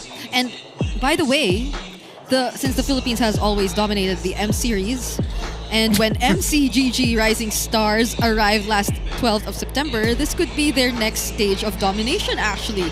And remember, so basically we already have MCGG Rising Stars going on, so everyone can join if you want to, if you play MCGG. There are no restrictions whatsoever. Who knows, you might be the next, if we get pro players in MCGG or something. Even you can join. Oh, for sure, yeah. I would love to be part of us dominated again. Maybe there's a different dominating country out there for MCGG. Maybe there is someone else who's on top. I already know a couple people with like hundreds and maybe 1,000 stars, man, in MCGG. Like, it's crazy. Indonesia. Just say it. It's Indonesia. Yeah, it's Indonesia. You know, shout out to them. They love the MCGG. I'm trying to play it too, like I said. So it's fun. During cardio. During cardio. You know, maybe I'll get a newspaper article about me playing MCGG on cardio, right? Let's go ahead and throw it over to the All Access segment with Hans and Odin and a special guest. Maraming salamat sa ating mga casters. Nandito tayo ngayon sa MPL Arena at kasama natin ang ilan sa ating mga MPL super fans na galing pa ng Iloilo. Ladies, please introduce yourselves. Hi po, ako po si Shane. And I'm also Liza. I'm Maria Teresa. Alright, at si Shane, si Alisa, at saka si Tita Teresa. Welcome to MPL Arena! Hello, welcome sa inyo. First time niyo po ba na pumunta dito sa ating venue? Second na po. Dalawa kami ng ate ko and yung mom ko first time niya po. Mother! Hello, welcome! Kumusta naman experience mo so far? First time mo pala dito. Masaya. Masaya talaga. At saka iba-ibang feeling eh. Nanonood din kami sa bahay pero iba pag dito sa loob. Masaya. Kwentuhan niyo naman po kami, paano ba kayo naging fan ng MPL? Kailan pa po ba nag-start na pagiging MPL fan ninyo? Actually, nag-start kami nung pandemic. Oo. Walang magawa. Tapos ito sila nanonood. Ito. Pero yung si Shane. Pero itong panganay nagagalit pa nga. Ay, ba't palagi silang nanonood? Oo nga, ba't kasi siya eh. Tapos ako hindi ko naman pinapansin sila na hanggang sa nag-enjoy na rin siya. At siya na yun, minsan kaya nagagalit ako. Pag tumatawag ako, hindi sinasagot ang phone. Kasi yung pala naglalaro. Oh. So from casual gamers, nagsusupport talaga kayo ng ating league. Oo. Actually, nag-start kami sa team na pwede ba sabihin? Blacklist. Oo naman, suot mo na nga eh. Suot mo yung jacket. Pero teka, nung nawala po yung blacklist, di ba, dito sa MPL, paano po yun? Sino na po sinuportahan nyo? Nawala yung blacklist, tapos sabi ko, paano ba yan, anak? Sana ba tayo? Sino na bang susuportahan natin? So, kung saan nyo ang mga member dati ng blacklist, kung anong team ang sila napunta, yun, sinusuportahan na rin namin. At ngayon, sino ang nasa Aurora Gaming? Oo nga, sino bang sinusuportahan nyo na favorite player nyo ngayon? Si Edward andyan. Ayan, si Edward. nasa harap nyo. Ano ba yung level na pagiging fan nyo? Balita ko may alaga daw kayong aso eh. Ay, oo, nagsimula. Kasi yung nung nawala yung blacklist, Opo. parang memories namin na kailangan andun pa rin. Kaya yung aso namin, pinangalanan namin yung Wise. Pinangalanan yung aso nyo, Wise. Wise! Oo, si Wise. Naku, Wise, sigurado nanonood ang watch party nyo. Men, kahul ka naman dyan. Alam mo na yan eh. Di ba? Maraming salamat po, Tita Teresa, Shane, and Eliza. Din, ang dami kong natutunan. Ano kaya masasabi ni na Wise? Hindi. Ano nga kaya masasabi ng mga casters natin? Balik sa inyo. Thank you so much. Hey, you can hear us. Okay, thank you so much. Of course, great to have our visitors from Iloilo. For those that don't know, Iloilo is super far. It's like an 8-hour drive. You cannot drive. Iloilo, wait. You can. If you were, they would put your car on a boat. So it's like a 2-hour flight. Okay, well, this won't take you 2 hours. You can power up your dandruff-free scalp. Supercharged with Clear. Who's it gonna be? Is this our guy? Is this our man? Oh, look at this Sigma man right here. Oh, he's the clear head super fan of the day. That's my guy right there. Hold it up proud. Show us. Woo! Not a speck of dandruff on that. Look at that. And he's wearing a black shirt too. Wearing a black shirt, no dandruff there. That's powered up, dandruff free. Plump lips. You know, I'm not sure if Clear will give you guys plump lips. I'm not sure which version you've been using. I'm just naming the things that I like about him, all right? Handsome man. Yeah, but congrats to our clear head super fan. Those ladies are in good company. Yeah, they are. But yeah, I think the main thing here is we've got to shift our focus now, all right? It got real. It got real. We're done with the dandruff-free powered scalps, scales, and also the plump lips. Let's move on to game 2. Okay. All right? Are you ready, Brigitte? Yes. Okay. I am. Are you ready, Joseph? I am ready. I'm ready for we need one more map, guys. The broken walls. We need the broken walls. I was going to say, if some way, somehow... Wait. You know what? In hindsight... Flying Clouds? Mr. Clouds. Mr. Clouds should have benefited RORA. Imagine how fast Light can get into these weird bushes. And here's my theory going into game 2. Falcons played too fast that they couldn't allow RORA to think on their feet and be themselves. Because, again, Light, he's so good at finding these weird angles, you know, setting himself up in these bushes, waiting patiently, like, I'm going to get him, I'm going to get him. But Falcons kept throwing themselves at their opposition, and Light couldn't catch a break. So what I'm trying to say is Flying Cloud should have benefited RORA. And it didn't. It didn't. It just made Falcons go that much faster. Going into game 2, here we go. So I get it. You can counter the map. Yeah. That's a new level of strategy. I mean, even in the Howl, they Darn did it! say, Not again. I'm just kidding. I love it. I love expanding rivers. Yeah, I love it. Let's just expand it further. Dag nabbit. This would have been nice if, maybe game 1, if this was RORA's. Yeah. Or sorry, if this was the map in game 1, maybe RORA could have recovered. Yeah. Expanding rivers. So now they can take that into note. All right, Flying Clouds messed us up. But Flying Clouds was so fun. It is. Flying Clouds is actually pretty cool. Like, I just said flying cows. Flying Clouds is pretty cool. Not too cool. That's scary. Like 400-pound animals in the sky. Like that's. The funny thing about it, though. I want my beef on my plate. Not. That's true. I'm sorry, but I know we have like a cloud cam, and it's just funny because like the heroes themselves just like stand straight up. Yeah. There's no animation. They're just like. It's hilarious, but when you're on it, again, folks, you could attest to this. If you played with a Flying Clouds enhancement, it's high octane. It's intense. Like, I gotta get back in. Yeah, it is. They gotta add an animation to the heroes for that. Now, jumping to the draft here. I am not the only one. We're done with the first phase, so there's the Phobias. So Lancelot's still open. The YSS as well. We can still see this. But the difference here is they took out the Baksha. So there's no Baksha. RORA decided to go ahead and ban that out. So wait, do they just want to go with Lancelot? Do they steal the Yushin, the Zushin, and then allow for the Yushin Lancelot trade however it goes? Because Zushin's open because of the way that these two teams have banned. Ah, that's right. And wasn't it Yue on the Jushin? Who scored a Savage? Savage. Yeah. He's thinking about it. And she'd be pretty good in the expanding rivers, right? I mean, like. Oh, yeah. I don't know. Like she's good on the normal map prior. She's still good here. she's gonna be good all the time. Although she did get nerfed. That's why they picked the Harith too. Wow, Because Harith. Harith was also left open.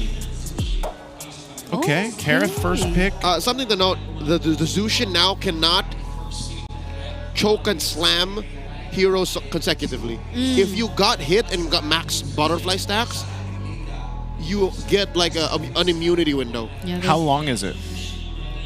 I need to double check on the numbers, but in a team fight, it'll rarely happen that you get slammed back to back. That's pretty big though. That's like a big change. So there's an interval now between the last time and the next time you could actually Save my nation from falling lifted apart. up again. Well, we're gonna see it in action. Okay. Okay. Wait, so if you're just by yourself and the Jushin is there and she's like flaring you, And then you lanterning get slammed. and you get brought back, Yep.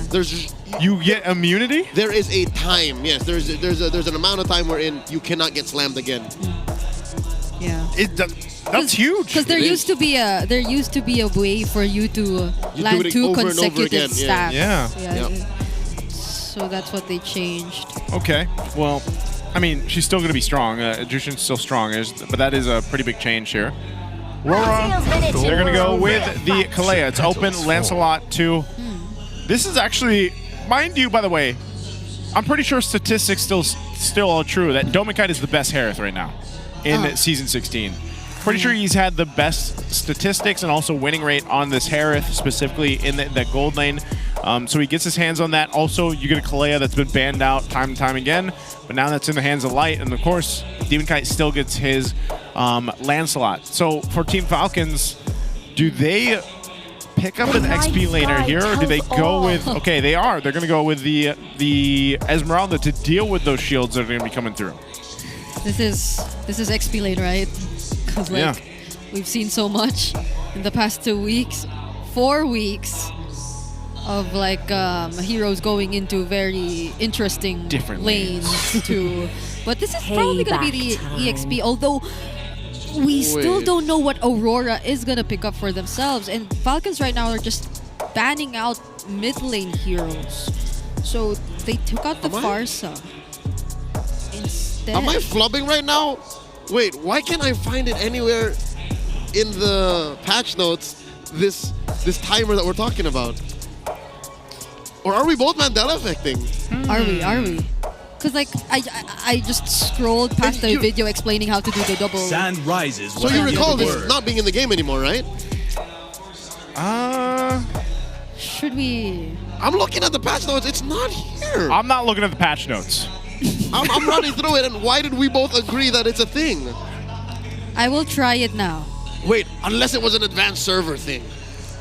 That too. Because the advanced server also has changes that we could have sworn was going to come in Project Next. But let's talk about the draft here first. Brigida right now whipped out her... Got him lined up in my sights. Whipped out her... Why do I feel like we're Mandela? What are you searching for? It might be an advanced server thing. Okay. Okay. So it is? She's still trying to find it out. Because I'm... All right, quick recap. Falcons are attacking Aurora's mid lane. Aurora has yet to pick anything. Selena is still out in the wild, is that right? Yes, Selena is still there. Unless this is going to be, I don't know if it's actually going to be banned out here. Obviously, the Aurora doesn't have to. Yep, it is an advanced server thing. Is it? Yep, can confirm. So this is still raw, unadulterated Zushin.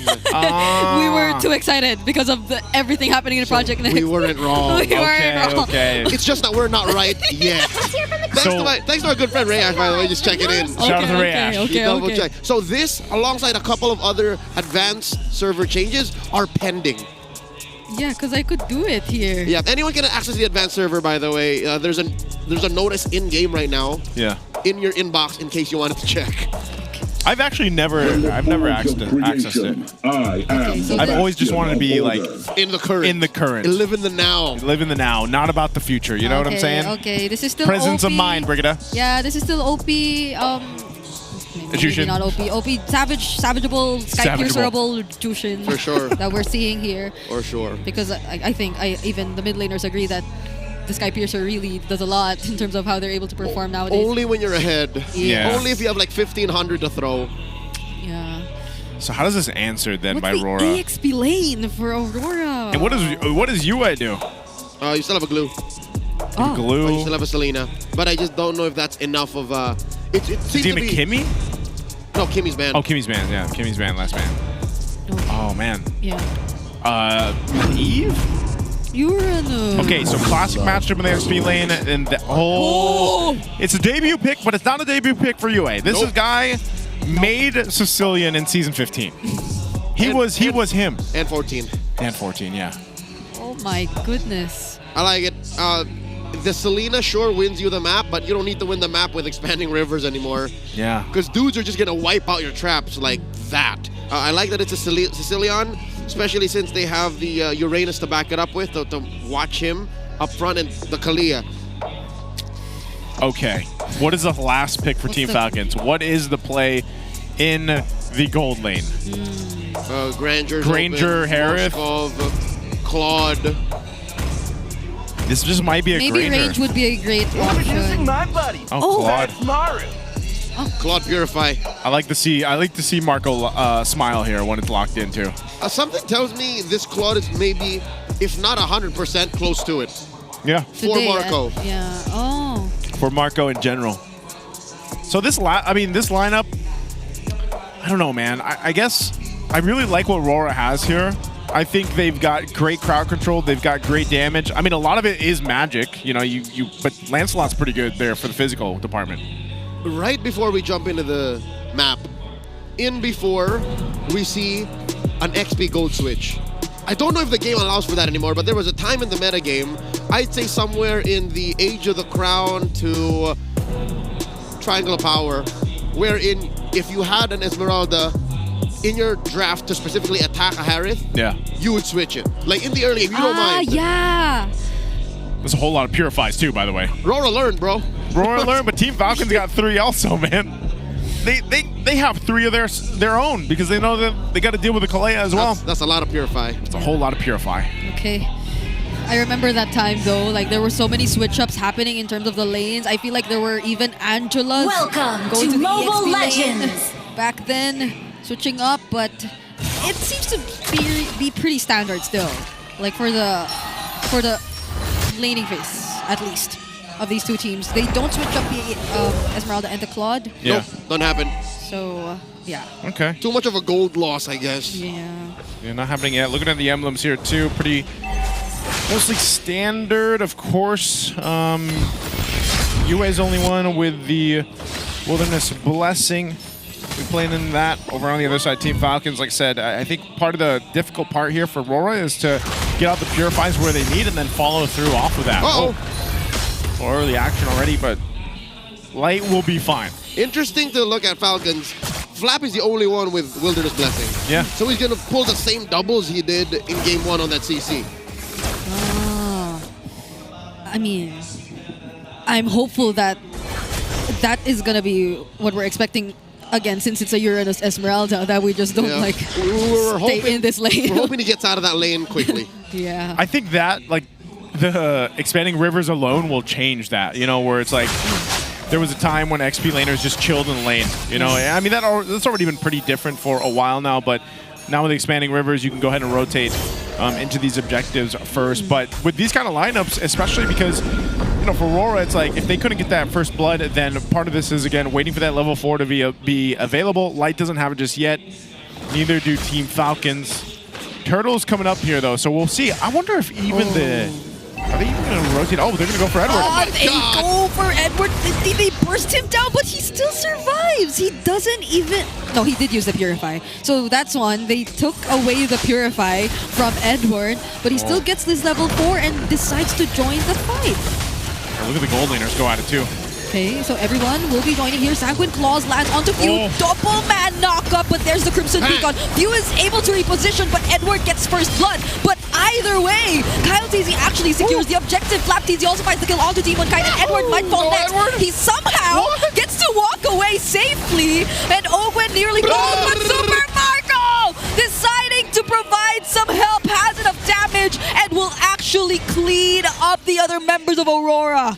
All right, at the end of the day, Falcons wins that trade. Again, 3 to 2 kills plus the turtle. And is it just me, or did Kyle TZ throw that boat alongside the retribution? That seems to be what he did. Yeah, and it secured him the turtle.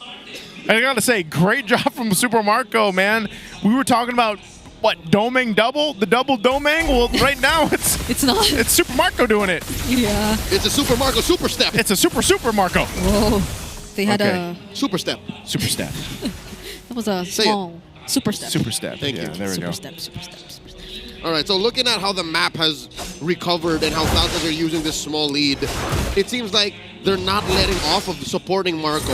Yes, Marco is self-sustaining, and he can just get out of the lane much faster than the Harith, but you never know. Without the Mount Shocker, the Lancelot and the Kalia could be hiding in these random bushes.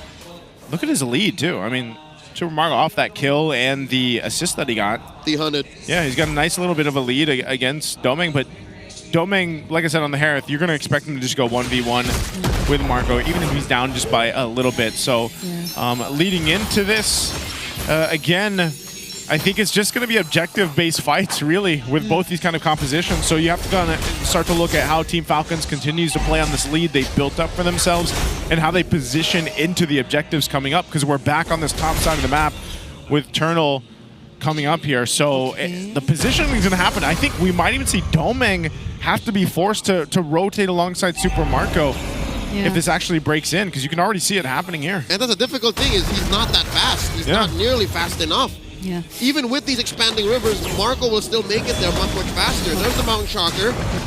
So it's great that Falcons are actually able to hold the pressure so well, but that was a flicker that did not connect onto Kyle TZ, but still Aurora are trying to look for the fight. But the sustain in the members of Team Falcons is just too much. That was enough time for Aurora, however, to already secure the objective for themselves. Dominkite, as you mentioned, finally joining the fight here in the middle lane as well. But Flap, Marco? no amount of sustain could deal with that, and Super Marco again with the clutch, blazing duet. Nearly finds the trades, but Aurora was prepared to deal with it just the same. That's a charged attack by Kyle, missing. Close call. I think Falcons were looking for the perfect moment. They were trying to find the perfect layering, which then instead led to Aurora pulling the trigger much faster and starting the fight. I'm wondering what was going on in that gold lane, because I was looking at the turtle fight. I was looking at mid, but how come Dominkite left the lane first? Was the farm that good for Marco that he could not let it go? Yeah, what happened was Doming actually knew that Marco wanted to rotate up. He did this, like he did some damage to Marco, and then the wave was still there. Doming went up, Marco was a little bit less health, and then he came late. He's been doing this for like the entire laning phase now. Whenever he sees Super Marco, he just uses the Zaman Force, tries to make him recall, and it's different from Flying Clouds because it'll take more time for Super Marco to get back. So he used nature and history's most useful tool, violence. Violence. He just hurt Marco. Basically. To make Marco not rotate fast. Okay. So they get that tier 1 down. First one of the game. A lot of these fights have been just breaking out, but it's RORA now that shifted things in their favor. They got this 1.3k gold lead. They got the first turret down. Eyes set on the rest of the map if they can go ahead and push up top too. Demon Kite's working in that. So Turtle spawning up here on the other side now. Both teams have one in favor for them. We'll see which one gets the third turtle. This might be different though this time around. I mean, Marco's still holding on to a very minor gold lead against Dominkite, but he's going to have to join this fight. I don't think they can win these without Marco. Nope, they can't. They need him at best. Late entry. Yes. There's the Mount Shocker. Turtle at half. Okay. There's the Lantern Flare already committed onto Edward, but that's the Uranus. Again, enough time was bought for Demon Kite to just secure the turtle. Super Marco forced to use the Blazing Duet and the Purify to try and escape out of that. That's the Purify from Flap TZ as well, just trying to chase after Dominkite, but the sustain is enough. Demon Kite finds the kill, and that will be Ogwen down 2. Curious why Falcons, despite Marco getting bullied out of that fight, forced to use the Blazing Duet defensively, still kept up the pressure. Is it all to defend this tier 1? I mean, they were going to give it up anyways. I don't know. I was wondering the same thing. And you got to admit that RORA does such a good job at zoning out the right targets if they have to, or playing defensively if they have to. This is just crazy, by the way. Whoa. That Whoa. Uranus is able to do this, man. Like, okay. You can't. Hey, Team Falcons was tired of it too. Yeah, you could see the reaction from Edward. He stayed a bit too long. Limit testing. In that position, right in front of Kyle Teasy. And there was no hesitation whatsoever from Team Falcons. They needed to, or they wanted to take anything that they could, any kill, any trades. And fortunately for them, this is still somewhat a 3K gold lead. That, again, the patch is helping teams catch up to. But what they do from this point onwards is definitely going to play a huge role because time is ticking for them too. Like, this is a Sicilian we're talking about. Yue just keeps getting all those stacks in, and this is why we mentioned that he made a name for himself on the Sicilian. You know what? The only real way Yue will get caught is if his team gets wiped out. As it is, he's so good at keeping himself safe, playing with the space, that everybody else, what they're doing, just amplifies that technique, that knowledge of the space. Oh my god, LG! Oh, lands onto Edward, doesn't land on Dominkite, however, and still has the Purify. And now FlapTZ is the one who's forced to use the Purify instead. Super Marco, look at the damage. Forces Aurora to somehow walk away, but that's a Conceal 2 used by Aurora. They might want to go for something. Oh my goodness, all the while that was happening, Demon Kite was just working on the Lord. That's the Tsunami Slap committed onto FlapTZ too. How did that happen? What? I mean, is that just how far ahead this lineup Aurora is? I think the camera did us dirty. It panned over as soon as Kyle got caught. And we couldn't see exactly how that engagement was found, but it looks like lightning to flicker. So that's how. That explains it. Oh my god.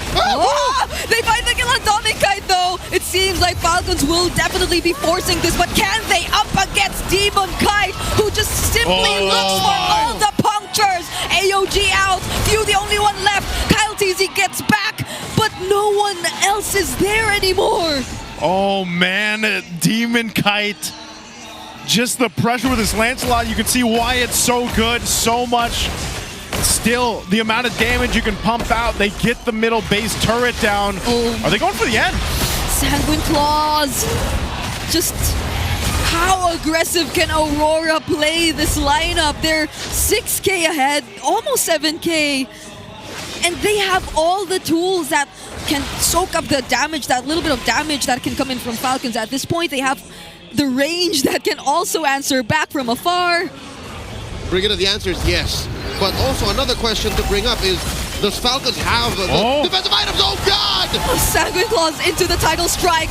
Multiple layers of crowd control just converted into kills for Dominkite. And now the Lord gets access to the base. Blazing to it by Super Marco, but he will just try to prolong this a little bit more because Aurora, they will even out the series for tonight. We're going to another game 3 here. Did they have enough defense? The answer was no. Aurora comes in swinging in game 2. It's a rule of MLBB nature that if you have a Sicilian and you're up, past 5, 6K, you're out of the danger zone. You're fine. And it's up to your opponent if they have the answer. And looking at the draft, now more in hindsight, the Claude wasn't ready just yet. The Claude was one of the few answers to the Sicilian. And even then, I think Yue was on his way to building a Winter Crown, so that would have been an answer too. It's just deadly, man. I mean, you saw those team fights where the last couple team fights that we saw, even if it was like a 3,000 or 4,000 gold lead, it was like the full force of Team Falcons versus 4 members of Aurora. And they were able to hold their own, if not sometimes even win those fights and get flapped down, or any of those tankier members of Team Falcons. And it just was like, it allowed Demon Kite to do his thing around the map, securing the objectives, and then led into this. But here we go, MVP, of course, Yue on the Sicilian. We talked about in the draft how Yue brought this hero to light in 14 and 15. Seasons 14 and 15, especially in 15. He was one of the very few people to play it. Still has it here in that hero pool of his, 2-0 and 14. My goodness. And I don't even know how many stacks he had, but he was hurting. I love how he respected what Falcons brought to the table and did not do the greedy route of building Skypiercer. Yeah. He instead went boots, glowing wand, lantern, and then Bob's your uncle. There's no turning back. Like, this was maybe 1,000 or so away from a Holy Crystal, if I'm not mistaken. Yeah. And he was on his way to just taking over the game. This is what you look to if you want to play Sicilian in ranked games. The draft on Falcons, yeah, even in that mid-gate lane matchup, like that Zushin, no matter how strong she is, no matter how unfettered she is in the current patch, like she hasn't been touched in a nerf in a while, there was no one to answer this Sicilian. It literally was just on Marco. I mean, even the Howl mentioned how you should hard counter the mid lane matchup, and everything just seemed to be perfect for a Sicilian to be drafted in this lineup, because even the early pick on the Esmeralda in a way limited some of the options in the EXP lane, but the answer from Aurora wasn't necessarily to win against it. So they just tried to find a way to manage it. And again, this is such a common matchup in the EXP lane, this Uranus Esmeralda. We've seen it time and time again. And Aurora just settled with that because it was in the other parts of their lineup, or in the other parts of the map, that they decided to invest a lot more of their other things on. And even independently, like, they did not need to worry about the EXP, that's a given, but even the gold. Because, like, the way that Dominkite played the gold lane, Yeah. he was able to handle it all by himself. There's a reason why I said in the draft, like, when he locked in the Harith and it was the first pick, it's like Dominkite is I'm pretty sure he's the best Harith right now in Season 16. 88% win rate. This now brings it up to 9-8. 9 and... Huh? With this win, he's 9-8. He's 9-8? Yep, 9 picks, 8 wins. So Goodness. That puts it at about 89, 90%. 89. Yeah, and so I know Renmar's shared this, like, sentiment. When you see Dominkite pick up the Harith, like, you know that there's a good chance they win. And part of that also is if you look at the way Dominkite plays, not just in the gold lane itself against Super Marco, where he's very aggressive, but even when it comes down to the team fights, like, Dominkite knows that limit of being able to play up front, being able to kind of wait a little bit to pop that Zaman Force or not. And again, it was just all set up really well by the rest of the team of Aurora, and that's what's worked for them so well. I mean, look at this. This is an 11-minute game. Like, this was so fast. Like, it's snowballed so fast here for Aurora to take game 2. Yeah, I think this is one of those Aurora gets the early game and you could barely snatch it away from them anymore kind of games. And I feel like if you're Team Falcons, you need to prepare yourself for that and not draft a lineup that could be very dangerous if you don't get to play at the same level in the early stages of the game. Because this lineup clearly takes time. Yinsun-Shin, Claude, Esmeralda. And there's not much early game damage you could expect from the Jushin Gatot. Or Burst. I think that is one of the things that made their game 1 lethal, and that's what made it work for Falcons. Going into game 3, like, now we're going all the way. That's definitely something that they have to reconsider and contemplate on. Draft to have at least some level of burst. This had 0 burst. Yeah, there's a problem with that, and like even in that sense, it was like they didn't. I don't know, man. I just want to see them ban out the Lancelot. Like, that almost seems to be one of the answers for a lot of these teams that kind of struggle with this. You can see the BPI rich guy being Team Kai here. He had the Lancelot, and that was the thing, man. Like, it just gets to a point where the Lancelot's able to go ahead and just do so much by himself. Like, that's what we see these prolific Lancelot players be able to do. One other fatal mistake that Falcons did, I wouldn't call it a mistake. I'd rather a slip-up or a misgiving in the draft, is they opened up the Kalia, but did not pick it up in red 1 and 2. Yeah. Because it would have made more sense if you open the Kalia and you open the Lancelot, you open the Harith, you give that to Aurora, and you at least secure the Kalia so you have a soft answer to the Lance. That would have made more sense, but again, they gave both. Yeah. They gave both. Those are hard. Okay. It's one of those things where, again, when you look at it, there's a lot that can tell there, but this is also a look at the MPL Philippines Season 16 first half regular season stats. You can see just how much has been used. 62 heroes, by the way. Screenshot it, folks. Screenshot, because this is a whole lot of information, guys. There's a lot guys. of meat on this page. Real quick, there's only been 2 Savages. One of the players, Yue, is actually responsible for that. Something to count their blessings for if you're a Falcons fan. FLCN knows how to take damage. He is the highest damage taken per minute. You're looking at the most contested heroes here. There's the Lancelot, there's the Zushin, there's the Harith. And as well, blue side has recovered. I think red slowly, at some point in the season, had a better win rate. And then now blue is doing better. That's what RORA did just now. Yeah, and you're also seeing a lot of players from Twisted Minds actually have their names on the highest stats in-game this season board, which is really nice to see for a quote-unquote rookie team. Like, these are considerably rookie players, probably, except from Lansu. Nosha, you see Nosha there, and I think this is Sean. Yep, Part Nosha, of the 17 assists. Most kills, tied for assists. Perfect KDA on Sean. Nosha, most damage dealt in a game. Yeah. Of course, Lansu, most damage taken in a game. Twisted Minds, they'll be in action tomorrow. Can't wait to see how Twisted plays this. You know, like, because again, I think a lot of people, even back when we saw them last season, it was always like, you know, what are they gonna have up their sleeves? What are they gonna do for the draft and everything like that? So far, as we wait for our very final game of the night to go ahead and start, I think, you know, overall, like, you've seen, like, especially if you watch the first match and then this one, like, you've seen that there's clearly been some effect of this Project Next so far, like, Broken walls, far, right? Yeah, hopefully we get to see Broken Walls, but again, I think even so, like, this week, week 5, we still need to see what more the players and the coaches cook up for this this whole kind of change that's happening here. Mind you as well, like, next week, week 6, Alice and Obsidia would be available. And I'm not so sold or, like, sure on the Alice yet, but maybe there's a play MP. there. Yeah, maybe aside from MP. Wait, will he still though? Like, there's been so much change. If somehow they ban the way where it's like maybe we see Angela slip through too. I don't know if that's gonna happen. Alice, no, rather, sorry, Angela, 1-1. Angela and 1-1. I don't think we'll ever leave the ban. They'll just perma-ban. Yeah, there has to be a good reason for you to open the Angela.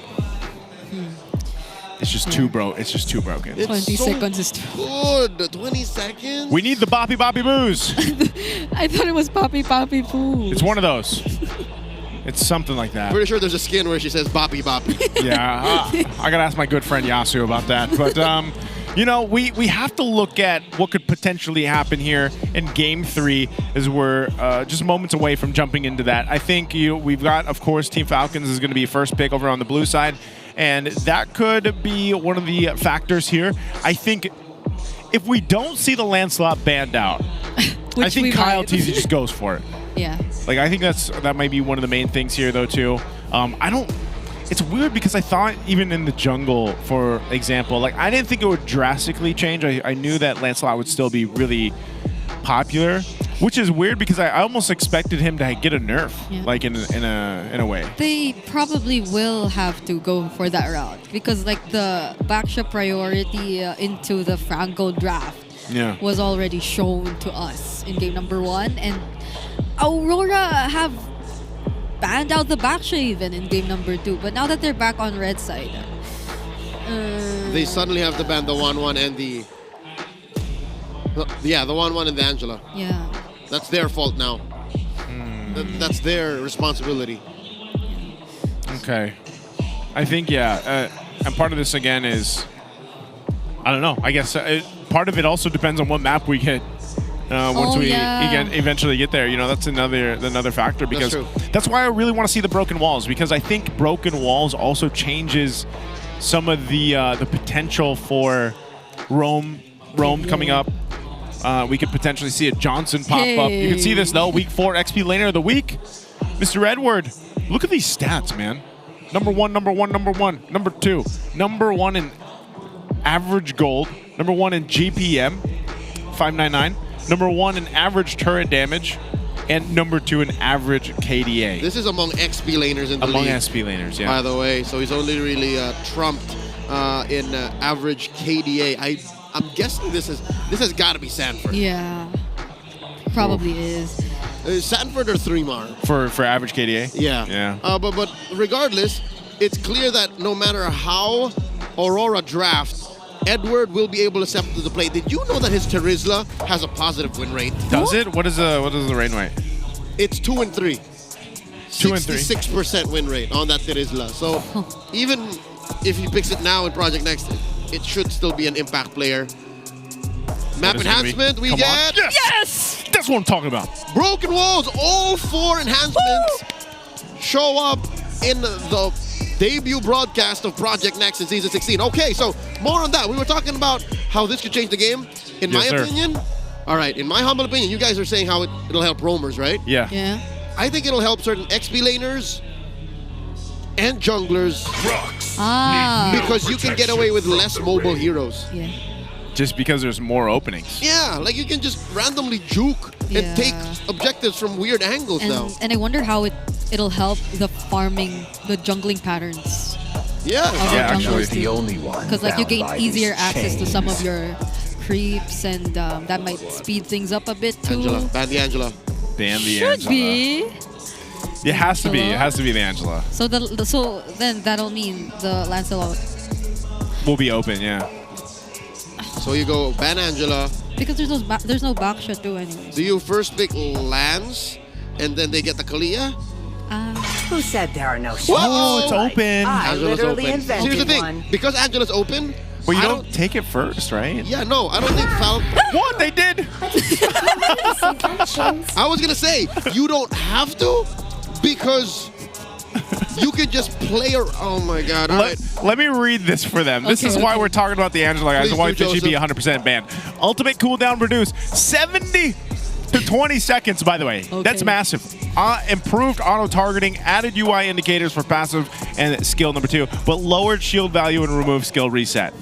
So the shield value isn't as strong, but still enhanced by Oracle and the like. Yes, it's still enhanced.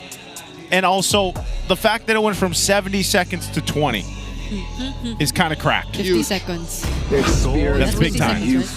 Like, who was the Angela main in the dev department? The Kite Brothers. Kite Brothers again. It's the Lancelot and the Granger. What did that conversation sound like for this to come through? Hey, it's my birthday. I love Angela. Let's buffer. It was like that. Isn't 70 seconds a little too long? Let's make it 20. What did that email say? Oh my goodness. Falcons here pick up the Joy and the CC. Both solid Angela targets. Yeah. Dude, the Joy Angela And then they go Irithyll. It's like a nightmare in your own games. Joy Angela sounds like a Filipino girl name. Joy Angela. Yes, true. Or Angela Joy. That one more. Angela Joy. Angela Joy, come here. Yeah. Ponte Cadizo. Angela Joy. 10 out of 10. Thank you. I'm getting better by the day, by the way. Yeah. Training, for season 20. Find me on the Tagalog broadcast. You lived here more than a decade, sir. I couldn't tell. Hey, it's not about how fast you go. It's that you get there. That's how you get there. Oh my God! This is how you counter an Angela. Franco's light. Yep. Whoever gets the hard guard, you just chow down. Or even before the hard guard comes in, you chow down. Yeah.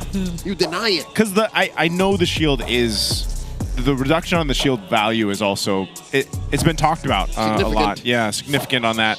And obviously, you need time to get the items anyway to go ahead and help buff those shields up. So.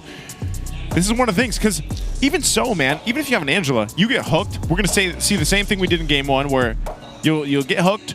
I'm sure Light's going to have a focusing mark too, and then you have that loaded damage from a Lancelot. But this is Rome Angela, right? We don't know. We don't know. It could be swerved. It could be in the hands of few. That's the thing. Payback time. But both Aurora and Falcons are banning mid laners. I hope the high heavens it is. You know what? At this point, it's been a while since we've seen Angela. I don't have a preference. Yeah. I would rather let Coach Treb and Falcons cook. Yeah. Let him cook. Farah misbanned though. So thinking it might be the Rome. We're running out of mid laners again. There's still the Kimmy. There's still the Selena. The Valentina. The Valentina. The Eve. The Kagura. Kags. Yeah. Oh my God. Angela Kagura. Yeah. That's a Filipino-Japanese girl. Angela Kagura. That's really good though. Or Kagura Angela. Think about that. For the ultimate Kagura-san. Why with that voice? Because I'm Japanese. you can't say that. Why? Because I you're lived not there. Okay. I lived there for 8 years. Okay, Yeah, he did. can. You he did. can. You did. Height. Konnichiwa. Ohio. Ohio. Yeah, that's how he woke up because people say good morning. Nani? You don't know that I've been a Japanese voice actor, bro? I haven't. Makes sense. It's okay. Anyway, jumping back to the draft here, there's the final one. It's Lunux. This is a very specific way of attacking mid lane for Falcons. They know what they don't want. They don't want that. So what is this? Is there a chance that we just see UA go, I don't know, is there a world he goes Sicilian again? This is a joy though that they're dangerous. going up against. Yeah, he has to be very specific. I think he comes out with an Edward pick first. An Edward pick? Yeah, sound like a Uranus. Okay. Okay. Okay. He's pretty quiet and understated, so it's a Uranus. Yeah. Like he does Uranus even have lines? Or does he just goes, "Ugh." He does, dude. He does. does? He does. What happened to the Lapu Lapus? We don't need him. Okay. Well, if you think about it, like the Uranus too, it also allows you to just be playing up front. Yeah, it's And kinda- it allows space for light to work here. rises when I give the My word. Can I just say the new Dyroth portrait is pretty cool. Hey. Gold lane. Gold lane. What? CC. CC or Dyroth? Wait, Dyroth.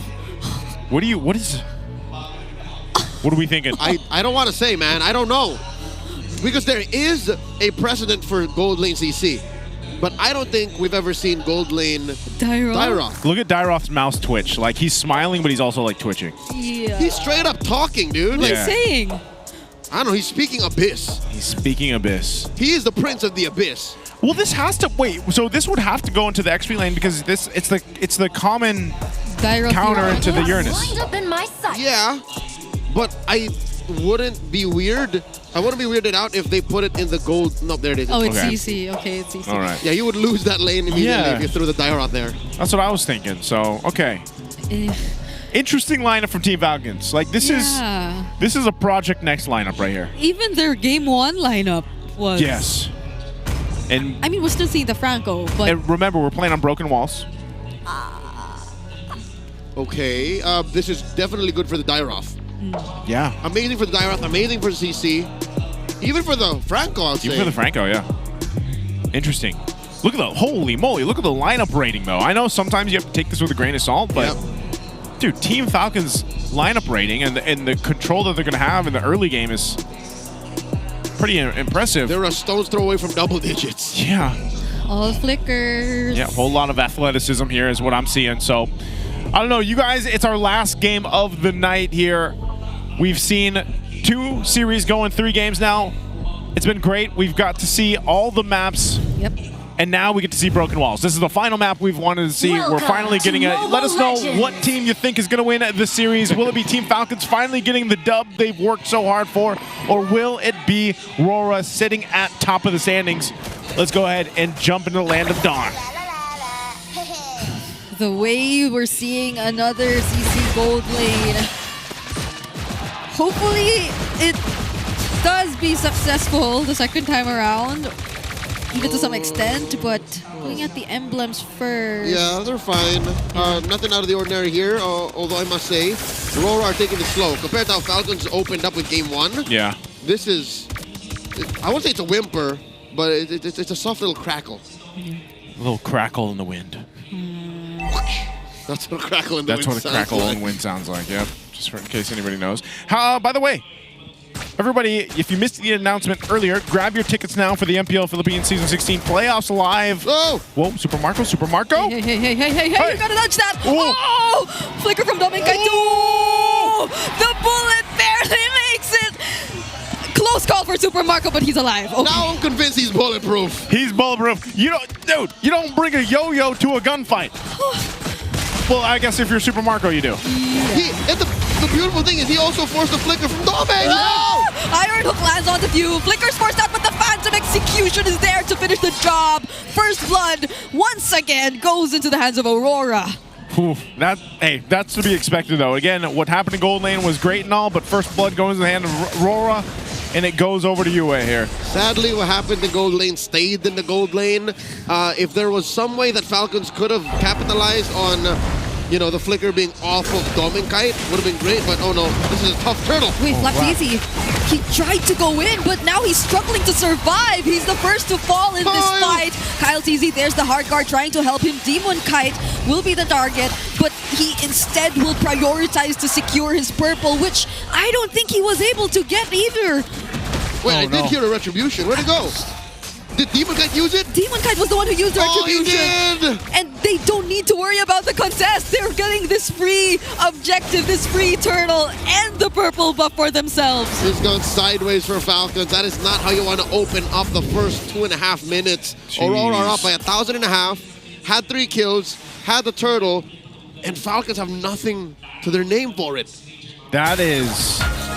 Oh man, I don't know. Like, yes, it's not a crazy lead or anything like that, but if you just look at how those exchanges went, that's not looking too good if you're Falcons here. And you can even see the pressure of having Light on this Franco. Oh, Edward. Okay. He's tanky enough. Oh, that's what I was gonna say. Okay, so Light just burned the flicker, the bloody hunt. Yeah. And that's what I was saying, man. This pressure in the mid lane, few can't even move. This is such a throwback to week 2 or 3. Week 2 or 3 answers of teams to Team Falcons, always denying few in the mid lane. And this is a mid lane Angela, after all, that we're talking about. Traction Pulse will connect onto 2, but the electrifying beats will be enough to take Light down. There's the quick sand guard from Ogwen, but that's the Thorn Rose, and he could not escape that. You know what? It's true that if you beat down on few, Falcons are less likely to clap back. Yeah. But with an Angela, I think there's more of a hope. With an Angela, you're fine. Like, you die, you get sent back, you heart guard, and your item demands aren't as high. Yeah. Like, and I don't know, part of that though still is I just feel like lineup-wise... Oh no, hold on, Super Marco. Another heart guard. Oh, actually saves Super Marco. So they get to defend this turret still. Okay. And this is why the Angela's banned. There's almost always the heart guard to save his teammates. Yep, you can hold your breath and heart guard would go off of cooldown. Yeah, See, there it just came back up.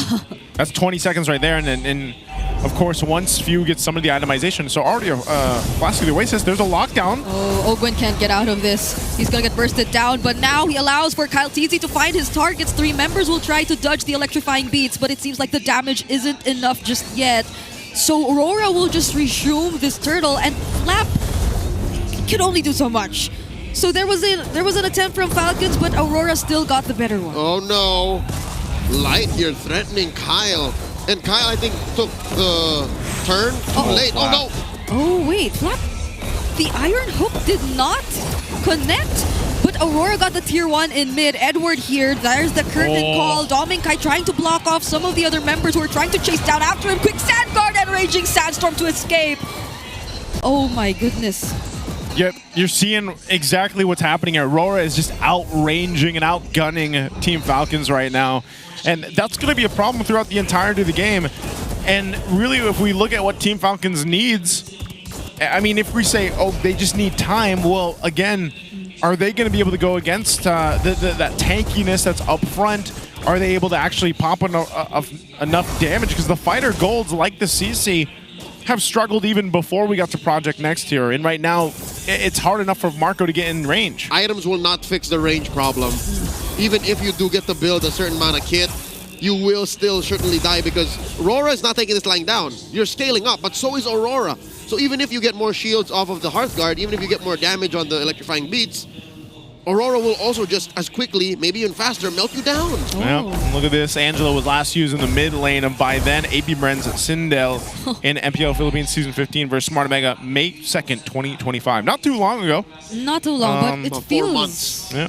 It feels a while. It feels like it has been a while since we've seen the Angela, but still, as much as we've talked about it and the potential for it to just be banned out, so far, it doesn't seem to be working, but it's not so much just the Angela, it's also just this composition's a little wonky from Team Falcons. I think I have a bigger problem for Flap in this game. Like, What's that? there's the Fury Hammer, and he clearly is trying to play this aggressively, but whenever he does go in, similar to this, he just gets immediately bursted down. Oh, the flicker extended a bit too much, but that's a beautiful usage of the curtain call still. On the other side, Kyle TZ2 trying to look for a target, but they cannot get much out of it. Nope. Flap TZ might be the biggest example of getting outranged. Yeah. He has to use the flicker and a fully charged passive to be able to second skill into a winning position for the for his ult. It's very difficult to be Flap this time, even if in theory he should be good against Aurora's lineup. He just can't get in there. Yeah, and even if he does, he gets locked down. Yeah. The Franco was such a good Franco was such a good pick too, because you go ahead and stop anybody really in the tracks. But if it is Flap trying to initiate, or even Ogwin, you can technically just bloody hunt them. Flicker's going to be used from UA, but nonetheless, it's really Team Falcon scrapping up. I mean, it's been a while since we've seen this kind of lead. You're almost 8 minutes in, 7,500 gold ahead right now for RORA. It's a very dominant game for them, and I don't see Team Falcons really able to claw back into this, at least for a while. I mean, even just looking at the gold leads of their junglers and gold laners, it's rough for Super Marco. Like, even Super Marco, right? What can he do? Like, we were supposed to expect the range from him, but not even his hero could offer that to us. They're not in a position wherein Marco can get his damage out. He's not bursting just yet on the CC. And now Flap TZ, he can't even punish. Ogwin! Ooh, Falcons tried to surround Aurora, but without enough damage and sustain even.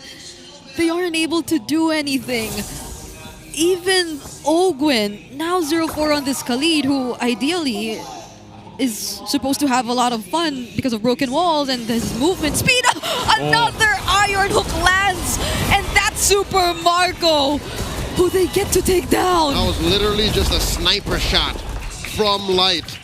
It went right through. I would have also felt safe if I was Few, but apparently Light's on fire tonight. It's he saw Ogwin play it in game 1, and he's like, hey, give me that. Give me that for game 3. And I think it's the exact same item build so far. Yeah, he went Win a Crown and then Fleet Time. And then Immortality, and then Bob's your uncle. Like, there's nothing that Falcons, not much that Falcons could do. So right now, the struggle really is, how can Falcons punish Aurora? Because that's what this lineup is about. At best, I think what Ogwin can do is to just sweep these brushes, make sure that the farm is clear for Kyle. And that's about it, because Kyle is the only one they're really waiting for. It's so much time that they need for Team Falcons, man. I mean, with this Lord push in, and they got what, the mid lane Holy Shield down, I think. Even the top one went down. So at this point, it's like Aurora's going to go ahead and be able to take this gold lead that they have, take this advantage that they have, and most likely get the base turrets down, because even if they overextend or overstep a little bit towards the base, they can force it with their advantage here. So mid lane, Lord's approaching. Oh no. Team Falcons desperately behind. What are they going to do? Ogwin might just go for a play. Oh, but he gets spotted by Dominic. Gets to actually land the Raging Sandstorm, and it's Light who they get to pick off. Now Kyle TZ trying his best, will try to look for the kill on Dominic, and he successfully finds it. Demon Kite will try to trade. Super Marco gets stunned, and it's actually a triple for Demon Kite. It's over. The Lord will fall down, but it's just Few on an Angela trying to defend, and Aurora this time around will be the ones to prevail. They came in swinging in game 2. They do it again in game 3. RORA takes the series. Team Falcons flew too close to the sun. They were so ambitious with this draft. And yes, Angela is strong. Yes, under certain circumstances, their hero picks lane per lane should have countered Aurora, but Aurora just played a much tighter game of MLBB. GG well played, the Falcons. I love how even while they're at 8th, they're still very creative, they're still innovative, and they're still pushing the boundaries of what's possible. Yeah. But this just wasn't it, not tonight, not against Aurora. Again, they take their bow here. Falcons still looking for that first big victory for them to propel them in the second half of the season. We'll see if they can do that in their future matches. So let's throw it over on stage for our winning interview with RORA. You better believe it, 7 match wins in a row. Once again, your winners, Aurora Gaming! What a performance that we saw from you guys. I mean, nakita na natin to right from before, Odin. I think we can ask Coach MTV first. Coach, this was the only team in that first round na natalo kayo. So I'm sure there's, some added flair to this game para mas makuha nyo yun. Aside from the patch, what were some of the things that you told your players para makapaganda kayo to make this happen? I think isa sa mga napag-usapan talaga namin lahat ng teams mag-a-adjust pa sa unang week. So ito yun yung week 5. So sabi ko sa kanila, mag-stick na lang muna tayo sa strength natin kasi hindi pa naman talaga natin sigurado kung effective ba yung mga bagong lalabas. So yun yung ginawa namin at na-apply naman nila kaya maganda pa rin yung naging laro. So hindi kayo masyado nag-experiment even after the project next. And gusto kong malaman yung insights mo na nag-reset din talaga yung ating gameplay. Tingin nyo ba sobrang malaking change yung mangyayari moving forward in the next matches? I think magsisimulang maging malaki yung adjustment or mga changes by next week. Pero this week, I think nagte-temp check pa lahat ng team kung ano ba talaga yung magiging pinaka-effective na meta sa bagong update.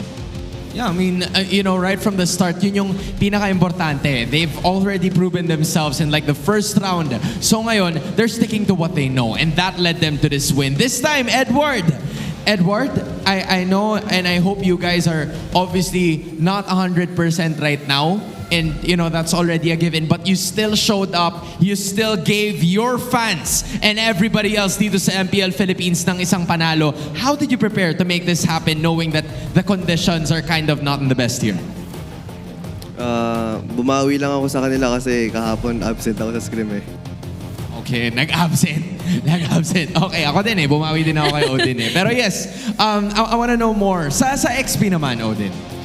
Edward, as an XP laner, di ba, meron mga changes din and sabi nila, affected daw talaga ang roamers in this patch. But for you as an XP laner, ano ba yung experience mo dito sa Project Next? Para sa akin, wala naman masyado. Kasi parang yung broken walls tsaka yung lang yung bago yung expanding, dangerous grass. Parang yun lang yung parang bago So, wala naman masyado.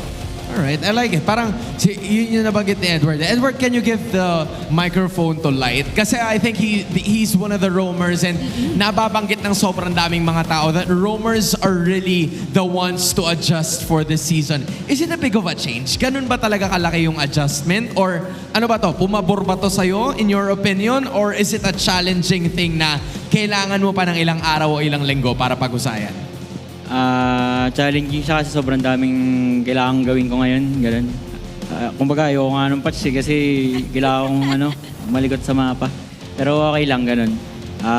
Marami namang opportunity na pwedeng magawa ngayon sa game. So, hopefully, makapag-adjust ako maayos. Well, the idea coming in from him. And meron ba kayong mensahe sa lahat ng mga fans? Meron tayo kaninang in-interview na all the way from Iloilo pa, Demon Kite. Can we hear it from you? Maraming salamat po sa mga sumusuporta sa Aurora. Tsaka panoodin niyo yung watch party ng Aurora. Then shoutout po sa family ko sa front seat. There we finally have it. 7 in a row. Your winners, Aurora Gaming! Micah, an incredible performance coming in from the Aurora, showcasing what they're made of. Finally, nakuha na nila. They have won against every single team this season. And reverse sweep ang kanilang nagawa. Nakabawi na sila sa unang team na nakatalo sa kanila for this season. And we're yet to know kung ano pa nga bang masasabi ng ating mga casters. Thank you so much, Hans and Odin, and of course, congratulations again there to RORA. Great to hear some of the thoughts there about, of course, Project Next, even from Coach MTB, about how he was saying, this week it's probably very similar to what we said in week 1 at the beginning of the half of the season, where it's like, this is the time for the teams to test things out here. And then Edward say there really wasn't much of a change. That's what he said. According to him, at least. And something's never changed because Light is still a beast on the Franco. I love it, man. I think I want to play Franco again. Same. I think that's... You don't roam? I do. I've been making sure not to use the same hero twice in this patch so far. But let's just manage our expectations because none of us are MPL and MSC champions like Lightness. That's true. That's true. None of us. I'm inspired by him though. See the game like he doesn't. You know what? His hook. I hope we catch it here in the highlights. His hook on Few. Yeah. That thing is a thing of beauty. Like how did he even snatch him like that? Like what was Few doing that close to the that hook? One? No, the one near the base. The one near the base, But that one too. But that one too, yes, first blood. Because that's first blood. Like, God. That's why I said light. When I think of Franco, I just think of light. I mean, there's... Light, venting, people but like that. Light is so good with Franco, man. Idok. That's my... That's your Franco? That's my Franco Trinity. Am I missing anyone? Please don't blame me. Please don't blame Everybody us. has their own list. Yes. But I think, like, overall, this was just a kind of a weird draft from Team Falcons, man. Like, it was a little too spicy, sir. It was a little too spicy. It was a little too next. A little too Project Next. It was like a 2027 Project Next. Kinda. With broken walls. Oh my goodness. I mean... Maybe with Mr. Cloud. Like this would... No, I don't think that one. I'm just joking. Oh, that one. That one, It was maximum range at an angle that Few wasn't expecting to watch out for. I think he was looking at the map. Yeah. That's why you didn't see that coming. So many deaths happened because you dragged the map. This is the Hail Mary by Falcons here. It would have been a great gambit, yes. But if only the map were on their side, that would have been a safer go. But there was a Lord and a wave in mid. Like, what did they expect? It was like almost one of those situations where they just kind of like went for it because they knew that it was the only chance. It was the only chance. They were nearly 10,000 goal behind. I mean, this was faster than game 2. This was 10:39. I think game 2 was 10:50 something, 58, 50 something like that. So, my goodness, that's man, RORA. Like, and I know some people are still like, you know, we saw this kind of this color of RORA last season. But they haven't let up, man. 7 in a row. We did say get some burst. Get some burst. For Falcons, but... Where's the burst? It was supposed to be the joy. Is Marco on his way to an Oracle too? So double Oracle, because again, you want to get more shields from the Hearthguard. Yeah, again, this draft is so next level. But look at even Ogwen's build. Yeah, because again, that's all he could have done. Damage. Just damage. And again, I think at some point he already accepted the fact that he's just going to be there to clear bushes. But that's all damage then. I mean, not for Flap. He went Oracle first item, but... Because he knows that his kit will do the damage. Yeah. So even then, it's still like somewhat of a damage hero. Maybe if we crank down the parameters a little and built a little more closer to the fundamental approach, this Angela would have been devastating. I think in a, let's just say, quote unquote, like a normal lineup. Yeah. Just pull it back a little. Pull it back a little bit. The Angela is probably a threat. We saw it. We saw like how the hard guard was always up. And like if it were a bit different, they could have relied on this Angela so much to sustain their heroes, to clutch or create some outplays. For sure, Falcons did give us something to think about. You know, something to chew on, given the changes to certain heroes and the maps. But yeah, at the end of the day, RORA just stuck to their guns and played a game that they're comfortable with. Brought out an old favorite in the Franco and the Sicilian in game 2. And called it a day. Kept their streak going. What is it now? 7. 7 in a row. 7 matches in a row. Beautiful. That makes it 7 for Team Falcons too. Ooh, that's tough. Again, let's go ahead and listen in on how RORA communicated this win here in game 3. Bigyan natin. Bigyan natin. Nasaan Joy? Walang dash. Tara. Joy, pre. Sumali, pre. Goods lang. Walang kwenta, pre. Ikaw talalay. Goods lang. Magados yan. Wala na. Tingin sa akin, dadaan nata, brother. Wag naman. Tingin na. Galit. Kalma. Patay. Joy. Wala. May player ako. Kopya, ward. Nice ward. Dalawa. Nandito ba nga eh. Wala. Okay na. Ready nga sa akin, natapangan ko. Okay. Turtle guy. Ba't tayo after? Mid na isa. Kalma ka, tama lang yan, Brad. Out mo lang. Diretso yung mga yun, no? Oo, ayan na. Kayo na. Sabihin kay Gold ah. Wag lang tayo pabawi, Chen. Pre, wala nang. Kay gusto rin nila. Nice boys. So there it is. Great comms, great communication there from RORA. And, you know, I always have my eyes on Lights Cam because I never get to see his face. Yes, that's very... This is how he plays. It's how he shows off the Infinix GT30 Pro. Oh, yeah. So he's doing work. Even that close, the screen is still as clear. It's still, yeah, that's true. Any final thoughts about our day one here, Project Next? It's such a nice welcome back, all game 3s. I'm pretty sure teams have yet to hit the, bottom of the barrel. There's so much more we're gonna see. So hopefully we get to see some of that tomorrow because Twisted there's minds. a triple header for tomorrow, of course, for Saturday. But that's been us. It's been me, Naisu, Brigida, Leo. No wonder we had 3 games. Brigida's back. Let's go ahead and throw it out, close it out with the howl.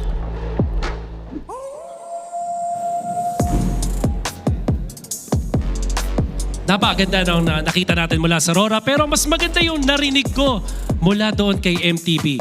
Simple lang. Kailangan lang hindi sila mag-overthink ng draft at pakita lang nila yung strengths nila. Kaya naman, ang pinakaunang note ko sa game na to ay draft masterclass mula sa RORA once again. Especially in a series perspective. Meaning to say, kahit natalo sila nung game number 1, in-adjust nila accordingly yung draft pattern nila. Kinuha nila yung first pick, kinuha nila yung Harith, tapos na-overload dito yung side ng Falcons. And the exact opposite can be said dito sa side ng Falcons. Ito yung napaka-aggressive na drafting mula sa kanila. For example, we saw yung Yisen Shin at pati na rin itong Jushin na kanilang pinarioritize to game number 2. Unfortunately, did not work. Dairoth as well as the Khalid also did not work in game number 2. Masyadong ambitious mula sa side ng Falcons. And nakita natin mula dun kay MTB and the drafting mula sa RORA, they just became standard at nakita naman natin napakadali ng game para sa kanila. At babalikan natin yung mga keys to victory na binigay natin para sa RORA. They just have to hard counter the mid lane matchup. Game number 2, we saw na kinuha nila dito yung Sicilian to counter the Jushin. That really worked in their favor. Game number 3, yung kanila namang ginawa is kumuha na sila ng Franco versus that Angela at talagang kinuha nila yung Kimi para mahirapan na talagang makabangon si Few dun sa may mid lane. And lastly, hindi nila pinahinga dito si Kyle TZ. Game number 2 and game number 3, it's like Kyle TZ did not have any game. Siguro nung game number 1, dahil nakakuha siya ng backsha, mas nakakilo siya. Pero pag yung draft ay hindi na pabor kay Kyle TZ, it's clear that Falcons cannot move. Falcons, unfortunately, on their 7th win streak, para naman sa RORA, lahat na ng teams sa MPL Page 16 ay natalo na nila. Will they continue with this momentum? Tingnan natin. But for now, let's now get back to the casters. Just kidding, we're back. It's still us. And yeah, we got the breakdown from Wolf on the howl there on exactly what RORA did to go ahead and win that victory. And I think they did it perfectly, man. You know, they were able to go ahead and make sure that Kyle TZ wasn't able to really do much in the jungle. But just overall, the way that RORA played was how they've been playing all season. Yeah, and the mid lane matchup, that too. Yes, like sir. Every single game, it just felt like Yue had a much better time in the mid lane compared to Few. And so, sadly, they stay there in the bottom of the standings for now. But you know what? For Falcons, I guess it's just been a while. This is one of their MOs. Like they're used to clawing themselves out of deep pits like this. You don't get to stay in the league for as long as Few has without tripping a few times and picking yourself up. So this is just one of those roadblocks again.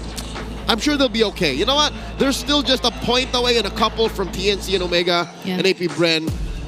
I'm not giving up just yet. I was going to say, man, like literally one good weekend for Team Falcons. Exactly. Could literally bump them up to 6 even.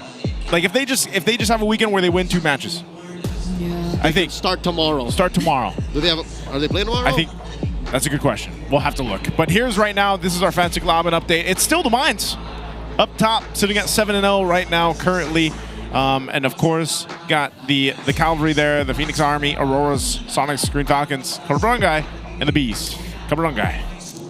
They have one tomorrow. They have one tomorrow, against okay. Twisted. Ooh.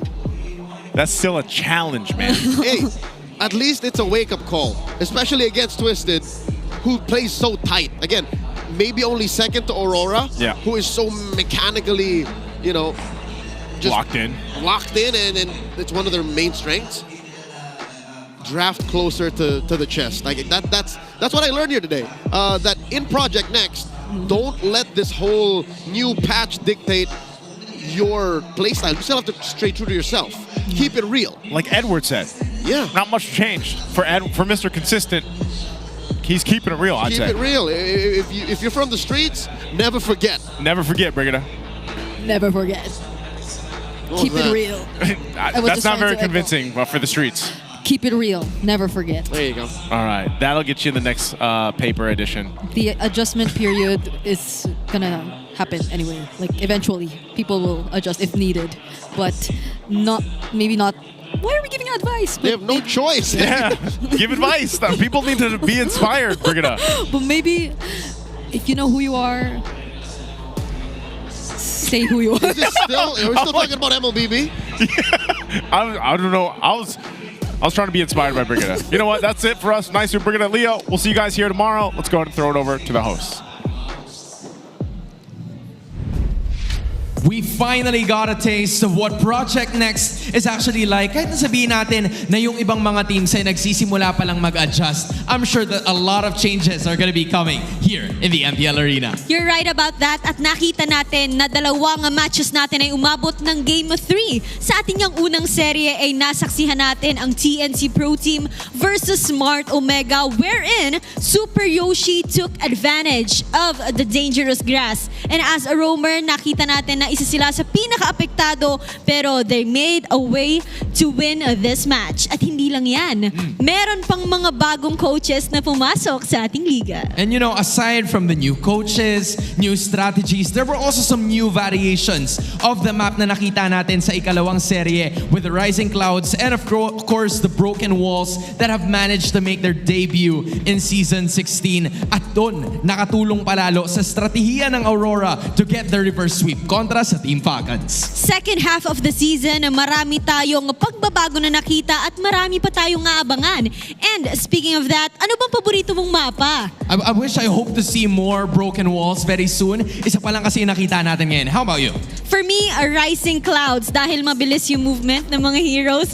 Just like ang dapat gawin ng ating mga teams ngayon wherein they are in a race para makakuha ng mga puntos dahil malapit na ang ating playoffs. And those points are gonna be taken. More wins are gonna be possible dahil triple header series na naman ang ating makikita courtesy of the Super Fan Saturday. Muli, ako si Hans Galeria. And this is your very own Odin. Sama-sama tayong muli bukas dito lamang sa MPL Philippines Season 16.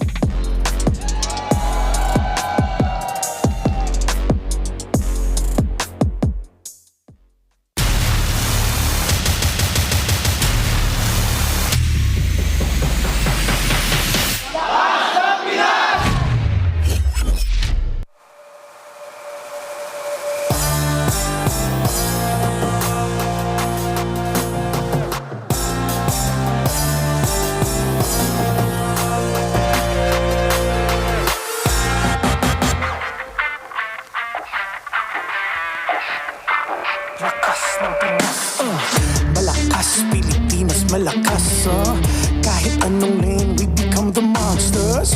Malakas, Pilipinas, malakas, face the golden sun and repping for the 3 stars. Look at us, to the top, no ifs, no buts, winning any game para to sa PINAS.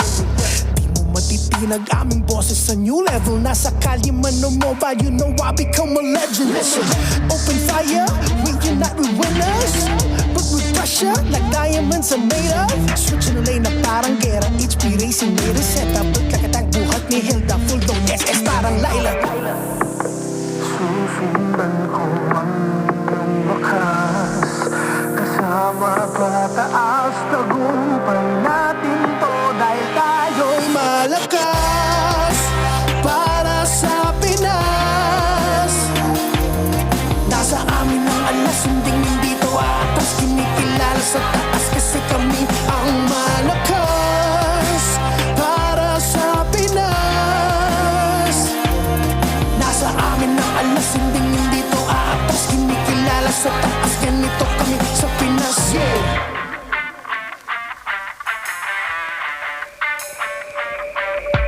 Laging MVP. No surrender, no retreat. Pag nagsama-sama, just imagine what we can achieve. Laging MVP. No surrender, no retreat. Giving 100 on my all, cause we just cannot be defeated.